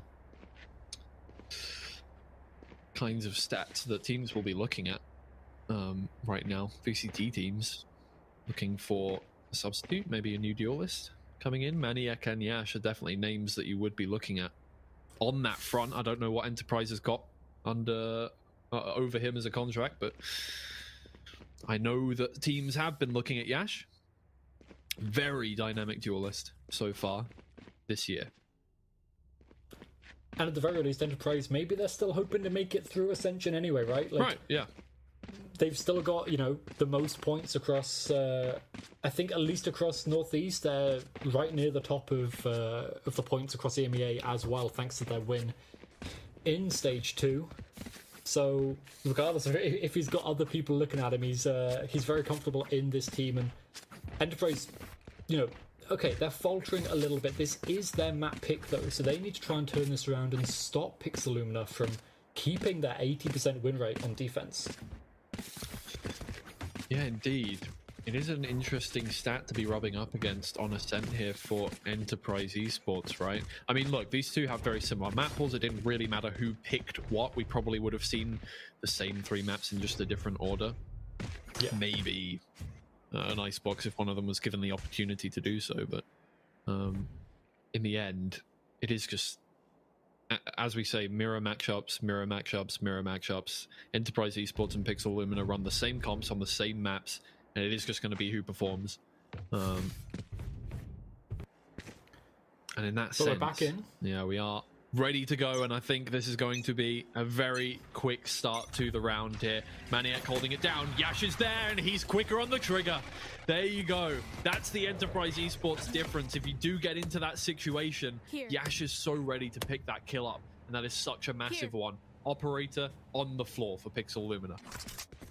And it's a nice little updraft as well, right? Getting on top of the box, it's, you know, it requires the defending operator to flick over, whereas you're already watching the right line, so Enterprise win it out, and there's the neural theft. It's going to know exactly where everyone is. Moving over towards A, but A is being taken, being bolstered, and they're not watching the right angle. He just entered the site backwards, essentially. But it's okay. The rest of the team has gone in towards site. That shock dart just about misses everybody on the Enterprise Esports team. They're not able to get rid of the recon dart just yet, and just holding him at bay over there on rafters for the time being now. But that anchor down in towards Wine from Yash is going to be absolutely instrumental in stopping Pixel Lumina from getting anything out of this round. 3 players looking to retake, 1 with an Odin, 2 with Vandals, but they have to clear every single corner. Notoriously a difficult site to be retaking from that elevated angle, unless you can get a kill through the floor on rafters, which can be a good start. Yash gets his first with the operator. They do manage to take it down. Enterprise Esports will be wanting to pick that one back up in just a few seconds here, but in the end, it is Styx running away. Enterprise Esports survive with 3. I'll get the operator back in the hands of Keyless. Let's see if there's going to be a duel in mid at the end of the round. They don't want to risk losing too much. The money's still a little bit low for Enterprise, and Pixel Lumina, they're still okay. Like, they've still got the bank behind them. They're okay losing, you know, a couple of rounds as long as they can stop that momentum from building up. Enemy remaining. But the operator from Yash, you called it out right at the beginning. As soon as he gets the op in his hands, that can be pretty much it. Maniac's still, you know, evening him out on kills at the moment, but it all depends on how this duel continues. As for now, mid control Yash feeling comfortable in mid, so he's going to help his team take that control and see what they want to do later on. Yeah, like when you got a Neon on your side, you're very much a team player a lot of the time, making space for your team, but when you have 2 Jets in the server, those 2 are out of the equation. That is basically it. You are playing 1 versus 1 against each other a lot of the time. And you can see that in Yash pushing head forward. He's not really making space for the team. He is quite literally just trying to find a player to get an advantage on the opposite side, making moves up through mid. He's doing the exact same thing he did 2 rounds ago. Didn't find a player then, and I don't think he will this time either. Pixel Lumina are sitting back. They're soaking up pressure from Enterprise Esports and then trying to make something work off of the back of that. Almo is going to be displaced, but not deterred. No, the knife doesn't find him as well, so Enterprise, they start to lean over towards the B side, at least with a bit of pressure. And yeah, they're not going to leave the spike over towards Market this time. They learned their lesson from that, but there's still 3 people here. The knife finds nothing, but that trip being broken alerts it all. Yeah. Cam up all the way up at the top there. 30 seconds Enterprise left. Esports looking to move in through these tight angles. Nice recon dart to divide their attention, but Starkey takes out MSH down over towards the stairs, and that starts off this difficult take here for Enterprise Esports. Once again, having to clear everything with 15 seconds left on. The timer sticks in the corner, taken down, and it's looking like Maniac is trying to get something back on this one. We flood back in towards the upper site here. Maniac takes down one. Close range in the smoke. Brings out the ultimate as well, but that's going to be shortly shut down. Bravo takes out one more, brings it to a 3v3. Still Enterprise Esports in the driver's seat, holding down the spike here on the site, making sure that neither of them are getting through any of these choke points. Time ticking away. We need to make a move now. Command. Yeah. Just shutting down everything else. Bravo takes out one. Yash is there to clean up. There you are. My ult's ready. Enterprise Esports get it done. Look, it is a difficult time. Enterprise Esports are working for every kill, every round that they get. But they're getting it done so far, and it looks like they're a little more confident than they were a few rounds ago. Yeah, I think that's the key thing. You can see Yash there shouting, like, you know, let's go, let's go. Like, the confidence is coming on in. Yes, okay, Mania gets a close range no scope. That doesn't really matter. And the fact that the null command was invested there from Bravo, and you still win out the round with a couple of nice shots from Yash and a few others, it builds up that confidence from Enterprise, and they can continue going on feeling good. Yash taking the control, a different angle this time. Maniac, ooh, holding in pizza. I think he's noted by the knife. Yeah, maybe. Yeah. He is suppressed. Whether they know what side he is playing on, I'm not sure yet. But Yash is clearing every angle diligently. Backing away, Vidoma is playing bodyguard. Make sure Maniac doesn't get too big for his boots, turning around that corner. Enterprise Esports back in the driver's seat here on Ascent. Still being cautious. A little bit of pressure over towards B with the Cypher, but it's just the lurk. As A, defended by 2. This was good for them before. They only needed 2 in that round 3, but it's going to be tricky now. Almo's with the paranoia. It's good. Bravo has been doing a good job of holding down Tree here, making sure nobody gets across without something like that. Smoke to guide them. But he might just dry peek. Nope, not dry peek, but he is going to throw the flash. One for warning. Oh no, he backs away. He got spammed down through the wall there, and Yash did a lot of good work getting in towards the site as well. It's clear they've got the spike down, and from this position they really shouldn't be losing. Here. Pixel Lumina know as well, right? Like, they've just got to go off safe. Bravo on very low HP, and Starkey, a shot to the chest.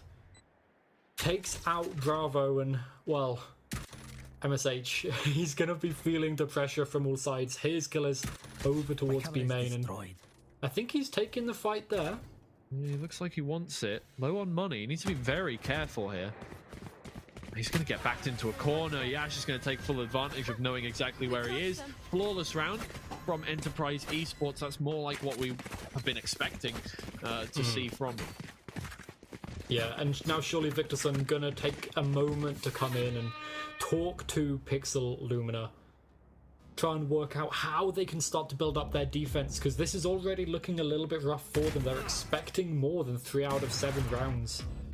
But at every turn, every movement that they take, it feels like Enterprise are aware, they're logging it, and they can just, you know, shut them down, whether it's Yash, whether it's Killers, or anyone, honestly, from Enterprise. It feels like Pixel Lumina are just getting bettered. Yeah. Right now, yeah. Like, they definitely had good control of it, but I feel like Enterprise Esports more underestimated them, right? They weren't fully turned on in that second round. They let some silly mistakes give Pixel Lumina the upper hand, right? Getting Maniac that Marshall, and then not being able to effectively trade off each other when they got in towards the A site.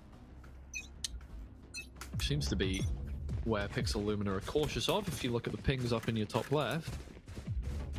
But I see some lurker utility towards A, so I'm not sure they're going to want to end there. Yeah, just a little bit of pressure. It's, you know, relatively standard for Ascent. You put a bit of pressure towards one of the mains or mid, and then poke around elsewhere once you found it. So, yeah, mid to start with for Yash. A flash. Oh, he peeks a little bit early. Not the end of the world, though. Is, you know, he can still get the angle. Yeah. And he's probably aware Pixel Lumina are down to an eco. So, you know, maybe watching out for a sheriff shot, but the confidence that Yash has, he can't be too worried about it. No, well, they are going to test their luck over towards Market here. 3 players trying to peek at the same time. Flashed out by Bravo from the other side of the map. They will move through into mid. This could be very dangerous for them. Peeking out. 1 headshot from Zeke gets that one done. Not enough armor to save you from the Phantom from that range. It looks like B is where they are heading. I think they know that Market was where these players emerged from. Therefore, you've loosened up the defense on that side of the map, right? The Cypher is still alive. There is still going to be stuff to deal with over there. But giving Pixel Lumina the illusion that they are still pressuring mid, just meaning that the flank won't come through so quickly. One way to slow them down. Yeah, and MSH trying to move over towards site. He will get pressured over towards stairs quite quickly, and he can't find anything as the site is theirs, and the flank that you mentioned, it is coming through very quick. Yeah. Sticks looking for something there. It was a valiant effort from MSH to slow them down, but did all he could. Now it is up to the rest of the Pixel Lumina players to do what they can with the weaponry they have. It looks like it is just going to be exits that they're going for. They've blocked off 2 of these exits, right? CT and through their own spawn as well. If they go through Market, they'll probably hear it. So just biding their time now, waiting for these players to emerge. I think if they go through CT, right? That's a 1. That's a 1. Yeah, they know that they're going to have to check every corner. I think 1 for Almo here. 1. Hey! Oh. On the money. I was looking for the second there. The damage on the body was not enough. Yeah. Pretty low. Killer's down to 28 HP. Doma 64 as well with the collateral shotgun damage. But a nice shot from Zeke opened that up, and essentially once you take down one person, you know that the opponents are on a thrifty. You're very confident, even if there's 2 people over towards the B site, even if they're not Market, to just take it, to rush it down. And it's still the Battle of the Jets, the top of the leaderboard, and the operators are back online again. But Enterprise, they focus on mid. The most important part of the map on Ascent. Meanwhile, Maniac over towards B, and Bravo taken down immediately. Can't give him the opportunity to do that. That is Yash's bread and butter. Oh, but Maniac misses his shot. I'll be sorely disappointed about that one, because that was on a plate. Pixel Lumina, a man down as we move into the mid round, and Yash actually takes a pot shot down mid too. Doesn't manage to find anything, but Almo has found one onto Doma through the wall. Another pot shot. Oh no. Backed into pizza here, Sticks. He's not going to be able to get out of there with anybody watching him down. He doesn't know how much space he has. Maniac will find Yash now. The revenge comes on through. Finally, he's awoken with that operator in hand. It's taken him a few rounds to get it done in the early round there. But EP not going to be deterred by the pressure they're up against. Zeke taken down now. Starkey, will he back away from this fight? I think he's got 2 killers. If he finds something, they can maybe look to find some space, but they've still got the op to deal with. Oh, and the spam. Yeah, the spam is good. Oh, good shot from Starkey, though. He knows what he's doing. Grab the spike. Well, okay, do they know how close he was? That's the question. It looks like they're banking on him still being at A. And yeah, Maniac is holding that corner. It's fine. It was an okay investment there from Starkey to see if he could find anything in that one. I don't think he'll be sorely missing his ult. But in the end, from Enterprise, the round slips out of their grasp.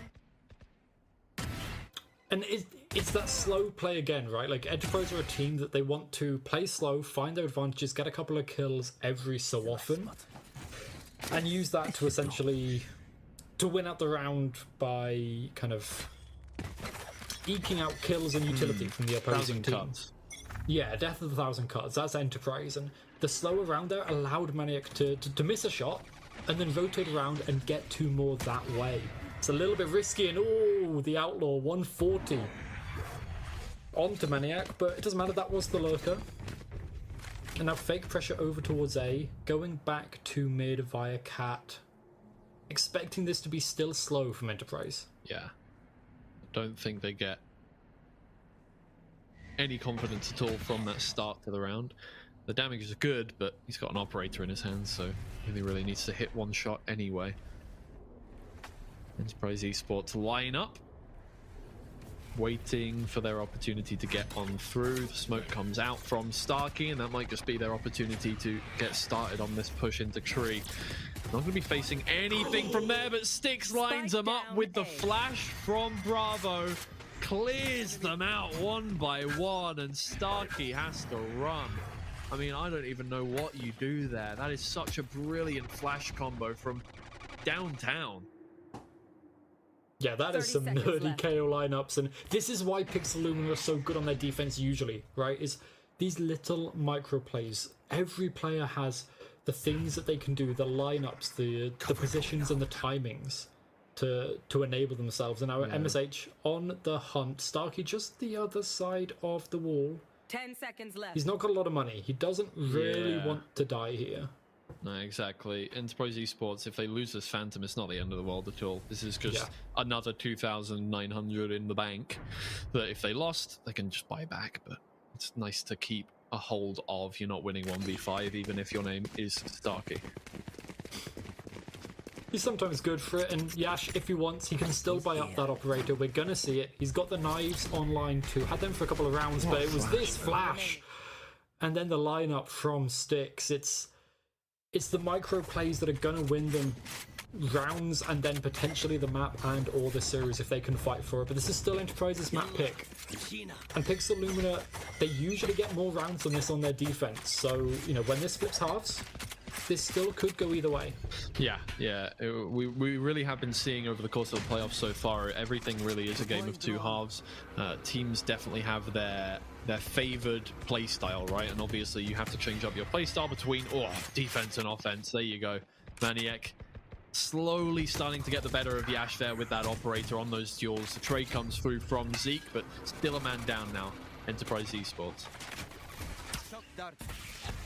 Breaking the trips. Nope. Typical mid. Oh no. Okay, we missed the shock. That's fine.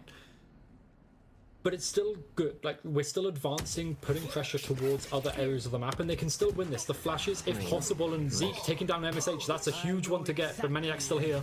Yeah, that is not a tour de force. It does not go away when you use the null command. They've got to move on through. They know exactly where he is. But he's still got to displace that operator. If you peek, you're in trouble. Are they this scared of it? I mean, it looks like it, right? They are sitting all the way back. Their Hunter's Fury is baited out by the lack of aggression almost from Enterprise Esports. Now they're going to have to deal with the CT push coming on through. Styx finds one through the wall. What a... I mean, he's just... he's read it. Soul Read. Doma hears Maniac leaving, which is actually really nice because they have no reason to think that Doma stuck around over towards that site. So there he is. He comes around from behind. 6th round on the board. Enterprise Esports biding their time, and you know, it was a good round from Pixel Lumina as well. This is the thing, right? Every round has been a matter of very slim margins. 30 seconds left. Yeah, and like that looked like it should have been Pixel Lumina's round, honestly. But that Hunter's Fury comes out, and you can see as they're running away, they think, oh, wait a minute, we could put some pressure onto this over, cut the map in half, take over A, and then Maniac with the op has to be doing something, and then Doma was there to shoot him in the back.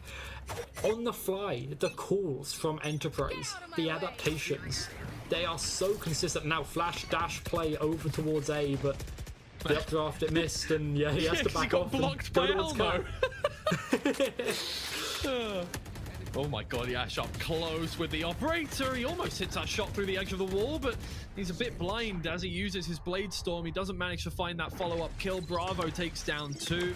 He's been an absolute stalwart here in Tree. Not letting them in through A short whatsoever, so for the time being. Enterprise Esports could make it 7 from here. It could be an even half from here. It will make all the difference in the end. And Enterprise going into their defense with potentially a 7-5, even a 6-6. They are incredibly happy that this is now on Pixel Lumina to put themselves into a position where they can win out this map, because it's going to be so incredibly difficult. And as Almo spams out, he makes the noise that he's running away. Just about, yeah. That's going to alert the side of Enterprise, and they're going for an ace split. All the way back. Yeah, going a little bit late in here, and as Brave is Bravo's looking for a lineup, maybe Almo's pushing into A main. Oh, nice shot from Almo. Keeps in mind where the player is when he turns around the corner. Ooh. Oh, and he's doing well. He's playing around. He's moving around the whole map, moving around the whole site. That's the kind of quality from Pixel Lumina that individually you expect from Enterprise Esports more, but they have it in the locker as well. They are a force to be reckoned with. Enterprise Esports slowly finding out that this is not split 2. They are going to have to work for their win. Enemy remaining. 30 seconds left. One enemy remaining.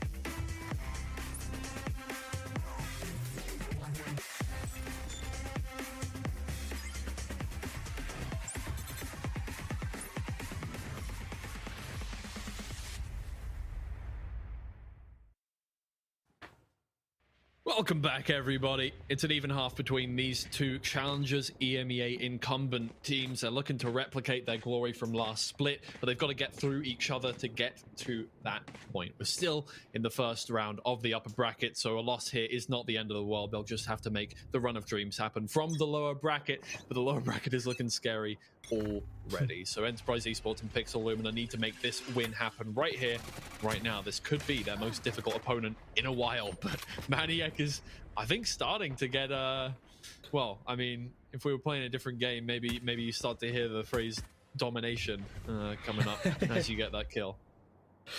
What a call out. But yeah, like, Maniac is just feeling like, I think so far he might have the better of Yaz overall at the very least on this map, and Killers does pick up the Sheriff looking for something, but it was the unlucky gun for Yash, so he moves away. And Pixel, they're still just looking for a mistake. Slowly start to realize no mistakes more are going to be happening.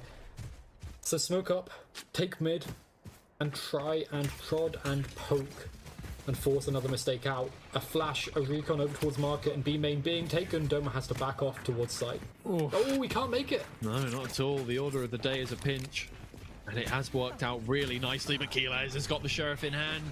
Just about misses the head of the second player there. It's going to be a 2v4 as we move back on through. Oh, one of you could probably Spike planted. No, Chauvin's too far away to pick up. It is just going to have to be a classic on this one, and he makes it work. Starkey ducks under the bullet from Almo. The odds just flipped a little further in Enterprise Esports' favor. Still not quite their round to win. They've got to clear out main at some point as well, but if they can get themselves situated on site, then that won't matter whatsoever. Two good shots from Bravo. Take out Zeke, turns around. The distraction is good enough from Styx. Pixel Lumina, they take the pistol round to start things off. I find them. I kill them. And that's got to be confidence building for Maniac as well, right? Taking down Yash, a storied, a player that, as you said, a lot of tier 1 teams are looking at, if not for now, but if maybe for the future. And taking him down like that, yes, okay, there was a recon to help, but you still hit that shot before he had a chance to turn it back onto you. And now 10 and 9 apiece, actually, for both of the Jets.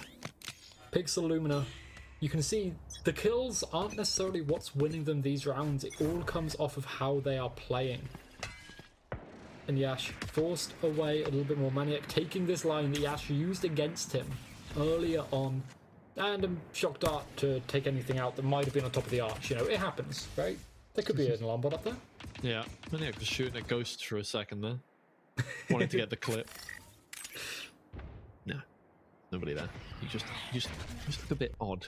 If it lands though, it's a hell of a clip. If it lands, it's a clip. But it's also it's almost like going into your house at midnight and going, "I know you're there," to try and catch out a robber or something like that. When nobody's actually, yeah, we've all done that, but. No. But either way, Pixel Lumina now trying to make inroads towards A, looking for that split once again. This time they have not got that opening kill to get them that advantage as they move in. Well, they don't need one. Styx takes out 2. In towards the backside. Yeah, this is so clean from them. This is better as an attacking half than we have seen from Pixel Lumina so far. That's clean. Look, I get it was against pistols, but they were clearing corners. Still, that utility combinations as they moved in, just setting up Maniac and Styx for those kills. And like crucially to me as well, that was a stack of 4 people. Yeah. Like, they hadn't done their job in the mid-round to pull the rotations, but they did their job with the shooting. And if Pixel Lumina are feeling like that, if their form is better than Enterprise's, then, you know, they win out this, they go onto their map pick of Haven, and they're feeling very comfortable in this Outlaw. It's going to find only a couple of people on one shot. Nalno just takes Yash out. Yeah. First death, all 3 rounds on this half. Did get a shot off, but it was almost stunted. Like Yash has lost a bit of confidence since being taken out by Maniac a few times. Either way, only a bit of damage on to Almo. At the very least, they are holding Pixel Lumina at bay. Here comes Zeke. Can he spray anything down into the smoke? Styx is taking advantage of you still. Even when you have those rifles in hand, they have warmed up into this game. You've given them too many rounds on the defensive half. They're more than happy to capitalize. And this is their bonus. They are just running away with this. As you can see, he's watching the line, but he's not going to be pushing.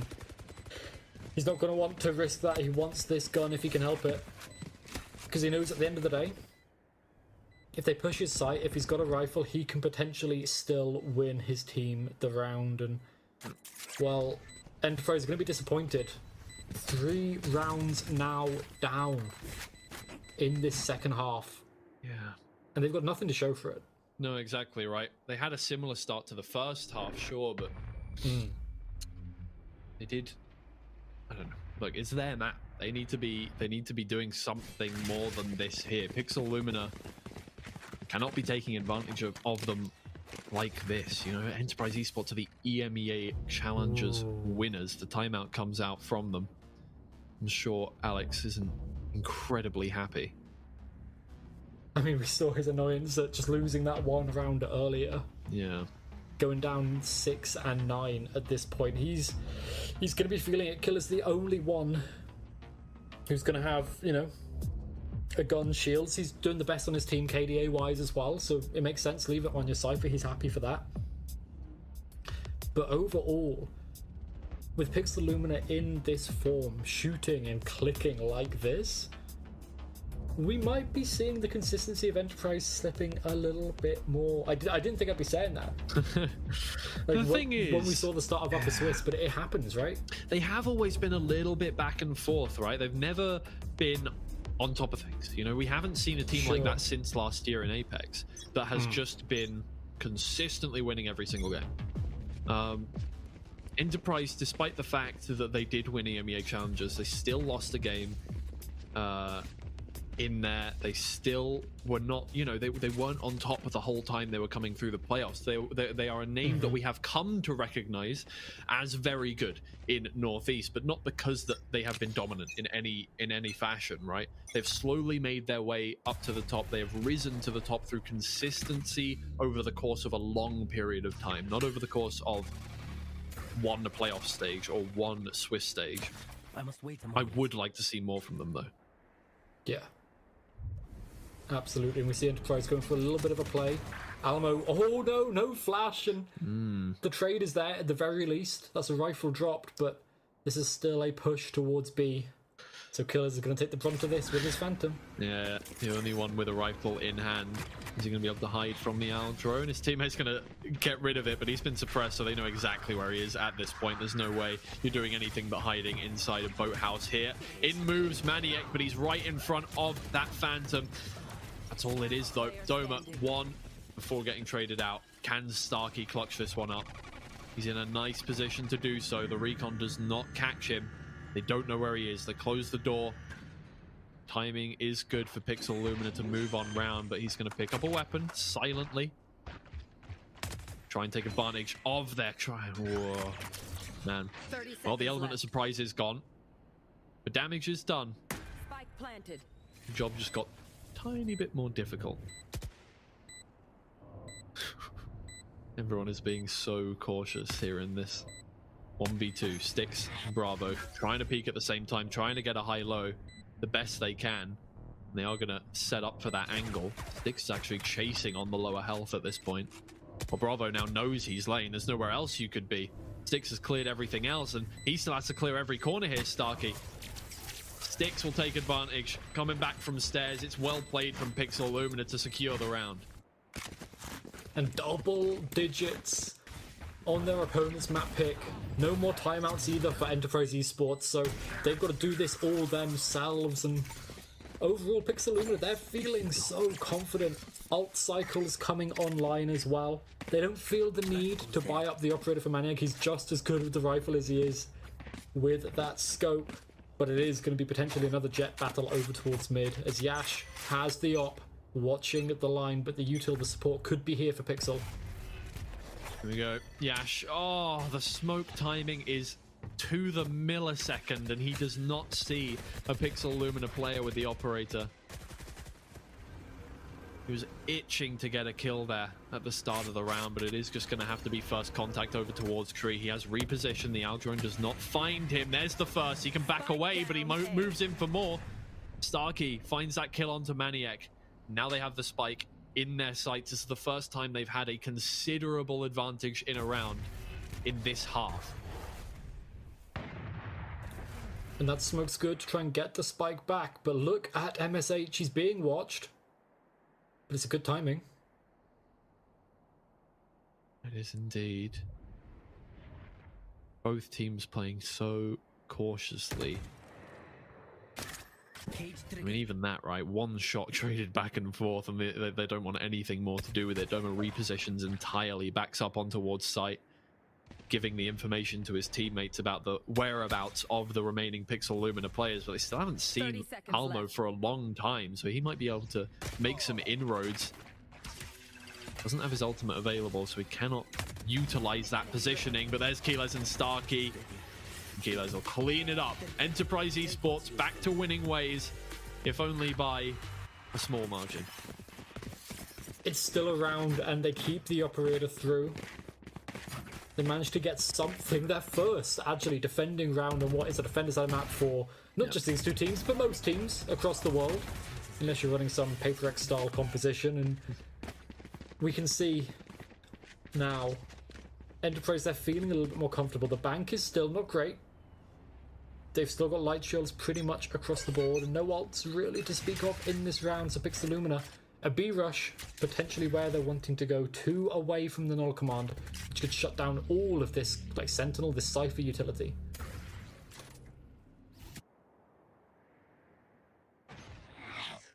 But no, they're back off. Yeah. The null. Oh wait, the knife spotted a couple there for sure. Doing anything with the information currently. Wow, that's a lot revealed. I mean, they know that it is a B push no matter what, and whether Pixel Lumina choose to keep going or not, they don't. They back all the way up. They're leaving their lurker there. That is it. And time is whittling down slowly but surely. If they don't make a choice to get a push going, we've seen what can happen when teams get down to those last 30 seconds and start to be forced to make a decision. You don't want to be in that position. No, so they smoke up mid to feign like they're heading over towards the A side, but it's still going to end B.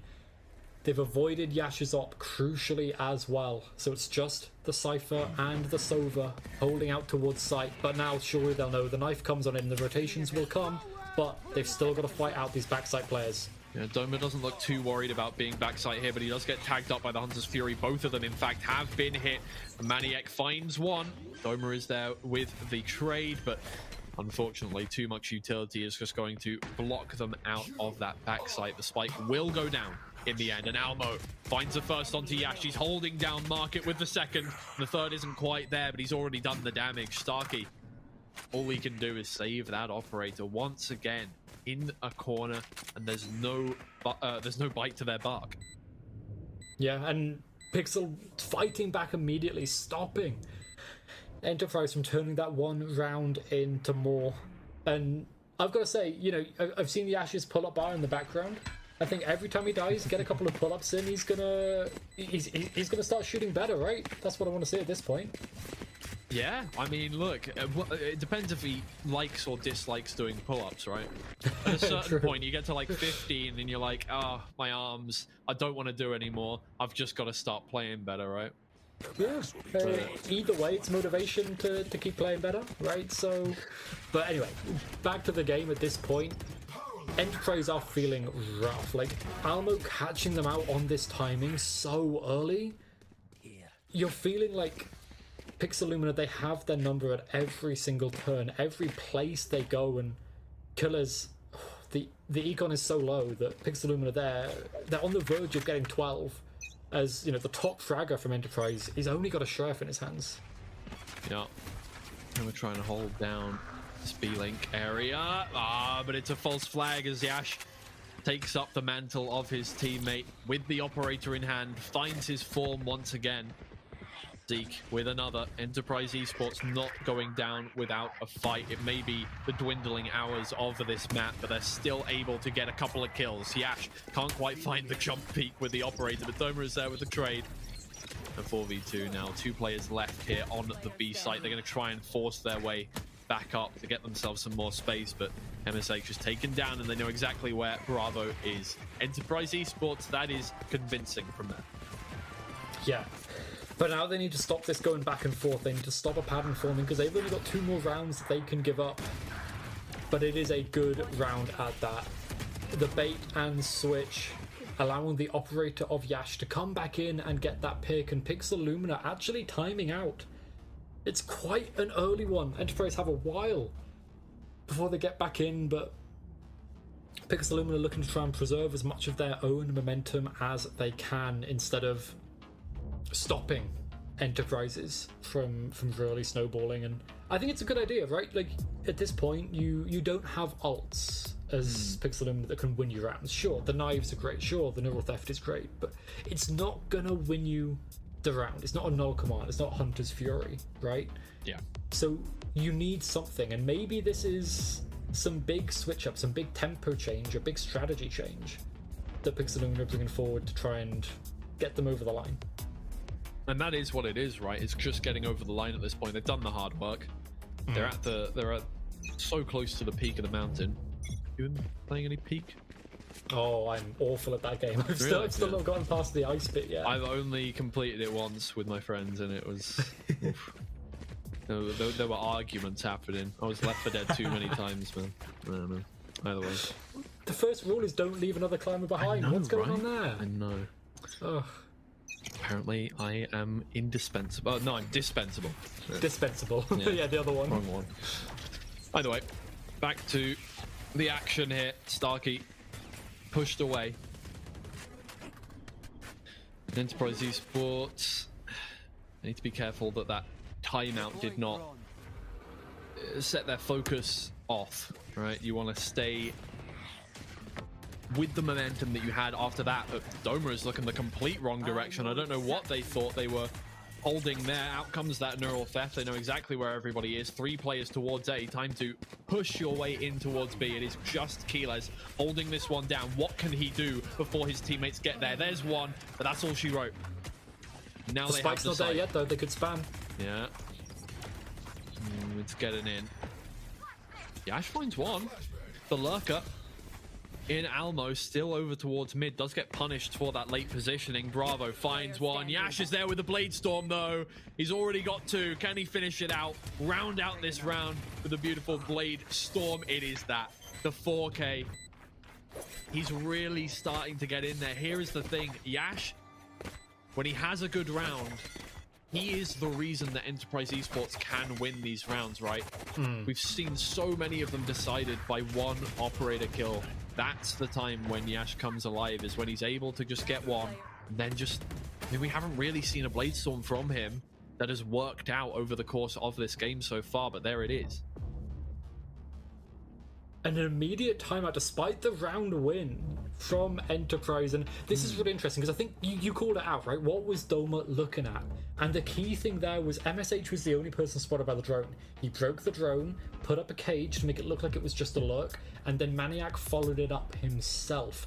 Doma wasn't sure what was going on, so now Enterprise, Alex, he's seen that pattern arise. He's seen that, you know, maybe Pixel Lumina are looking to play around with expectations with the conditioning of the lurk from MSH being backed up by someone else. And a timeout like this, it can really basically destroy the timeout that Pixel Lumina had, right? Any ideas, any strategies they wanted to bring out, this could be it. And now they're down to a pretty rough buy. They can get Guardians online if they want to. They've got the knives from Maniac, but Zeke got his null command at the end of last round.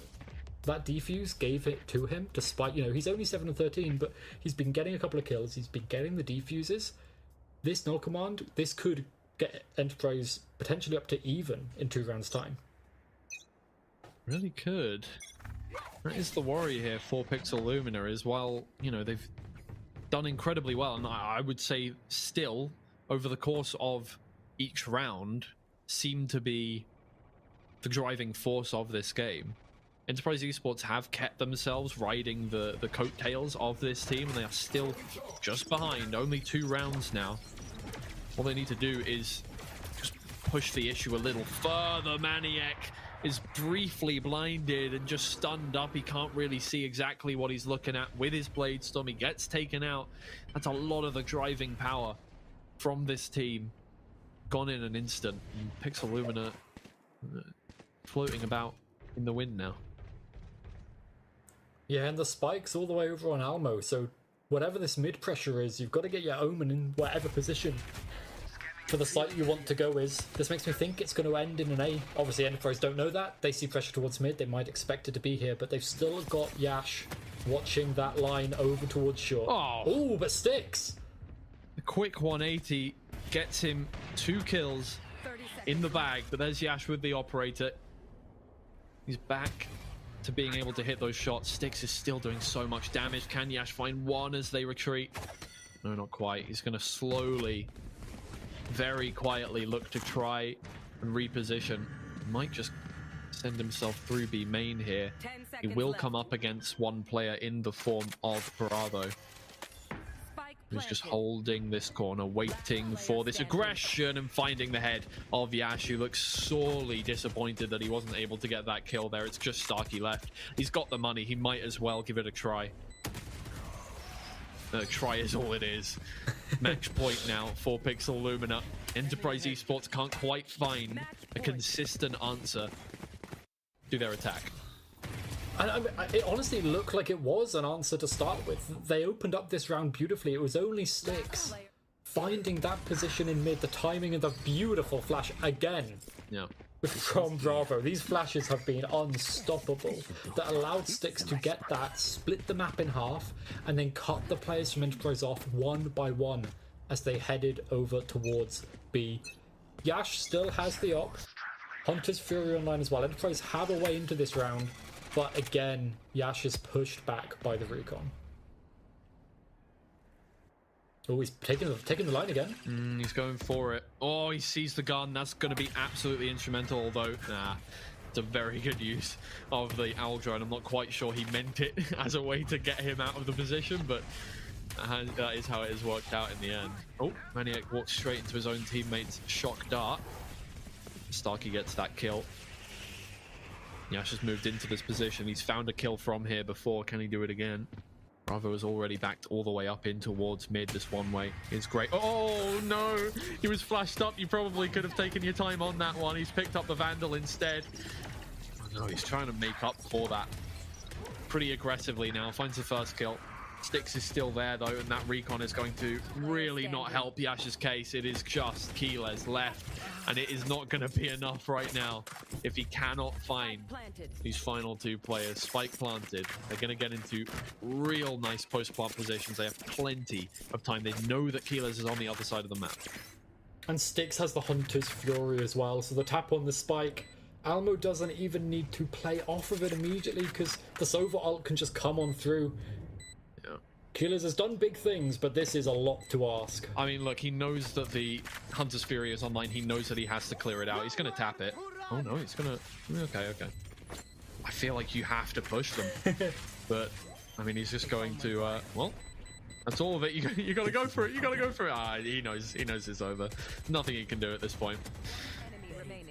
Save some face by trying to get a kill there, but the map is concluded. Keyless had absolutely nothing to do there.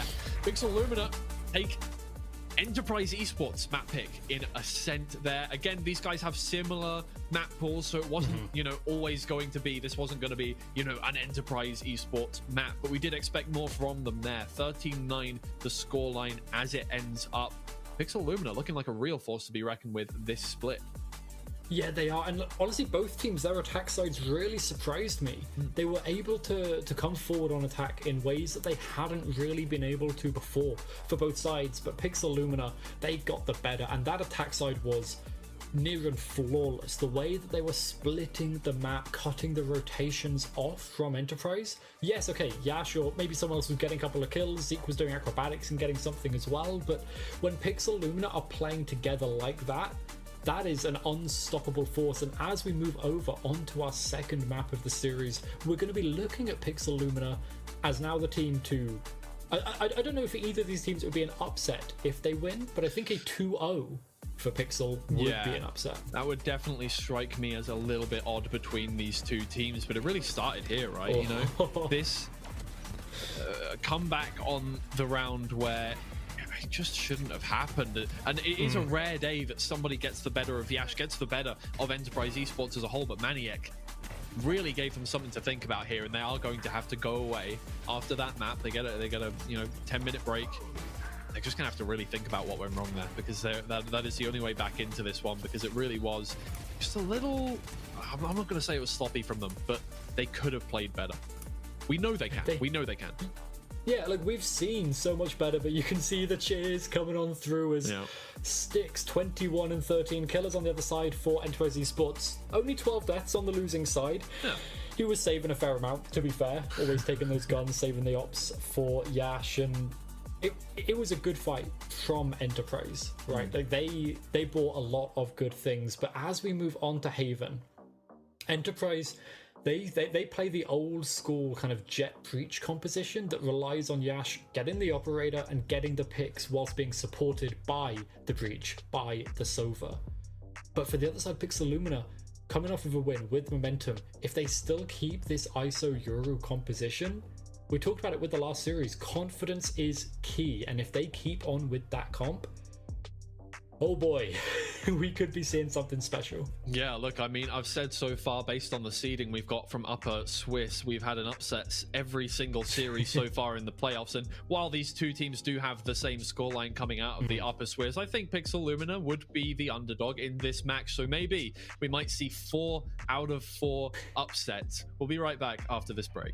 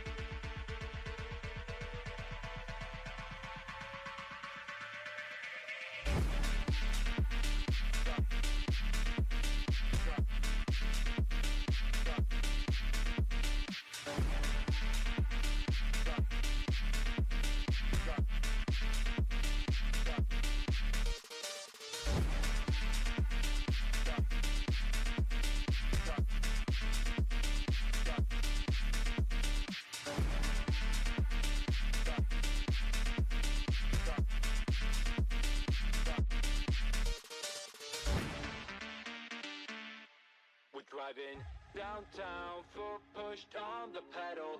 Move through songs we play together. Feel like we're on holiday. I got a feeling it's a good day. We're driving downtown, foot pushed on the pedal. Move through songs we play together. Feel like we're on holiday. I got a feeling it's a good day. Downtown, foot pushed on the pedal. Move through songs we play together. Feel like we're on holiday. I got a feeling it's a good day.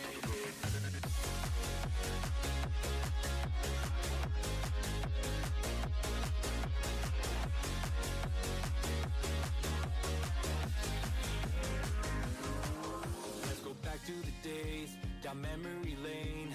Back to the times when our life was a breeze. Feel the freedom again, my mind was at ease. The sky was so blue when we rolled down the street. So, hey, I just wanna touch your vibe. I just wanna touch your vibe. Hey, I just want a good time, good time. Driving downtown, foot pushed on the pedal. Move through songs we play together. Feel like we're on holiday. I got a feeling it's a good day. We're driving downtown, foot pushed on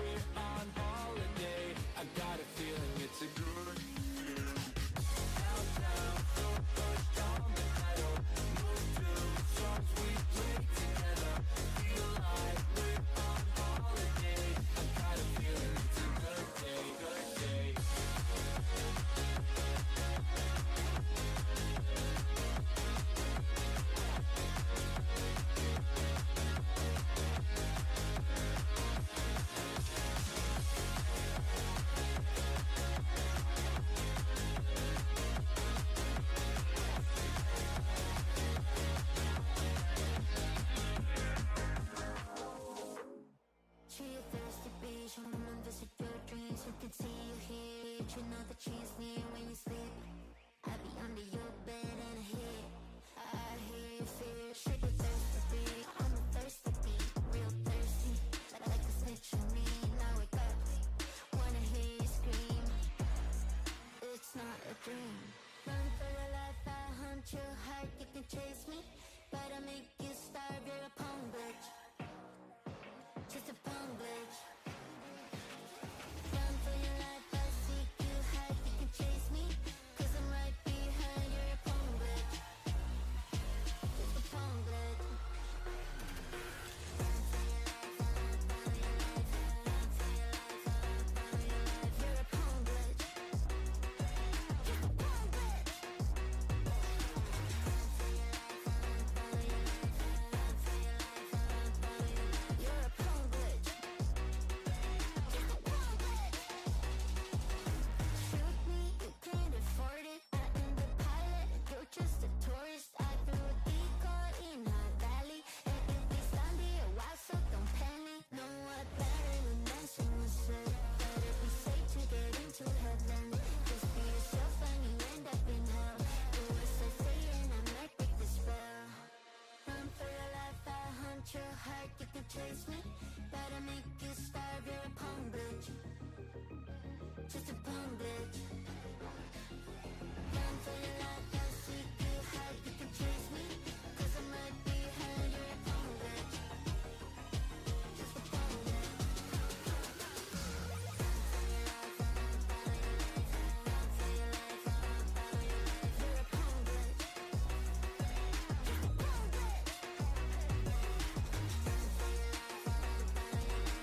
Run for your life, run for your life, run for your life, run for your life. You're a pawn bitch, just a pawn bitch.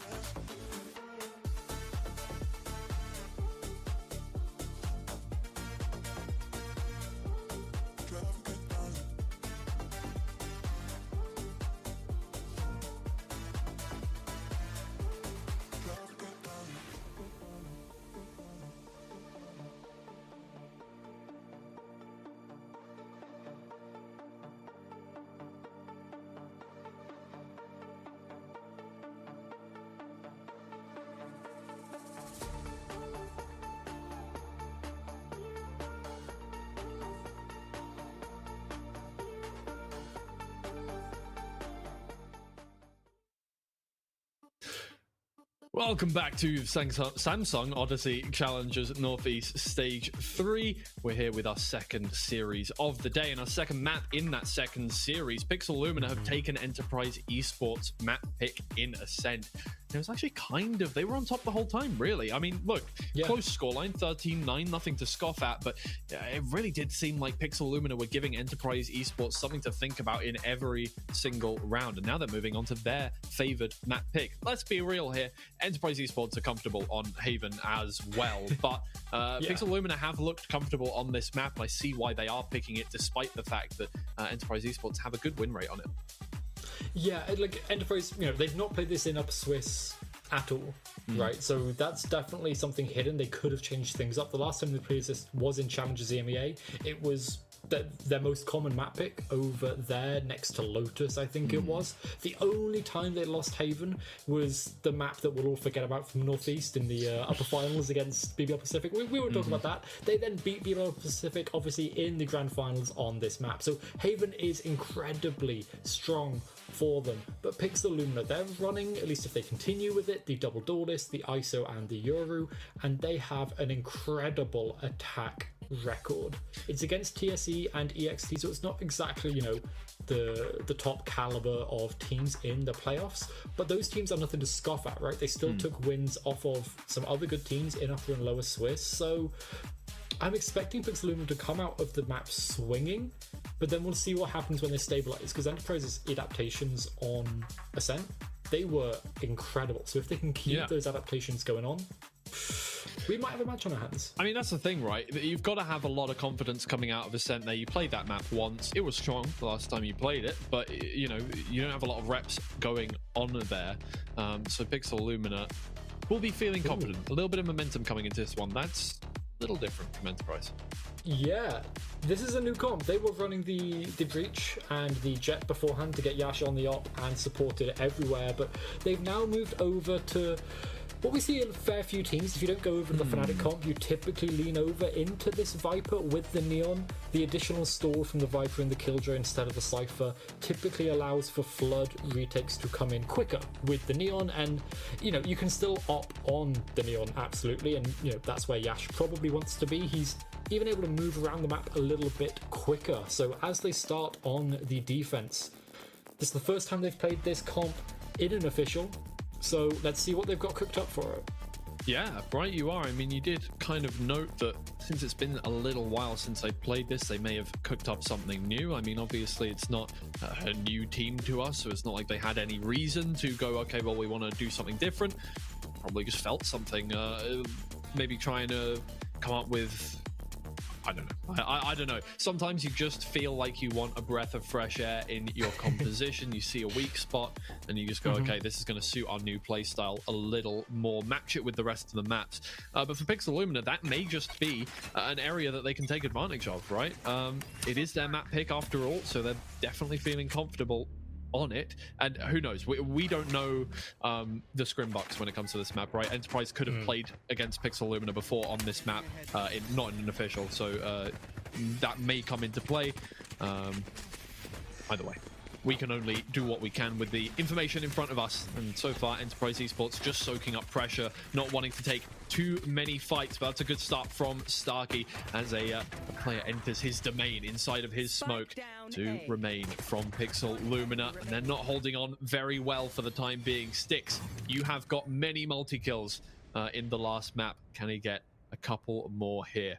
It's going to be a tough task. Crossfire's going on, but they don't know where he's coming from, so he has that advantage. Not hitting the shots. Zeke gets the 3K. Enterprise Esports off to a good start. Yeah, and the way that they anchored that site was gorgeous. The Viper smoke pops up as soon as there's that little bit of pressure over towards short, and then once they've got these smokes up, they're able to walk around back site, hold down Graffiti, and stop Pixel Lumina from taking any real space except for front site.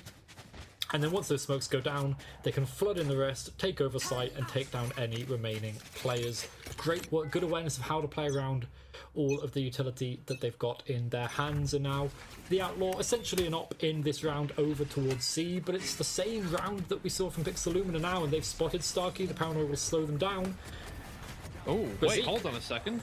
Who's got in behind? Almo has just walked through behind this wall and nobody checked it. Oh. He'll take those 2 kills for free. Hila is now alone on site, gets taken out. Owl drone used. Hold on. Something's going very wrong here. Pixel Lumina once again, off the back of a pistol round, are finding the second.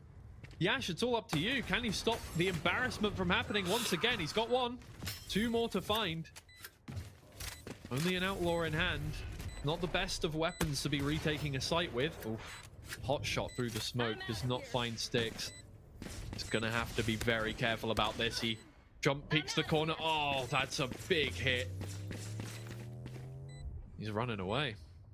Yeah, we saw a deep breath on Yash's face there as well.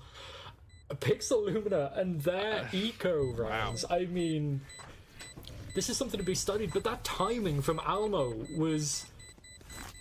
I don't know how he got past flush that, to that wall, like a couple more pixels and his gun's peeking out of it. But yeah, absolute perfection. The weakness in the armor found, and another thrifty for Pixelluminant. This is what got I them would set be up kissing so my well on a teammates set. if I did that. Sticks and Bravo, I get you, man. I get you. They've got to, right? Like, after something like that, for sure. And now, okay, there's an Outlaw on the other side, but we got full shields, so they're not really bothered. And Pixelluminant setting themselves up for a pretty good start to this map, and the momentum from Ascent, we're still kind of feeling it. Yeah, definitely. Repeating the, well, I don't know, indescribable on that one. It is really not often that you do see that happening, right? Some teams are good at it, some teams less so. A couple of shots from Yash, neither of them find their target. Pixelluminant are going to be brimming with confidence, I feel like, off of the back of that round now. Just got to convert that into kills, into more rounds. Enterprise's sheriffs are pretty good. Yash going down, that's only the the Outlaw. Their essential only gun in the round, but it's not really that great against a team of full shields. But they've still got the sheriffs, and Pixel, they can aim, but so can Enterprise. So I'm still expecting something to come of the light to buy, and there's still two people anchoring sight. Maniac wasn't ready for Zeke's position. No, Zeke had his crosshair firmly planted on the headshot position coming out of that corner. Got that kill. Zeke gets tagged up as he turns around the corner. But it is just going to be, if it ain't broke, don't fix it. Pixelluminant heading back towards A. Starkey in the corner does get taken out by sticks, and Zeke can't quite find the hits that he was finding over in long on site. MSH takes down 2. That should be a sure thing for them. Doma, all to do. Classic in hand. Legs broken. 5 shots in the chest. Never a good look. No. But Pixel, they're pretty happy with this start now. ISO Ultimate online as well for Almo. Expect to see that used to great fruition here, because they're looking to continue the momentum. Yes, okay, the buy, it's not perfect. They've got a Guardian on Bravo, but he can get the one taps, and the big thing here is, can they take advantage of the ult? Obviously Zeke has the Hunter's Fury. Only person with more than 2 kills on his team. So we can try and find something. There's a little lineup over towards A lobby, just to identify what's going on there. Gets broken. And slowly, Pixel, they're trying to find some map space across basically everywhere. Yeah, I mean, look, the thing is, A has worked out for them so well at this point that it's always going to be an option for them. They're going to be thinking, why don't we try it again? Yash takes out Bravo. Oh, the ult comes through. Can it be found from Almo? Yeah. I think for a second there was a bit of frustration at the double tap coming into that ult, because he did hit that headshot. It is unfortunate. Starkey's position here, the wrap. Yeah, Doma as well in there. Zeke trying to find the shots onto Maniac. Let's get a couple. Oh, Starkey though is ready for it. Oh, the Hunter's Fury is perfect. Doma cleans up. Enterprise Esports back in the game. Yeah, a great way to close out that round. Starkey pushing up through A. That's going to be noted. Obviously, MSH dying to that. It's going to alert them to the fact that might be happening again in the future, but Enterprise invested Zeke's ult to confirm the round, maintain that advantage there in the moment, despite the fact they did lose Yash quite early on. But that round was needed, and now we're essentially even. Both teams gun rounds. Yash with an outlaw. This isn't maybe not worth it. Only 2 light shields for the side of Pixelluminant, so unlikely to find massive advantage unless it is on MSH, the lurker. And as he's over towards C, that might be the intended target. But Pixelluminant start over towards A. Spam, bullets exchanged, a couple of damage taken on both sides. But A lobby control for the attackers. Here we go. Maybe it is back to what worked before, right? Pixelluminant heading back towards A. not quite yet aggressing in the same way that they did in the first 3 rounds. The Aldrin comes out from Zeke. He's not going to see anything whatsoever, yeah. But he's still cautious. I mean, he's going to move up there, but he's got his weapon out. Yeah, now he knows. 2 players over towards Garage as well. Doma still has things to think about here. Slow going for Pixel Lumen. A completely different look to anything else that they tried in the first 4 rounds. But they've got the position, they've got the right timing. The alarm bot's actually gone down as well, so it's just down to Yash. The Killjoy will move back as Yash gets a headshot. The site, it's almost open, but Doma is here.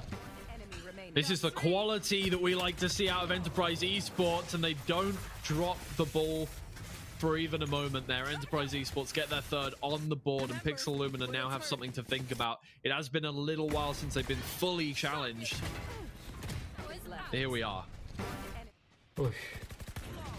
What shots as well, right? Like, just the timing was beautiful, and now Pixel Lumina, despite winning out on that round 2 on that eco and winning the follow-up to that, down to a little bit of a thrifty.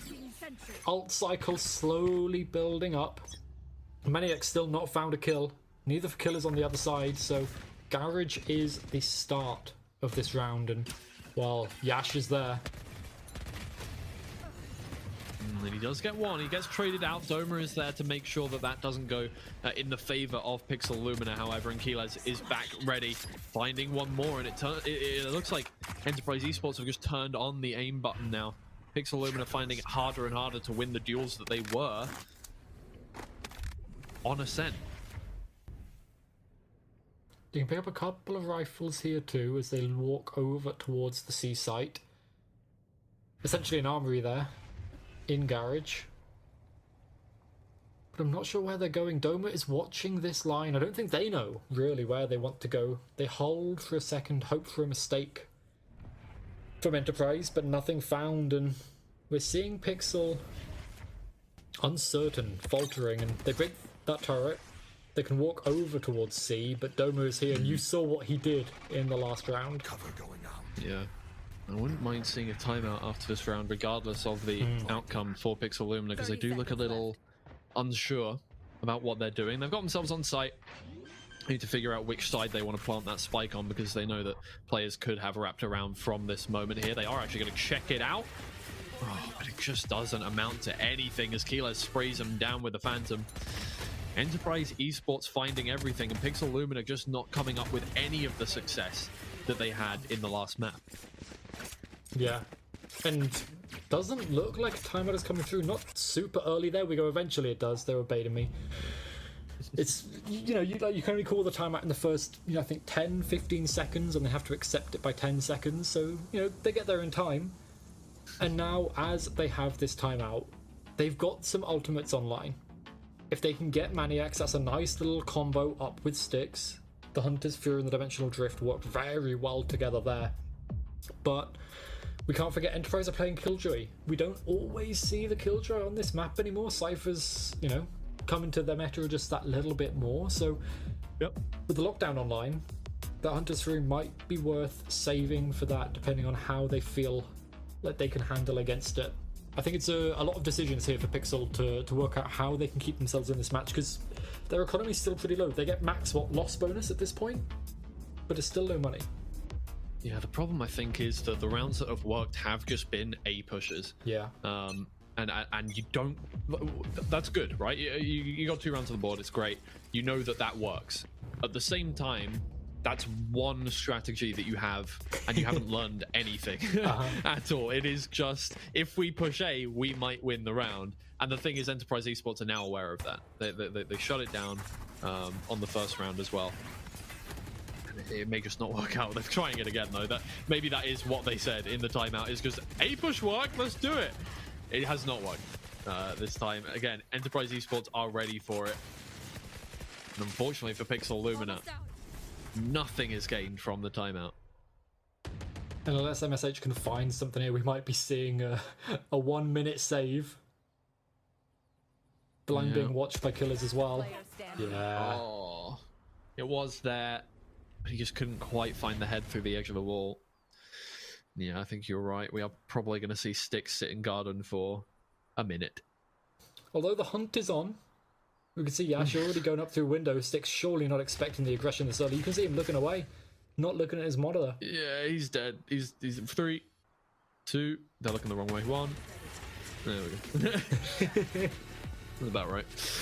Yeah, Enterprise Esports just soaking up everything at this point. Pixel Lumina need to think of something new, and that's difficult, right? Because they haven't had a variety of strategies that have worked at this point. They have done one thing that has worked, and everything else so far has come up with 0 results.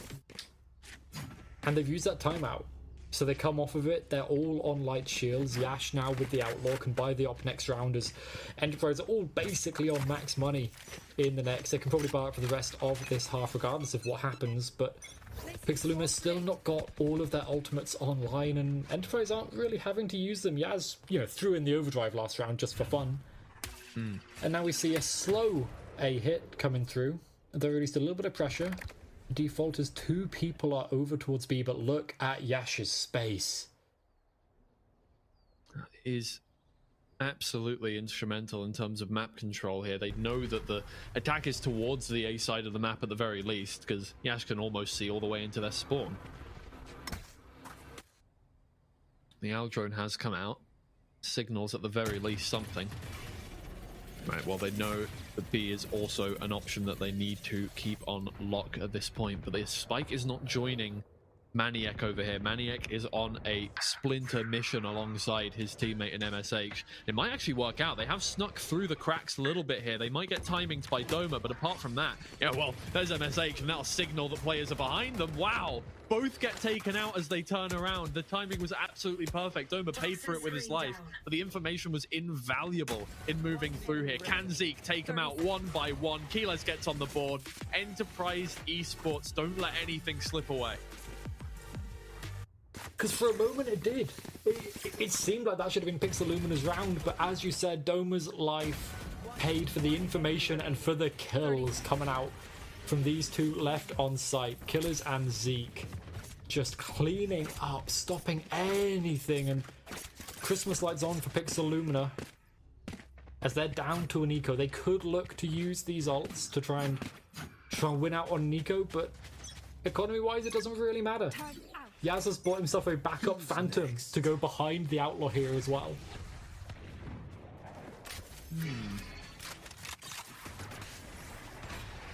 Gotta find something. Ult from Maniac. He's actually just going to use it. Oh, fire a buckshot into the face of Yash. That's going to hurt. They're actually doing a pretty good job of just keeping Enterprise Esports honest at this point. But oh my lord, what a shot from Styx. It's good enough. Has his ult as well. The flank. Pick up a weapon. Oh no, the timing. But he didn't know where Zeke was coming from. You can't blame him for checking out CT. He was not behind the corner. Zeke, the spike is right there, mate. Does that find his glasses on? Yeah. And now Enterprise, they are feeling comfortable and confident. There's, just give the team a bit of extra time to talk, I guess. Yeah, probably that is what it is. Yeah. I don't think that's BM. Enterprise Esports, I don't think this early into the tournament have that in them at the moment. Especially not a map down, but this is Pixel Lumina's map, and Enterprise are showing that, okay, we didn't show this in Upper Swiss. We may have banned this in Upper Swiss a couple of times, but this is still our map. This is what won us challenges in MEA, and this is what's going to continue us winning into the future. As we have that dreaded tech pause coming through, it's got to happen. Today's just been full of it. As if this does go to 3, it's going to go to quite a late night. But the tech pause is over, and Pixel Lumina have a buy, but it's an A hit, and Yash has the op. Indeed he does. This is when things start to turn around for Enterprise Esports, but they don't need to turn it around. They just need to keep on winning ways for the moment. And the thing is, Yash can be so dangerous here on A-Long with that operator. The amount of kills he's got from that position, you could have a light board of that and you would just see it absolutely lighting up that whole area. Starkey, did he just about avoid it? He didn't. Oh no, he did not. Oh, Doma got taken instead. Starkey got away from it. But Yash has found one. Classic instead of the operator, as a little too close for comfort in short. And Kilo's just cleaning up house. He doesn't have to work too hard for any of these kills. Yash has come around from behind and they're on one. Enterprise Esports, the confidence is paying dividends.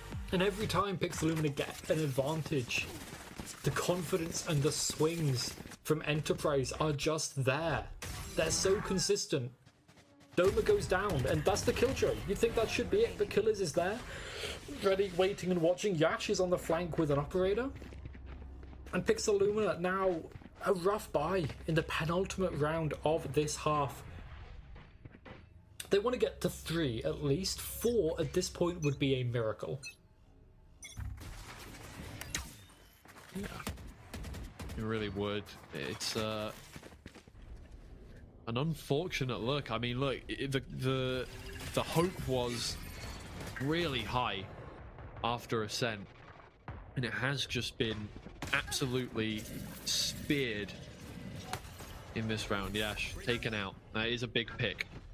Gets rid of a lot of danger, but he was never going to be the player that you were running up against later on in the round. There we go. That's more like it. Pixelumina managed to get 2 picks off of the bat. Keyless is going to move on through. He's not visible yet. That's a really, really nice blind. And he's going to take full advantage. Keyless has been getting 2 kills every round or more so far. You can count on him for it. Pixelumina stuck in long. Their teammates completely taken out on site. It's just all down to whether or not they can hit their shots. Keyless gets 4. And once again, an advantage found from Pixelumina. A kill, a couple of kills, even, but Killers is just there. Not just to even it up, but to swing the round back into his team's favour. And Yash has only had the op for, I think, 1 round, because most of the time Pixelumina are on light shields. So they may as well just go for the outlaw. It's over on A. This is looking like a C rush. The rushes have worked. We've got Styx's ult. Please, let's use it at some point. So C, Doma, out in the open for now, but can stall out for a little bit. But he's going to get his sight hit now. Yeah, indeed. And doing a good job already just with the nano swarm. Keyless gets involved once again. 2 kills on the board already. It's getting a bit ridiculous here from Keyless. Has any of it been a highlight play? I don't think so, but it's just been absolutely oppressive for Pixelumina. Yas comes round from behind.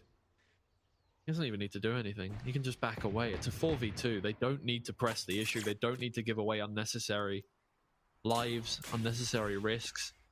They're all just ganged up in garage. Keyless uses his smoke to reposition. What can you even do as Pixelumina here? You've got to push C. Like, you are surrounded. Yeah. The map is being choked away from you as Yash, the timing on to Bravo. And now it sticks. A nice kill to start, but the smoke goes up the recon. He's going to look for something, but he finds nothing. And a 10-2 half. Pixelumina's attack previously 71% win rate, but they just couldn't find anything there. 30 seconds.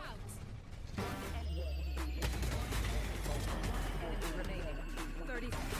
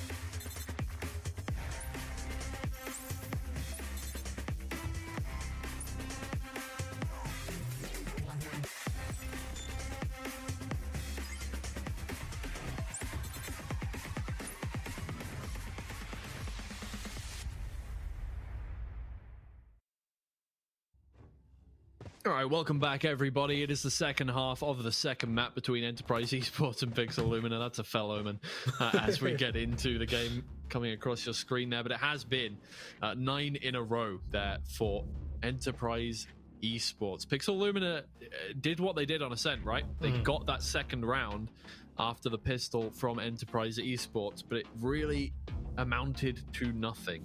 Enterprise Esports bolstered back their defense and just completely hamstringed this team. Oh man, we've got a multitude of technical issues going on the players' sides at the moment. Maybe that's why Pixel Lumina only won 2 rounds. I highly doubt it. Yeah, I mean, at that point, it is like that many gun rounds in a row just, I want to say, disappearing from your grasp, because it felt like Pixel Lumina had a grasp on so many of those rounds, but it just disappeared. And now Enterprise's comp switching it up onto the Viper variant, and it's working so well for them. They look practiced, they look drilled, and this seems like what they've been cooking up since their Challengers run. I mean, I don't want to give a team an undue kind of how would we put it? I don't want to make them into a character, but Enterprise Esports always seem to lose map 1 and always seem to bring it back. That is just the way they do it. It happened against Koi Phoenix. It happened against BBL Pacific. It happened against... It's just a tale as old as time at this point. Whether in Northeast or in Challengers... Here they come again. Keyless from behind. He has absolutely demolished the Pixel Lumina side over the course of this map, and it has just been a slow burner for him. But it has been consistent, and that's what we know Enterprise Esports for at this point. MSH finds 1 in return, but 3 more players to deal with now, and he cannot get going. And Keyless with another 2 kills onto the tally brings Enterprise Esports to 11 rounds. 11 rounds, nice and easily as well. Going for that B2C split through B-site and garage. A classic little strat you bring out on the pistol, and it allows your Viper to stick around spawn to, find that pick onto Almo that we saw them get. And now the Sheriff and Stinger force up Pixel Lumina Last Chance Saloon, taking it with the Sheriffs. Only 2 over towards A, and this is where we see Enterprise starting the round. Yeah, Yash tries to find that early kill onto Styx, who gets back. Doesn't want any of that smoke. But it is really just going to have to be a convincing A-hold from these guys to get anything out of this one. Obviously, like, they're looking towards almost no matter what overtime, even if this round goes well. Yash takes out 1. Styx is able to find 1 more, but the trade is there. Enterprise Esports still have that advantage. Maniac takes out the spike carrier. It's a bit of a miscommunication as Zeke moves in towards Graffiti. They're going to have to collect. That's not the end of the world, but look at the map there. Bravo and Almo move their way in. Keela's having to check 2 angles at the same time as the flank is being watched by Doma here. Spike down on the ground. Now they have to make their move. Doma is a little too late round the corner to find that first kill, but Starkey will find it with a Bulldog, and Bravo taken out by Keyless. It just had to be him. Match point for Enterprise Esports, and this is a trounce of Haven. Yeah, and this is the risk of those 4 spies as well. It's a relatively vanilla one from Pixel Lumina. No special strat, no big force, round that they've got saved up in the playbook. They just split across the map, and Enterprise pick them off one by one. They've got rifles online, at least now in this force, but Outlaw for Doma, rifles across the board for the rest of Enterprise, and they're feeling comfortable, they're feeling confident, they can move towards A. The recons exchange, the paranoia, it misses, but Yas running him down. Yeah, it might just be over in one fell swoop if Enterprise Esports decide to go for this site all at the same time. They got one lurker in Doma over towards C there, but that is about it. They will be running into 3 players if they do want to make this happen, though. Styx' angle's nice. Killers was aware. Enterprise leaving A. They figure we've wasted too much time, we didn't exit quick enough, and let's try and hope that we can find something over towards C. And Pixel Lumina, they've gamble stacked on the wrong site, expecting the re-hit, but no such luck. Principled, even with 10 rounds in hand to Enterprise Esports. There's no reason to give away a round if you don't have to. MSH lying in wait with the cam, but obviously he is nowhere near that site, so he's going to have to make the rotation happen real quick. Enterprise Esports catch on to the fact that there is nobody on the C site very easily. They'll get that spike down on the ground. Think better of it. Let's go for the long setup. And now Pixel Lumina, all of their hopes lie on a 5v5 retake. We haven't seen a lot of these come out from them, and it's a firing range in through CT. Yash and Zeke both capitalize. Nothing is going for Pixel Lumina. Keyless is the one to finish it out. 13-2 cannot feel good for the side of Pixel Lumina on Haven there. Yeah, that is the Enterprise of old, essentially coming on back. Getting revenge, not against the same team, but against another team for 13-2. A dominant scoreline on Pixel Lumina's map. They chose to take it there. They thought that they'd have the advantage, but their attack side, they found nothing great, and the force up didn't net them that round. So the defense, just a clean sweep from the side of Enterprise. And Twiggy, on a day like this, so many timeouts, so many tech pauses, we had to go to map 3. We had to take it all the way. But this was a banger of a map. Enterprise, it's a highlight reel for them. Yeah, it really is, and especially Keyless. I mean, just take a look at the amount of 3Ks, well, 2Ks, 3Ks, 4Ks from Keyless on this map, and it really is just a highlight reel for him. You can just see it going off. This isn't a Keyless highlight reel replay package. This is just an Enterprise Esports replay package. I just want to remind you guys, he just had the final kill in every round. I mean, we will see on the leaderboard very shortly what that amounts to in a 22-6. 377 ACS from the controller player there, but I mean, absolutely ridiculous. Yeah, no first kills. He didn't need to. He left that up for Yaj, left that up for Doma or Starkey to get in on the fun. He was just there for the late round, and I mean, you only get 2 round wins. You're not expecting anyone to go positive from the side of Pixel Lumina. MSH was close, right? Close. 10-14, pretty good, especially in that kind of scoreline, but, well, you've got to hope that Pixel Lumina have got something big cooked up for Lotus, because we've not seen it from them on this stage. So as we go to map 3, we've got to hope they've got something big there. Yeah, absolutely. We will be back very shortly with our final map of the day, so don't go anywhere. Don't go anybody. We're going for a short break.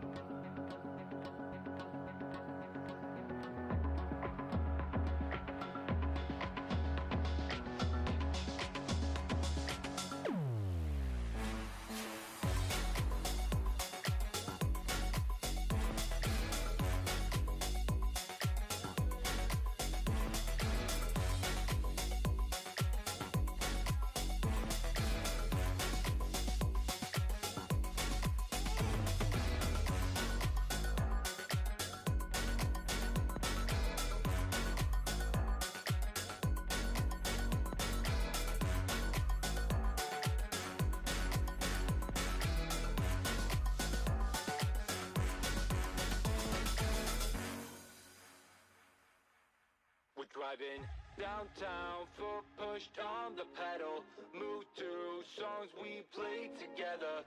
Feel like we're on holiday. I got a feeling it's a good day. We're driving downtown, foot pushed on the pedal. Move to songs we play together. Feel like we're on holiday. I got a feeling it's a good day. Downtown, foot pushed on the pedal. Move to songs we play together. Feel like we're on holiday. I got a feeling it's a good day.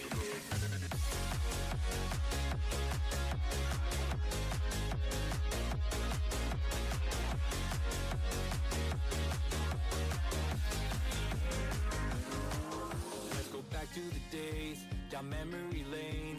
Back to the times when our life was a breeze. Feel the freedom again, my mind was at ease. The sky was so blue when we rolled down the street. So, hey, I just wanna get your vibe. I just wanna get your vibe. Hey, I just want a good time, good time. Driving downtown, foot pushed on the pedal. Move to songs we play together. Feel like we're on holiday. I got a feeling it's a good day. We're driving downtown, foot pushed on the pedal. Move to songs we play together. Feel like we're on holiday. I got a feeling it's a good day.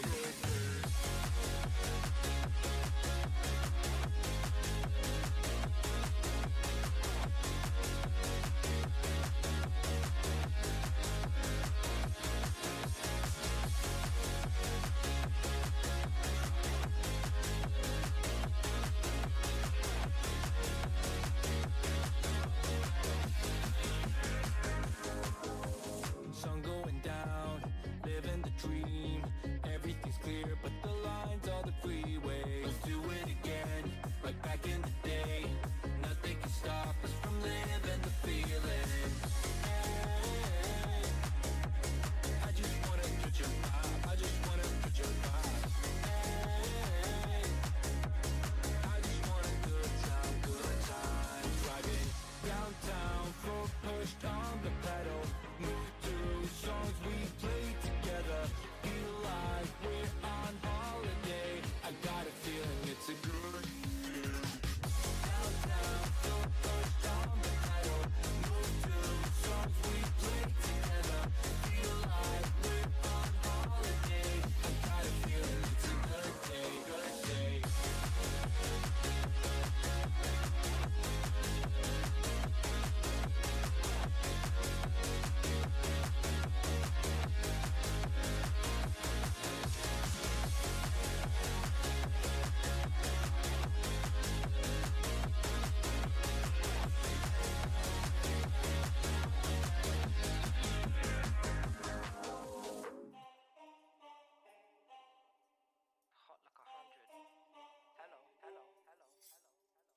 Loading, strapped with the lyrics like I'm bowling.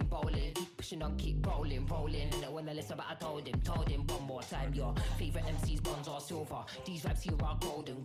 Cards on the table, there's no folding. Spit bars at the club, zoning. TikTok come to London, get ripped off. Man get pissed off when I start lift off. Sweet like flavors, cookie and biscuit. Round here, yeah, the bars I get ripped off.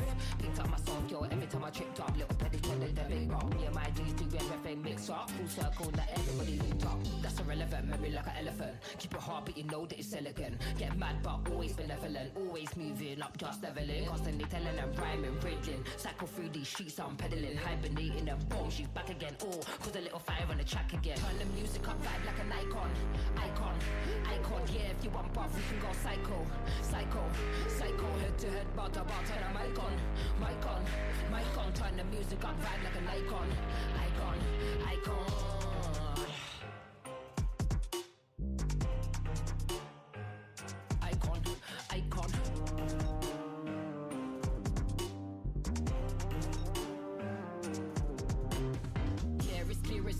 Yeah, I don't mind, I'll do it for the hell of it, yeah. Elevate bars, I regulate, yeah. UK, wheel up the tune, just meditate. Think that they get it by 9, then they kinda late. Man thinks he's a bad man, but he's kinda bait. Live every day like it's my last, celebrate. Mind on the task, we calibrate. Loaded, strike with the lyrics like I'm bowling. Keep pushing on, keep rolling. Didn't wanna listen, but I told him. One more time, your favorite MC's bronze or silver. Too bad these vibes here are golden. Cards on the table, there's no folding. Spit more than I can't zone it. That's irrelevant, make me like an elephant. Keep it hard, but you know that it's elegant. Get mad, but always benevolent. Always moving, not just leveling. Constantly telling them rhyming, breathing. Cycle through these streets, I'm pedaling. Hibernating them boom, she's back again. Oh, cause the little fire in the track again. Turn the music on, vibe like an icon. Yeah, if you bump up, we can go psycho. Head to head, bar to that mic on. Turn the music up, vibe like an icon. Who's the icon? Who's the icon? Icon.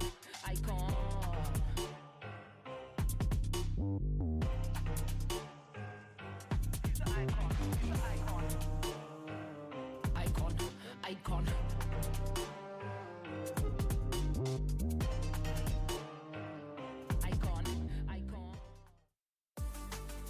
Hello everybody, welcome back to Samsung Odyssey Challengers Northeast Stage 3. It's our final map of the day. No ifs, ands, or buts. We're going to get finished on this one. Enterprise Esports versus Pixel Lumina, each with a map in hand, each with their opponent's map in hand, but the last one was kind of a blowout. Enterprise Esports lose rounds 2 and 3. That's it. That's all they're good for. Pixel Lumina on that one, which I'm sure is quite a tough blow on your own map pick.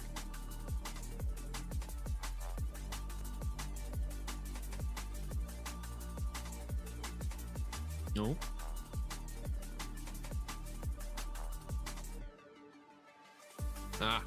Unfortunately, some more tech issues have plagued our broadcast today, so we'll try and get those sorted as quickly as possible. But I think the gist of that was that it is a kind of confidence knocker. Are we back? Are we good? Are we good?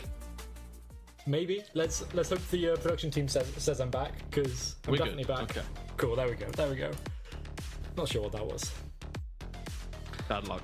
That's all it is. Oh man. One more map to go. Lotus, keep the energy up. It's all good. It's fine. We're good. It's been a long day, but Enterprise Esports and Pixel Lumina are going to finish it out for us here. And this is another map where Enterprise have had quite a bit of success in the past, but maybe not the best win rate. I mean, 11-13 versus Boars in the most recent split does not bode massively well for them, but this is a new pick for Pixel Lumina. Yes, we've not seen this from them since the Tejo meta, right? So it's been a while, and I'm imagining they're not going to be sticking to that. As we saw, the meta's shifted, the way that we play this map has changed. It's gone back to pre-Tejo, but interestingly enough, they do have the KO instead of the Breach, and the KO can bring a fair few things. Obviously, you lose that long distance stun, but the flashes, which some people value massively, are still there. And crucially, the knife in the early round can shut down any of the early aggression you always see either towards mound or rubble. So it's a great use to get that out, get you that initial space, and then continue on the rest of the fight from there. And I think that's what we're going to see over towards A. Indeed. Well, we get started right off the bat. Absolutely no time wasted between these two. They both want to get dinner going as soon as possible, I think. Yash gets started. Zeke on the board as well. It looks like they mean to go on exactly how they left off in the last map on Haven. No quarter given to Pixel Lumina whatsoever. I mean, one kill through the smoke. Give me a second. Nope, Starkey is going to finish it out. Really, Pixel Lumina, that was a non-starter for them. Yeah, they had a cool idea, sending just your Cypher out to start with.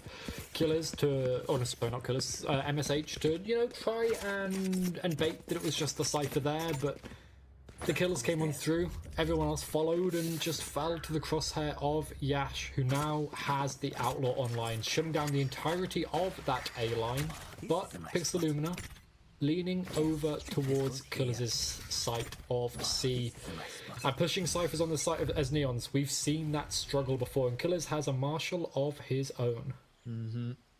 Flash is getting ready. Out it goes. Yeah, Killers is going to have to back off away from that one, obviously. He's feeling pretty good after last map, but yeah, you're going to have to wait for those kills. Just about manages to get the knife in time, stopping himself from losing all of his utility. Shots fired into the dark. Nothing found, but Bravo is down on low health here. And it's just a pause, a paranoia, just, you know, just thrown in there to see if anyone would react and anyone made any noise, but no such luck. The only real ground they've made is sticks over towards B main, and this is useful, but as Killers searches his way forward, the one way will push him back. And he's just going to have to hold on for dear life. Zeke is there to support, trying to find anything, but Keyless finds the first. Starkey with the second, Doma with the third, and unfortunately it does not look like history will repeat itself for Pixel Lumina in this round in getting one away from their opponents. This time, third time lucky, Enterprise Esports managed to convert their second round. Yep. 3-3 almost. Oh no, sorry, 3-2 at this point. They've lost 2, they've won 3. So, you know, the stat not looking as good as it should, but it's slowly looking better.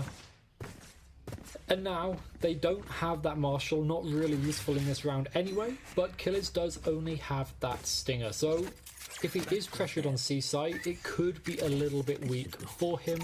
The Pixel Lumina, rifles in hand, light and regen shields on 2 players. And Yash looking for aggression again. Something here that mirrors that opening round, but the retake of Mound, a lot of util used for Enterprise. They want this space back. Yeah, if they do manage to get this round, it will really be a crushing blow for the confidence of Pixel Lumina as well. So they're going to invest into it, and Zeke finds one shot with the Guardian. Can't quite take away the life of Almo, but Bravo will do as a consolation prize there. And Pixel Lumina have not got back into the swing of things whatsoever. The Stinger of Keyless gets that one done, and only 2 players remain. Almo finds the first as a blind spray through the smoke. There's still a 4v2, and the weapons have been picked up. It is 4 rifles in the hands of Enterprise Esports at this point.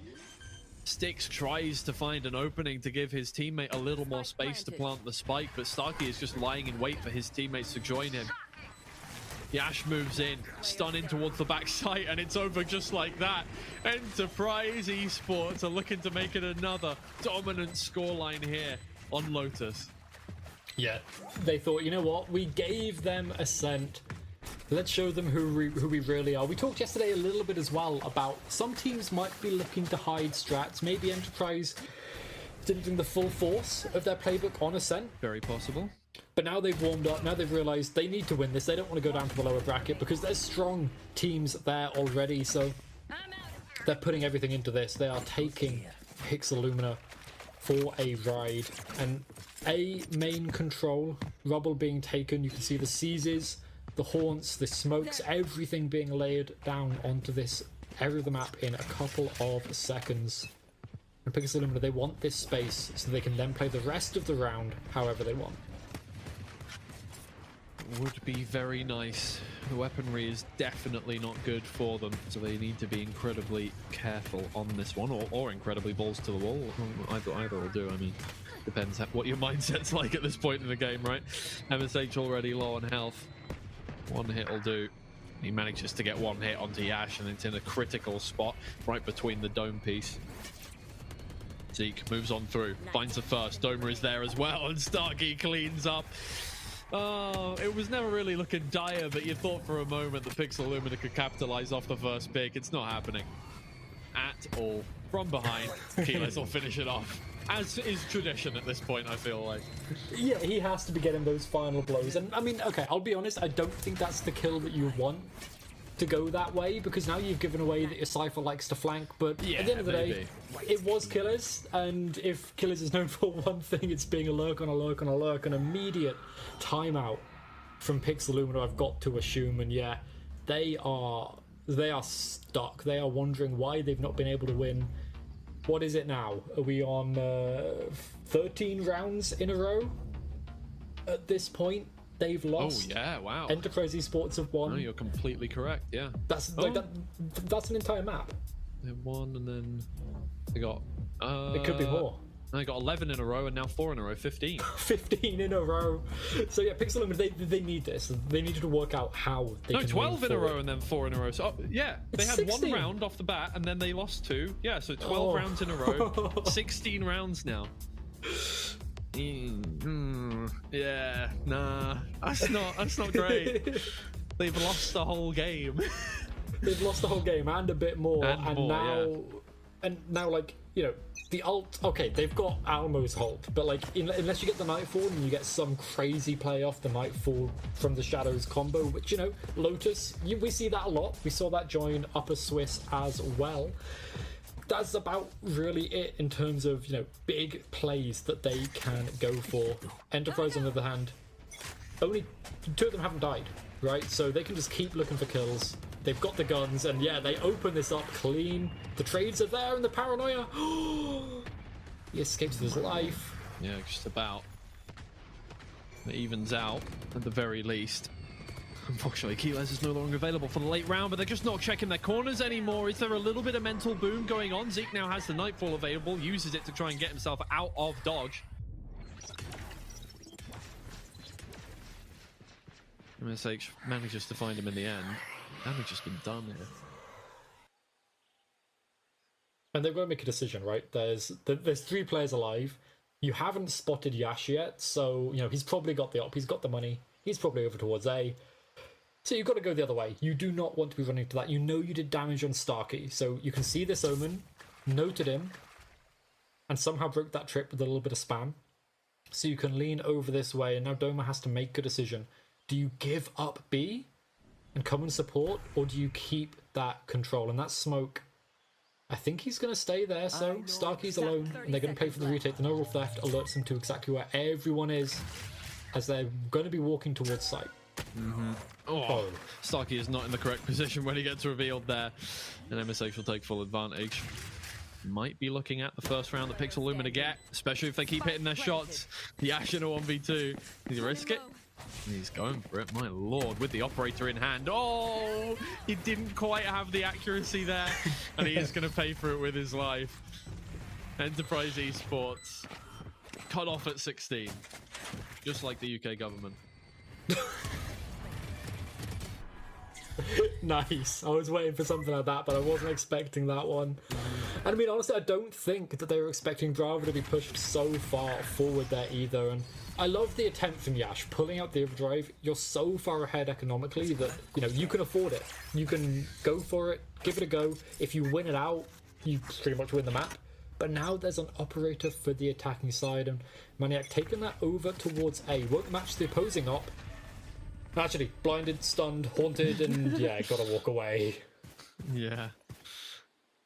Well, free operator, he'll take that. Well, actually, no, he bought that one. It's 300 credits left, but still. It's a bit of a standoff here. Enterprise Esports know they don't really have to do much. They did the hard work. They let the last round slip away from them. It's not the end of the world. 4 in hand is pretty damn good to start off with. And Yash is so extended here. He's going to get that kill. There's no way he does not get that kill. MSH walks directly into him. He's just done the hard work already. Like, they know that they can't go C now. They can go door, but Yash is just going to take the long angle and start pressing down from there. So B is really the option that they are heading towards. They get it for free. Stuck in Hobbit, rocking a hard place. Starkey there, and he does pay for it with his life, but he does manage to get 1 kill, make the odds a little bit easier. You're not getting away from that Nightfall. The retake is going to have to come on through. Almo holding guard of that entryway from A. They're all going to have to go in through pretty much the same direction now.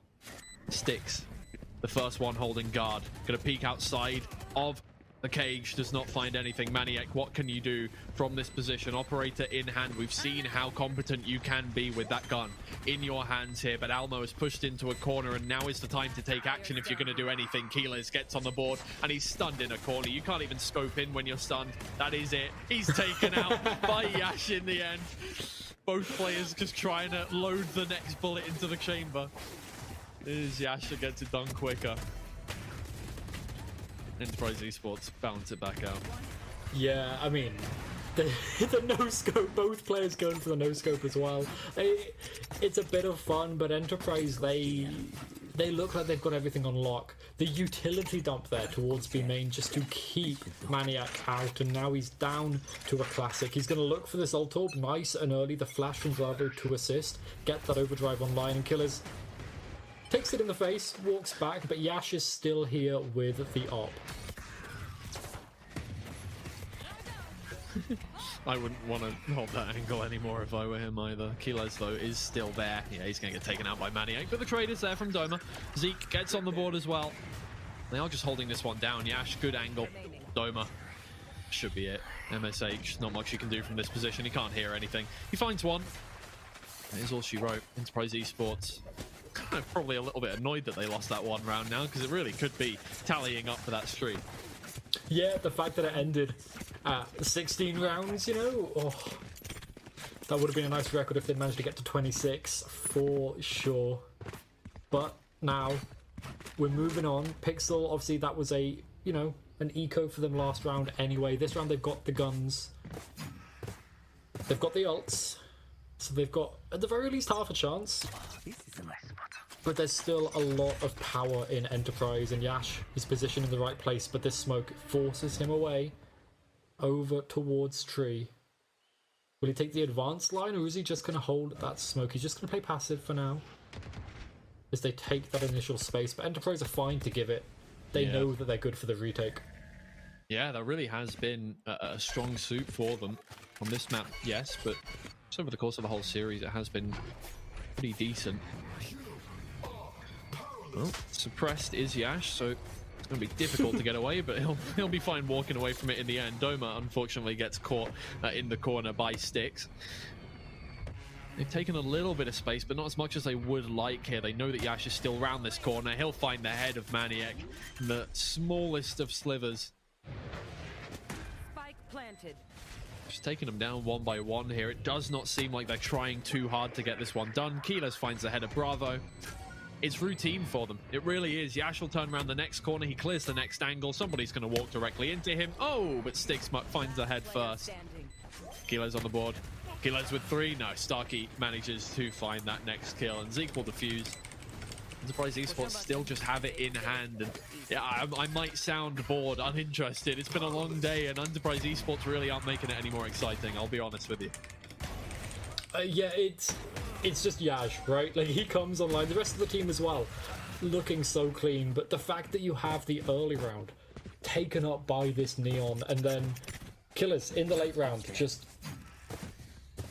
doing this so well. Like, Enterprise, they just look clean, and they needed to show this early in playoffs for sure, right? Like, they had to kind of show everyone else, we are still here to play. Stage 2 wasn't a fluke. And now Starkey up for the challenge, and Styx does take him down. The spike is outside B. Styx has very much been good for these kills. He's been a consistent player for the team despite having lost the last 2 maps. Although he didn't really get on the board too much in the last one. Kilos gets there. Almo sprays some down, and Pixel Lumina starting to warm up a little more. Yeah, he feels pretty good right now. He's got 7.7k in the bank. Good shot. Trying to take back that advantage that he had in... he lost over on Ascent, right? He wants it's like that. Reloading. Feels comfortable with 5 bullets in the chamber, obviously. Operator player, but... get rid of that. Let's see what he can do. He's got players on all sides, yeah. Nothing really happening. That's absolutely fine for them. Again, they have so much money. It's really just not a worry whatsoever. Every weapon that they can take away from Pixel Lumina at this point is great. And their half has been so convincing now that even if they do drop another 3 rounds, I just don't see them losing the map. No, but the timeout comes out from Alex to jump in nice and quick. Stop this from turning into anything more than another 10-2 half. I think that's what Enterprise aiming for, right? Scoreline is 1-1. You don't want to let that run away and give away that victory. It has happened a few times in the history of this region. In fact, it usually happens on this map as well. Actually, an upset final map. If I remember correctly, Team Liquid Academy won the grand finals against Shaq Matt here after a very long best of 5. It's that kind of map in Enterprise. They've learned.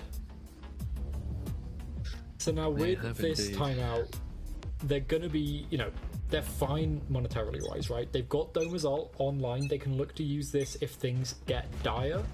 But crucially, they're going to want to be trying to counter anything that comes out from Pixel Lumina.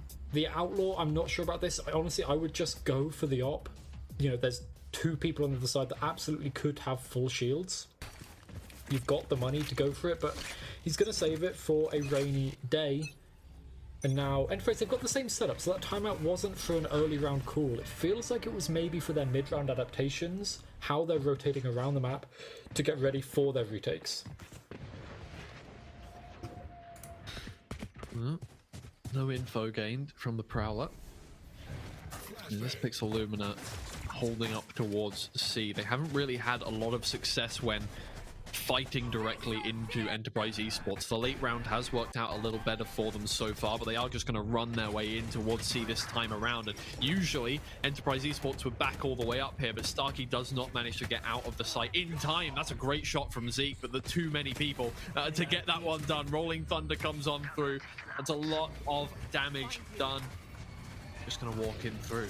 Keyless is so confident, but Yash finds 2 shots, 1 a collat, and out of nowhere, he doesn't need an operator. Outlaw is good enough. Like, I saw him swinging down towards B main when the door was rotating open. Yeah. But you can't blame the observer for not catching that one. Who would have thought? My lord, man. That is, the Rolling Thunder, great. We can talk about what Enterprise did there overall, but yeah, Pixel Lumina. Yeah, understandable. The last minute timeout. They don't want this to get out of hand. They learned from Haven where 10 and 2.5 it was impossible to come back from. So yeah, the timeout right off the back of Enterprise's own. And yeah, the Outlaw still in the hands, able to keep this going as long as he wants at this point. It's the kind of gun you can just buy and buy and buy and buy. So now, Pixel Lumina, no ults. They use the Nightfall as part of that failed exec over towards C. So this is going to be purely the macro and the strategy call. They want to bring something new, something spicy in that they can really surprise Enterprise with, although it feels like they can't be surprised by much. Yeah. It does feel like they just got into half 2 of the boss phase, right? And Pixel Lumina have not yet learned the patterns of this next phase. Yash holds it down. And again, Pixel Lumina just need to find something to open things up, because every time that they get in, even if they manage to get 1 pick, maybe 2, just like so, they have just been overrun by the Enterprise Esports players as they rush back in to flood the site. There's the first. They're trying to take more space this time around. It's not worked. It's not worked. Keyless is there to find 1. There is a second. Now he knows that. Styx might not go for the re-aggression. Bravo. Oh, gets hit by the Prowler. Zeke and Starkey will move in, take advantage of that. And again, Pixel Lumina just unable to hold back the flood of these players. Starkey finds his 3rd. Styx caught in the backside. Aftershock directly in front of him. He's just holding down the spike by himself, but it's not enough. Enterprise Esports find their 9th. Really might be looking at another 13-2 if we're not careful. Yeah, it's really looking that way. There was one cool thing there from Pixel. They took this initial space up towards A, up to Blue Door, and then put that smoke down on B Heaven. A very minuscule thing, minor. But that forced out the Nightfall from Enterprise. Zeke used that just to make sure that no one was coming in from B main, that this wasn't going to end in a B split. So they did get out the Nightfall, which is great. Going into this round, that would be a very scary ultimate to contend with. So that is gone. but now they have Almo, the From the Shadows, and the Judge. I'm worried about what this could mean, because I'm expecting a crazy TP play here. Oh, he's faking it. Yeah, he is indeed. And still a little bit of fear. A bit of insecurity, maybe. Oh my lord, Almo, try and get out of there. Does not. Doma and Zeke tag team for that one. Not know the Eiffel Tower's in Lotus, but there we are. Bravo, Maniac. Both get on the board. 3-2 now. Oh, Yash. An uncharacteristic miss of the operator shot there.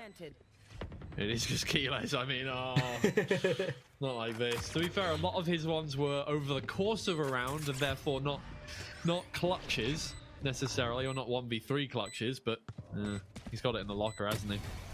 Nah, not this round. 9-3. Okay, again, Ooh. for some, cursed, but I'm sure, I said this last time, Enterprise Esports will be relatively happy with the position they're in.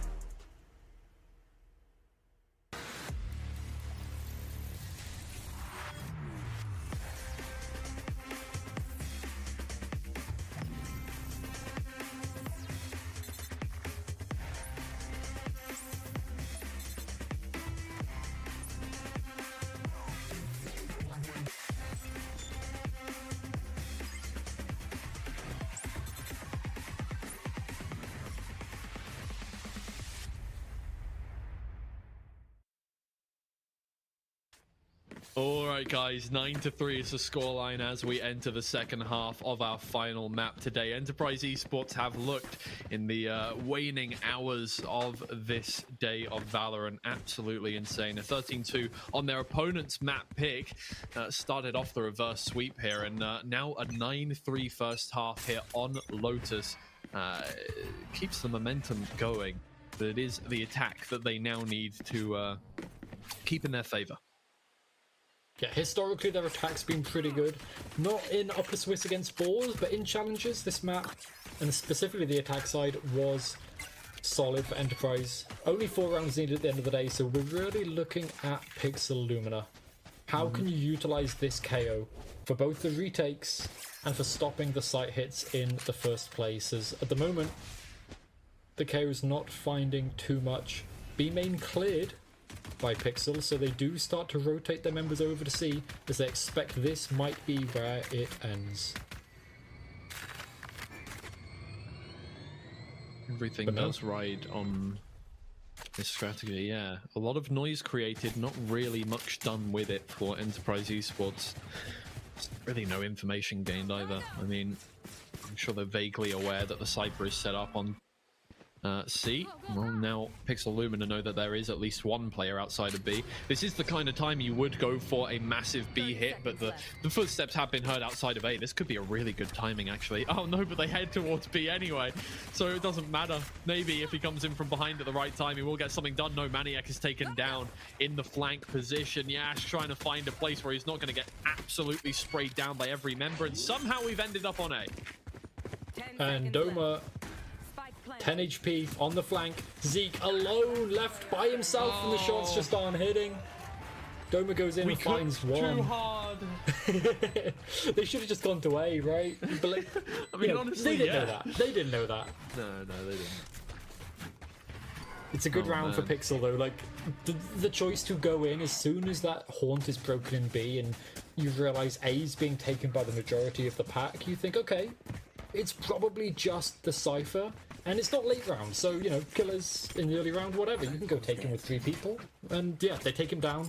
Pixel get that round, and Enterprise, they've got rounds to give away. They don't need to try and force up. They can save their money for the next round, make sure they can full buy for the next and try and win as much as possible. And Pixel Lumina, the advantage. Maniac over towards C with that Outlaw. There's a B default that is going on. Players all over the map, but the aggression centered in the center. And, door open voluntarily there. To try and give Maniac a good shot in. He doesn't manage to find anything, but MSH has been found out. The trade is good for Keyless. Maniac, second attempt.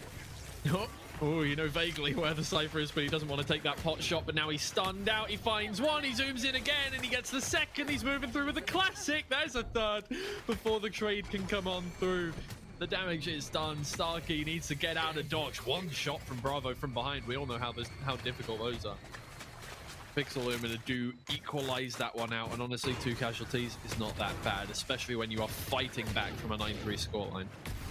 Yeah, and yeah, especially considering Enterprise, you know, they were only on classics. You're fine with this, right? If they'd bought up, it could have been a little bit worse, and I'm not sure about MSH, that's hard to say. With the Outlaw, especially when Maniac's got the Operator, which, it's great. Round 3 op, unexpected, could do a lot of damage, but Zeke has the Outlaw, and, well, that's an op, essentially, against Maniac here. Yeah. He's sitting inside Hobbit for the time being. Sticks backing him up. Well, maybe not. Off on his own. But still, they are going to run into, oh god, the Frontier here. Yash moves around, gets that one tap. I'm not sure if they know that there is another player there lying in wait, but Yash has already moved into tree, so it doesn't really matter in the end. It's a good stun. He gets one, sticks, finds one by surprise, but that's all she wrote for him. Oh my lord, Yash is on fire. He's just hitting one tap after one tap. They move in towards site. 4 versus 1 now. Almo only has a stinger. He'll probably pick up the Guardian from Hobbit, but what he can do with it, that's a different question entirely. He couldn't find something. The spike, it's going down quite late. Actually, that's the op. He'll just save that. No, yeah, that'll be absolutely fine. And you got another 40 seconds of listening to us yap about stuff that definitely matters for this game. What do we come up with next? That's the question. Oh, what flavor of ice cream did you have in the break between maps? Oh, it was only vanilla. So I That's vegan fine. and did like the vegan ice cream. Except for the new Ben & Jerry's one, which apparently I've not tried yet, but apparently the new Ben & Jerry's vegan ice cream is incredible. So I'll be real with you. Look, I'm not a gotta try vegan, that. but Greg's sausage rolls, vegan sausage rolls are better than the regular ones. Right. So there are very much cases where vegan food is literally just better tasting. Yeah. So I'm with you on that one, but they do need to. Yeah, I mean, ice cream is probably a difficult one considering it is all dairy to get right. Yeah, it is just dairy and It sugar. is literally all just not vegan. But now, as we get back in to the game, eventually, Pixel Lumina, they used both of their timeouts last half. Yeah. So they can't come back into this with a timeout. They don't get a chance to speak to Victor unless Alex pulls the trigger on his own, right? So Enterprise, they've got a little bit of an advantage there, as the gun's relatively even. Maniac does have the op leaning A, and that's where the first start of the hit is from Enterprise. Yeah, holding it down. He needs to find something concrete here, and he can't quite take advantage of the reveal. Enterprise Esports are making them sweat just a little bit as well. Maniac's backed all the way into a very narrow sight line. Brave will block off the door. Managed to take one for his troubles as well. Uses that ult.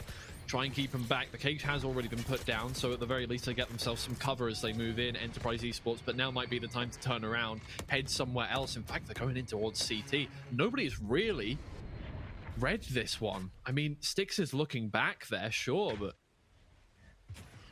he's already made his move and backed in towards drop. Keyless finds one. They don't know that a player has moved all the way into B here. Actually, Styx could get taken advantage of as he moves around to try and find that kill, but Almo and Maniac, they make that work. Styx is in the right position to take advantage of this. Pistaki moves back towards stairs. Sprayed down through the smoke. Yeah, that little bit of damage. And yeah, peeks out into Almo. Everyone else knows where he is. He gets one. He should look to hunt here as much as possible. Yeah. His team can buy up. He can buy up next round anyway. If he can get rid of the op, that's good damage. And no, he's just going to back off. Knife sees him. Going to save. It's not the end of the world. Yeah, I mean, at this point, it is just stopping them from getting ults, right? Yeah. At the very least, you've got Maniac's ult will be incredibly useful, especially as he's using an operator right now. So just stopping him from getting that immediately in the next round is not a bad idea. That I'm not sure if that is the call, but that will be part of it. Enterprise Esports, I mean, look, they have rounds to play with. They also have another timeout available there, so there it is. And they can just use it to slow Pixel Lumina down, right? Look, they've got 3 rounds and a half. They can't time out anymore, although this will also give them the opportunity to talk. But at the very least, it just, slows the roll a little bit. And I think it's nice, right, to get to talk to your coach before this really spirals out of control. But this is it. This is the last time we'll get, unless we go to OT. And that's, what's that, 7 rounds ahead? So, it'll take a while to get there, if we even do. But now, Enterprise, they've faltered a little bit. They've got a buy this round. One person isn't going to be able to have a great gun, although it looks like maybe the buys should be spread around. Maybe the fast lane will have to be given up for Yash. But Enterprise have been taking this A main control a lot, taking control of Rubble, and it's been working. And then it's been their mid-round adaptations off of the back of that have left them wanting, right? The A hits have been okay, the B splits have been not exactly what you want to write home about. So I'm imagining it's this mid-round adaptation that Alex has come in to talk about, how they want to move, how they want to flow after they've taken Rubble here. There's another Rubble take. In fact, Keyless is going to join them on this venture, not sticking around in his own spawn. I think they just want to be a bit more decisive about it this time, actually just go for it, roll through onto the site. And Pixel Lumina are giving them that space, backing up. They know that, look, this is one of the easier maps to retake on in the grand scheme of things, especially when you've got all 5 players alive and you've got all of that utility available. So they will just give them the space, let them get the spike down, although they do need to start thinking about making a move shortly. Yeah, util to play with, but no ults, so it's going to come down to these gunfights and the util combos. The Haunt is going to be big in this position, but Styx already used it, and the retake, it starts to come on in, but it's not going well. Yeah, no. And it really is ticking down the timer now. They've just about got on site, but not in a way that they can actually get moving on the spike here. Enterprise Esports players still all over the gaff, and that's 11 for them.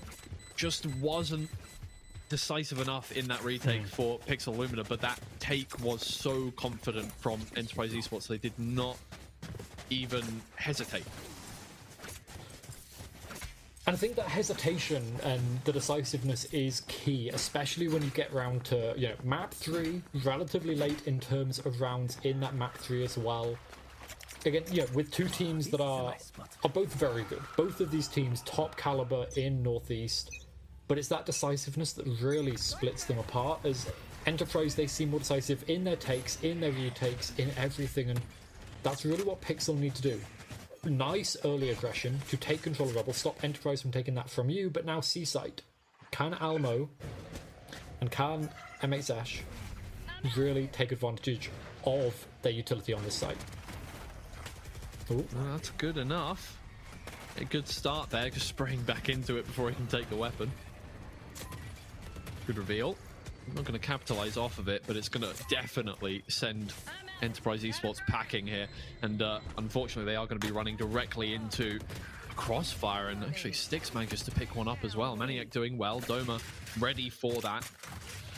It's 1v3 though. Ooh, that's close. There's not really anything he can do. Spike on B, and getting into B alone is a tall order, so he may just sit back and relax for a little while. Yeah, they're using the time to have a little chat, it looks like. I think it's needed as well, right? Like, 30 seconds your left. exec there, it was a little bit disjointed. We talked about the decisiveness, and they knew what they wanted to do. They knew they wanted to exec out. But as soon as that got stopped, as soon as Yash goes down, as we see the operator that was picked up from Yash's body be used to take out the breach, and now probably handed over to Maniac on this defense. But as soon as this kill comes through, they were hesitating about what they were doing next. They weren't sure if they were heading back to B through door, if they were going to A, or if they were going to re-hit C later on, and that was where they really got caught off guard. And now actually, despite the slew of rounds that they've had, they are down to an eco. Yeah, and this is where Pixelumina can start to try and come back. Yeah, for sure. They do have a lot of ults there, and even one away from the Nightfall as well, so they'll probably try and get Zeke into that corner to grab that orb. I think, you know, Pixelumina are aware of that. As you can see, the grab there was close, but Zeke will get his orb in the end. And here we go, immediately using that. Absolutely no time wasted whatsoever. Getting towards site, because this is what worked for them before, right? Just getting in, getting the spike down, and making Pixelumina actually work. Styx finds the opener with the operator, and Maniac has got his ult up as well. It works completely. That's much more decisive of a retake from them. They didn't waste any time in getting back on site. A completely different round to round 17. Yeah, they've changed so much, and especially now that there's no timeouts, I want to bring up the curse, because this is feeling like Pixelumina, they found what works for them, right? They know how they can get back in, how they can find space in the latter parts of these rounds. And okay, they give up some space here in the early. They allow Enterprise to take control of this, although there's a lot of spam going on, not too much damage shared, and Enterprise are down on an eco, so they need to close up this space and try and take down the operator on B. All grouped up outside of B now. That looks to be the plan. They get rid of that trap wire, but the first kill does come through from Maniac, and he's got backup now as Enterprise Esports try and force their way inside. Bravo takes out the first, Maniac with the second. Doma is there with the trade and an aftershock onto Maniac as well. That's actually absolutely massive. Maybe they look to invest into this round. It's a Rolling Thunder straight into their spawn, and they're actually capitalizing off of it as well. Styx does his best with the shorty, and just in time, Almo is there to make sure that nothing goes wrong there. Enterprise Esports just almost had a moment where they ran away with that. Yeah, the ults coming on, specifically for both Doma and Yash as well. Coming in there with the ults, it surprised Pixelumina. Maniac gets that first kill, and then sees the aftershocks takes him out. And all of a sudden, Enterprise think, we can win this, let's rush in. Pixel weren't ready, but then they stabilized. They managed to breathe and come back in, and now we're going to see a bit of a brawl over A here, as utility being thrown from both sides. No, it really is starting to become a little worrying for Enterprise Esports. They worked so hard to get back into this series, a 13-2. And now it's within 2 rounds here. We saw a pretty similar situation actually on Ascent, where Pixelumina did get kind of snuck up on, but managed to close it out. Enterprise Esports gonna have to pull off something similar here, but they're second guessing themselves early round. My eyes are down. As the cams spot each other. Yeah. This is going to end in a C hit, but Maniac is here with the op ready, and he's been good with it. He does have to note himself in the stun. He just dodges it, but oh, another Cypher Trip kill. We saw that yesterday. Oh man. Yeah, well, Maniac has taken full advantage as well. MSH misses a couple of shots. Oh, good shot from Keyless. There we go. He's awoken back up. 3 kills. There we are. That's more like it. That's the Keyless we were seeing last map as well. It's just Bravo left. The spike is down. It's a 1v2. Definitely not an insurmountable round to win. Definitely not an easy one against Starkey and Keyless. Keyless with his 4th. And they get themselves to match point. They are dragging themselves across this finish line, but it's getting there.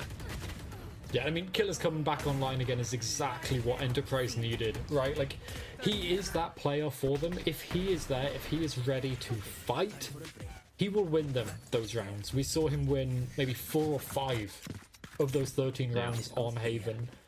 Some of them snatched from the jaws of defeat as well, but that one, it looked pretty secure for him. Operator brought back up again for Maniac. Everyone's feeling pretty comfortable on the side of Pixelumina where it comes to the guns, but now it's map and series point, and we see, the TPs just used to save their life as Enterprise are charging down onto C again. Yeah, maybe taking advantage of a potential little bit of hesitance from Pixelumina, knowing that now on match point, they have to be careful not to make any mistakes here, and it's a 3v3 in the early stages of the round. MSH takes a lot of damage for the edge of that wall from Doma there, but they back up.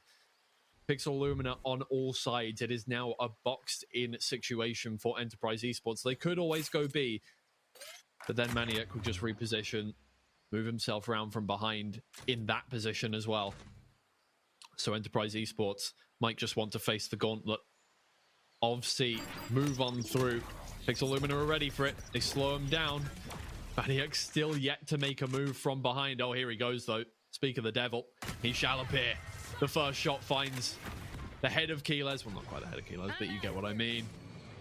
And he moves. That's it. He's done his job.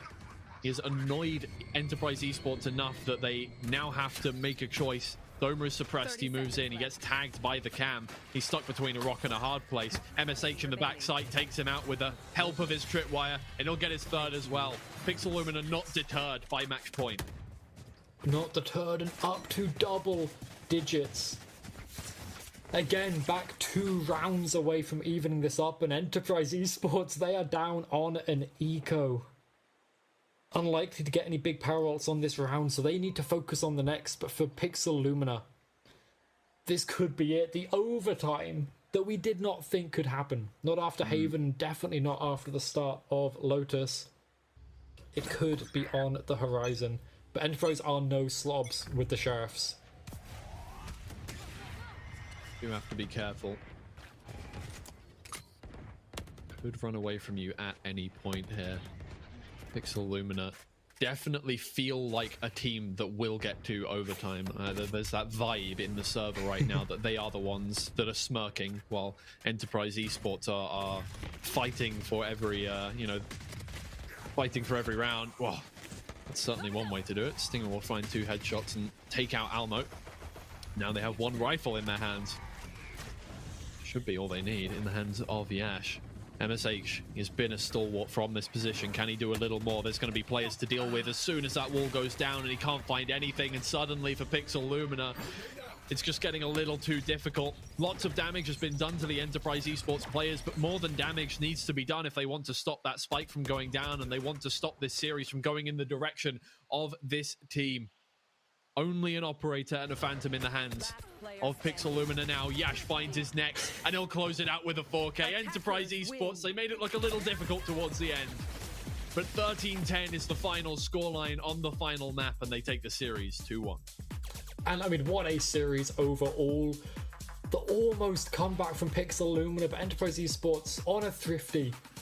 Dashing out of a one-way smoke, take down 1, get that phantom onto Yash, and he clears it from there. A 4K for the Neon player to win Enterprise Esports that map, to continue on in the upper bracket and send Pixelumina down to the lowest. They're not out, but it is tough down there, and now 1 more loss and they are out. And they really want to make it all the way to challenges again. Yeah, I mean, we've set up the stakes now. Obviously, we have 4 teams down in the lower bracket. 4 have moved on in the uppers. And the thing is, no matter who you're coming up against, it's going to be difficult. Pixel Lumina have to face Formulation Gaming next off of the back of that loss, and that is not an easy opponent. That's not an opponent you want to be facing in a lower bracket run. But Enterprise Esports, in the meantime, they're going to be up against Team Liquid Academy. They didn't have a great time against them in stage 1, but that was a different time. 5 months ago was the finals of that stage. And well, the teams have grown a lot since then. Enterprise Esports are now an EMEA Challengers winner. They're proving it there on that stage. But, well, I mean, we're yet to find out if they can replicate their success. It's a decent start. It is.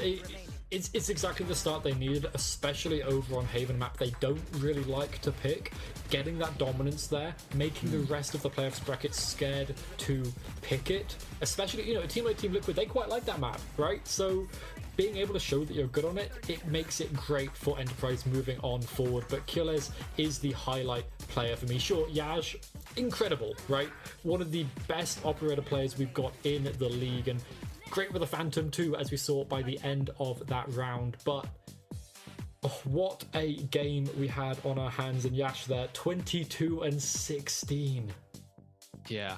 Oh, man. It is just another one of those standout performances, right? And Yash is no stranger to these. He's been a little bit silent today, I would say, by his standards, but definitely waking up by the end of it. And here's the thing, right? Enterprise Esports has 5 players that can all do that kind of performance on their day. And Yash has always kind of been the linchpin for the team. When the sticks are down, Yash usually gets back up and kind of brings them back. And no stranger to it. And I'm very happy that he has managed to have an outstanding performance on one of the maps today. Although, let's be real, there was not really an opportunity for anybody to have much of a standout performance when Killez was just cleaning house in a 13-2 on Haven. But yes, this is really good for Enterprise Esports. It's something that they can leapfrog off. Yeah, absolutely. But we've got one of Enterprise Esports with us very soon. I can't wait to have that interview. But until we get there, I want to talk about Team Liquid Academy again, because this is who Enterprise are going to be facing. And I think this is the key point, because they lost to them in the lower bracket final of Season 1, right, or Stage 1. And that could be there still in the back of their minds that, you know, they didn't really get to face them last stage because of Team Liquid's performance. So now we've got the true battle, I think, of Northeast starting, and it's not even in a final yet. Yeah, no, that is the that's the interesting thing, right? They lost to them in part because it was a best of 3. In fact, they won 2 of the first 3 maps. So if it was a best of 3, they would have got that victory against Team Liquid Academy. Oh wait, no, sorry, Team Liquid Academy I think won maps 1 and 3. I can't remember. It was a long time ago.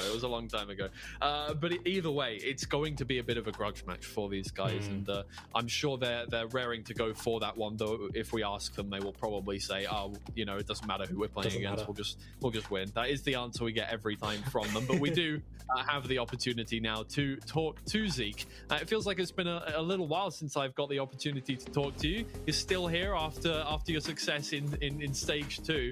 You're going to be up against Liquid Academy again. It's been, what, 5 months since you last played these guys. Are you raring to go for the opportunity to get your revenge over them? Yeah. Yeah, of course. Yeah. But looking how we play right now, you know, yeah, I want. Okay.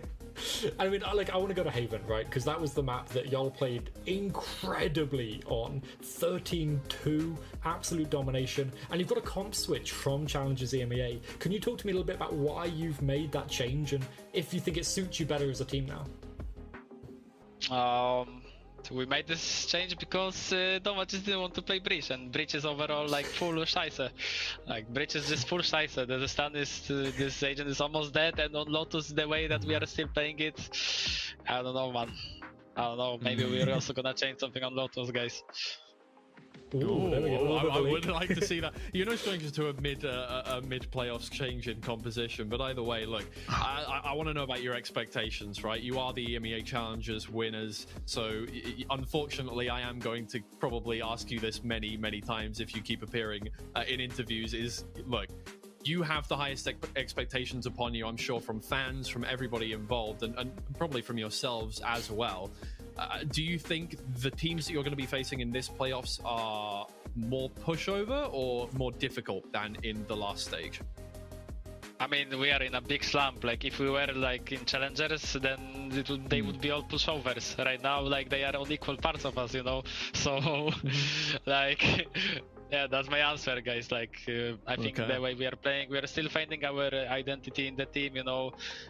Like, just mixing up the comps, you know, trying a lot of new stuff to get out of the slump. And like, right now we are not our best, and these guys are, you know, I think on the same level as us. And the fact that we are winning is very good for us. And maybe if we keep winning, you know, even if barely, we're gonna regain the confidence. Because like, I think so far looking at this game, it's only killers that regain the confidence. I mean, yeah, definitely. After that Haven performance, for sure. But thank you so much for talking to us. Hopefully, you guys do build that confidence over the course of the playoffs. You've got plenty of time until the next EMEA Challengers rolls around. So you've got plenty of chances to prove yourselves. So thank you so much. Thank you, guys. All right.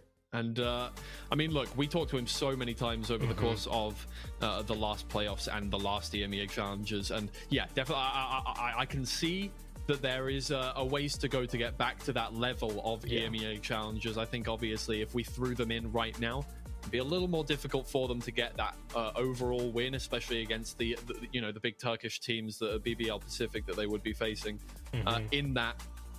But they got time, right? They got time to build up. As they say, maybe some changes to come on through, especially on Lotus are still running an older comp, using that breach, as he says, not quite in the meta, let's put it that way. For the time being. But it is interesting to hear that from Enterprise Esports, that they are not at the level they want to be at, where a lot of the other teams, I think, are slowly building themselves back up. Like Team Liquid Academy are looking way better than they did last split. And then you've got Formulation Gaming, who have risen to the surface very recently. And then the new guard, right? Fullbox 200 are no pushovers. Pause Gaming are looking really good. So you have to be careful, and you have to be building that confidence quickly if you want to get anything out of this playoffs. Yeah, because like the playoffs bracket continuing on it's not getting easier. It's only getting harder if you're in the upper bracket. And you know, Enterprise up against Team Liquid Academy. We've talked about that now as well. But they win that, they go up against either Detty Elise and then Balls, or if they lose, they're up against Fullbox 200 or Metasport again, and they don't want to go up against Metasport again after what happened in Upper Swiss. So, like, regardless of what happens, they are against difficult opponents, and building that confidence up, it's great to hear that they know they're not perfect yet, right? They know that there's improvement to go, because you need to improve always, and I think they've got the spark. They now just need to hone it to perfection. Yeah, as per usual, and I feel like this is something that we, maybe in not so many words in interviews, but we hear all the time, is you are your own worst enemy. And how you perform is much more important than how much better you are than your team, than the teams that you're playing against. I mean, we had 3 upsets, 3 teams that didn't perform well in the Swiss compared to their opponents won the games in the playoffs. And it really is just about if you show up on the day and get those kills in the server. So I'm excited to see what Enterprise Esports can bring, but we are not done yet with the playoffs. We've just got 2 days out of the way. No teams have been eliminated yet, but that will all change tomorrow. So please, you'll be joining Echo. I will be taking a very short reprieve from this. Thankfully, if the tech pauses get any worse, I don't want to be here for them. So, but either way, yeah. Well, I mean, you have to. Sorry, you're signed on for the next 2 days. Do you want to say anything about your excitement for set the stakes for the next 2 days? You're going to be here. Yeah, I mean, the next 2 days we've got tomorrow elimination for 2 teams. Whoever goes out, it's going to be a shock, because at this point all of the teams are so strong, even in that lower bracket. But then Tuesday you've got to come around for, because the winners of that, they lock themselves in for top 3, which secures them a Challengers EMEA slot at the very least. They can continue on, they can get further into the grand finals, take that first seed, which would be great for their group seeding in Challengers EMEA. But the next 2 days are the most crucial for how this tournament is going to continue on. You can't miss it, and I'm not just saying that because I'm on. Well, you can't miss it because of that either, but that's a brilliant way to set the stakes for that one. So guys, you now know that the next 2 days are going to be filled with even more Valorant action, even more banger games. It's been lovely having you here for the first 2 days of the playoffs. We've still got plenty left to go. So join us again tomorrow, join us again on Tuesday, and we'll be right here waiting for you. Goodbye.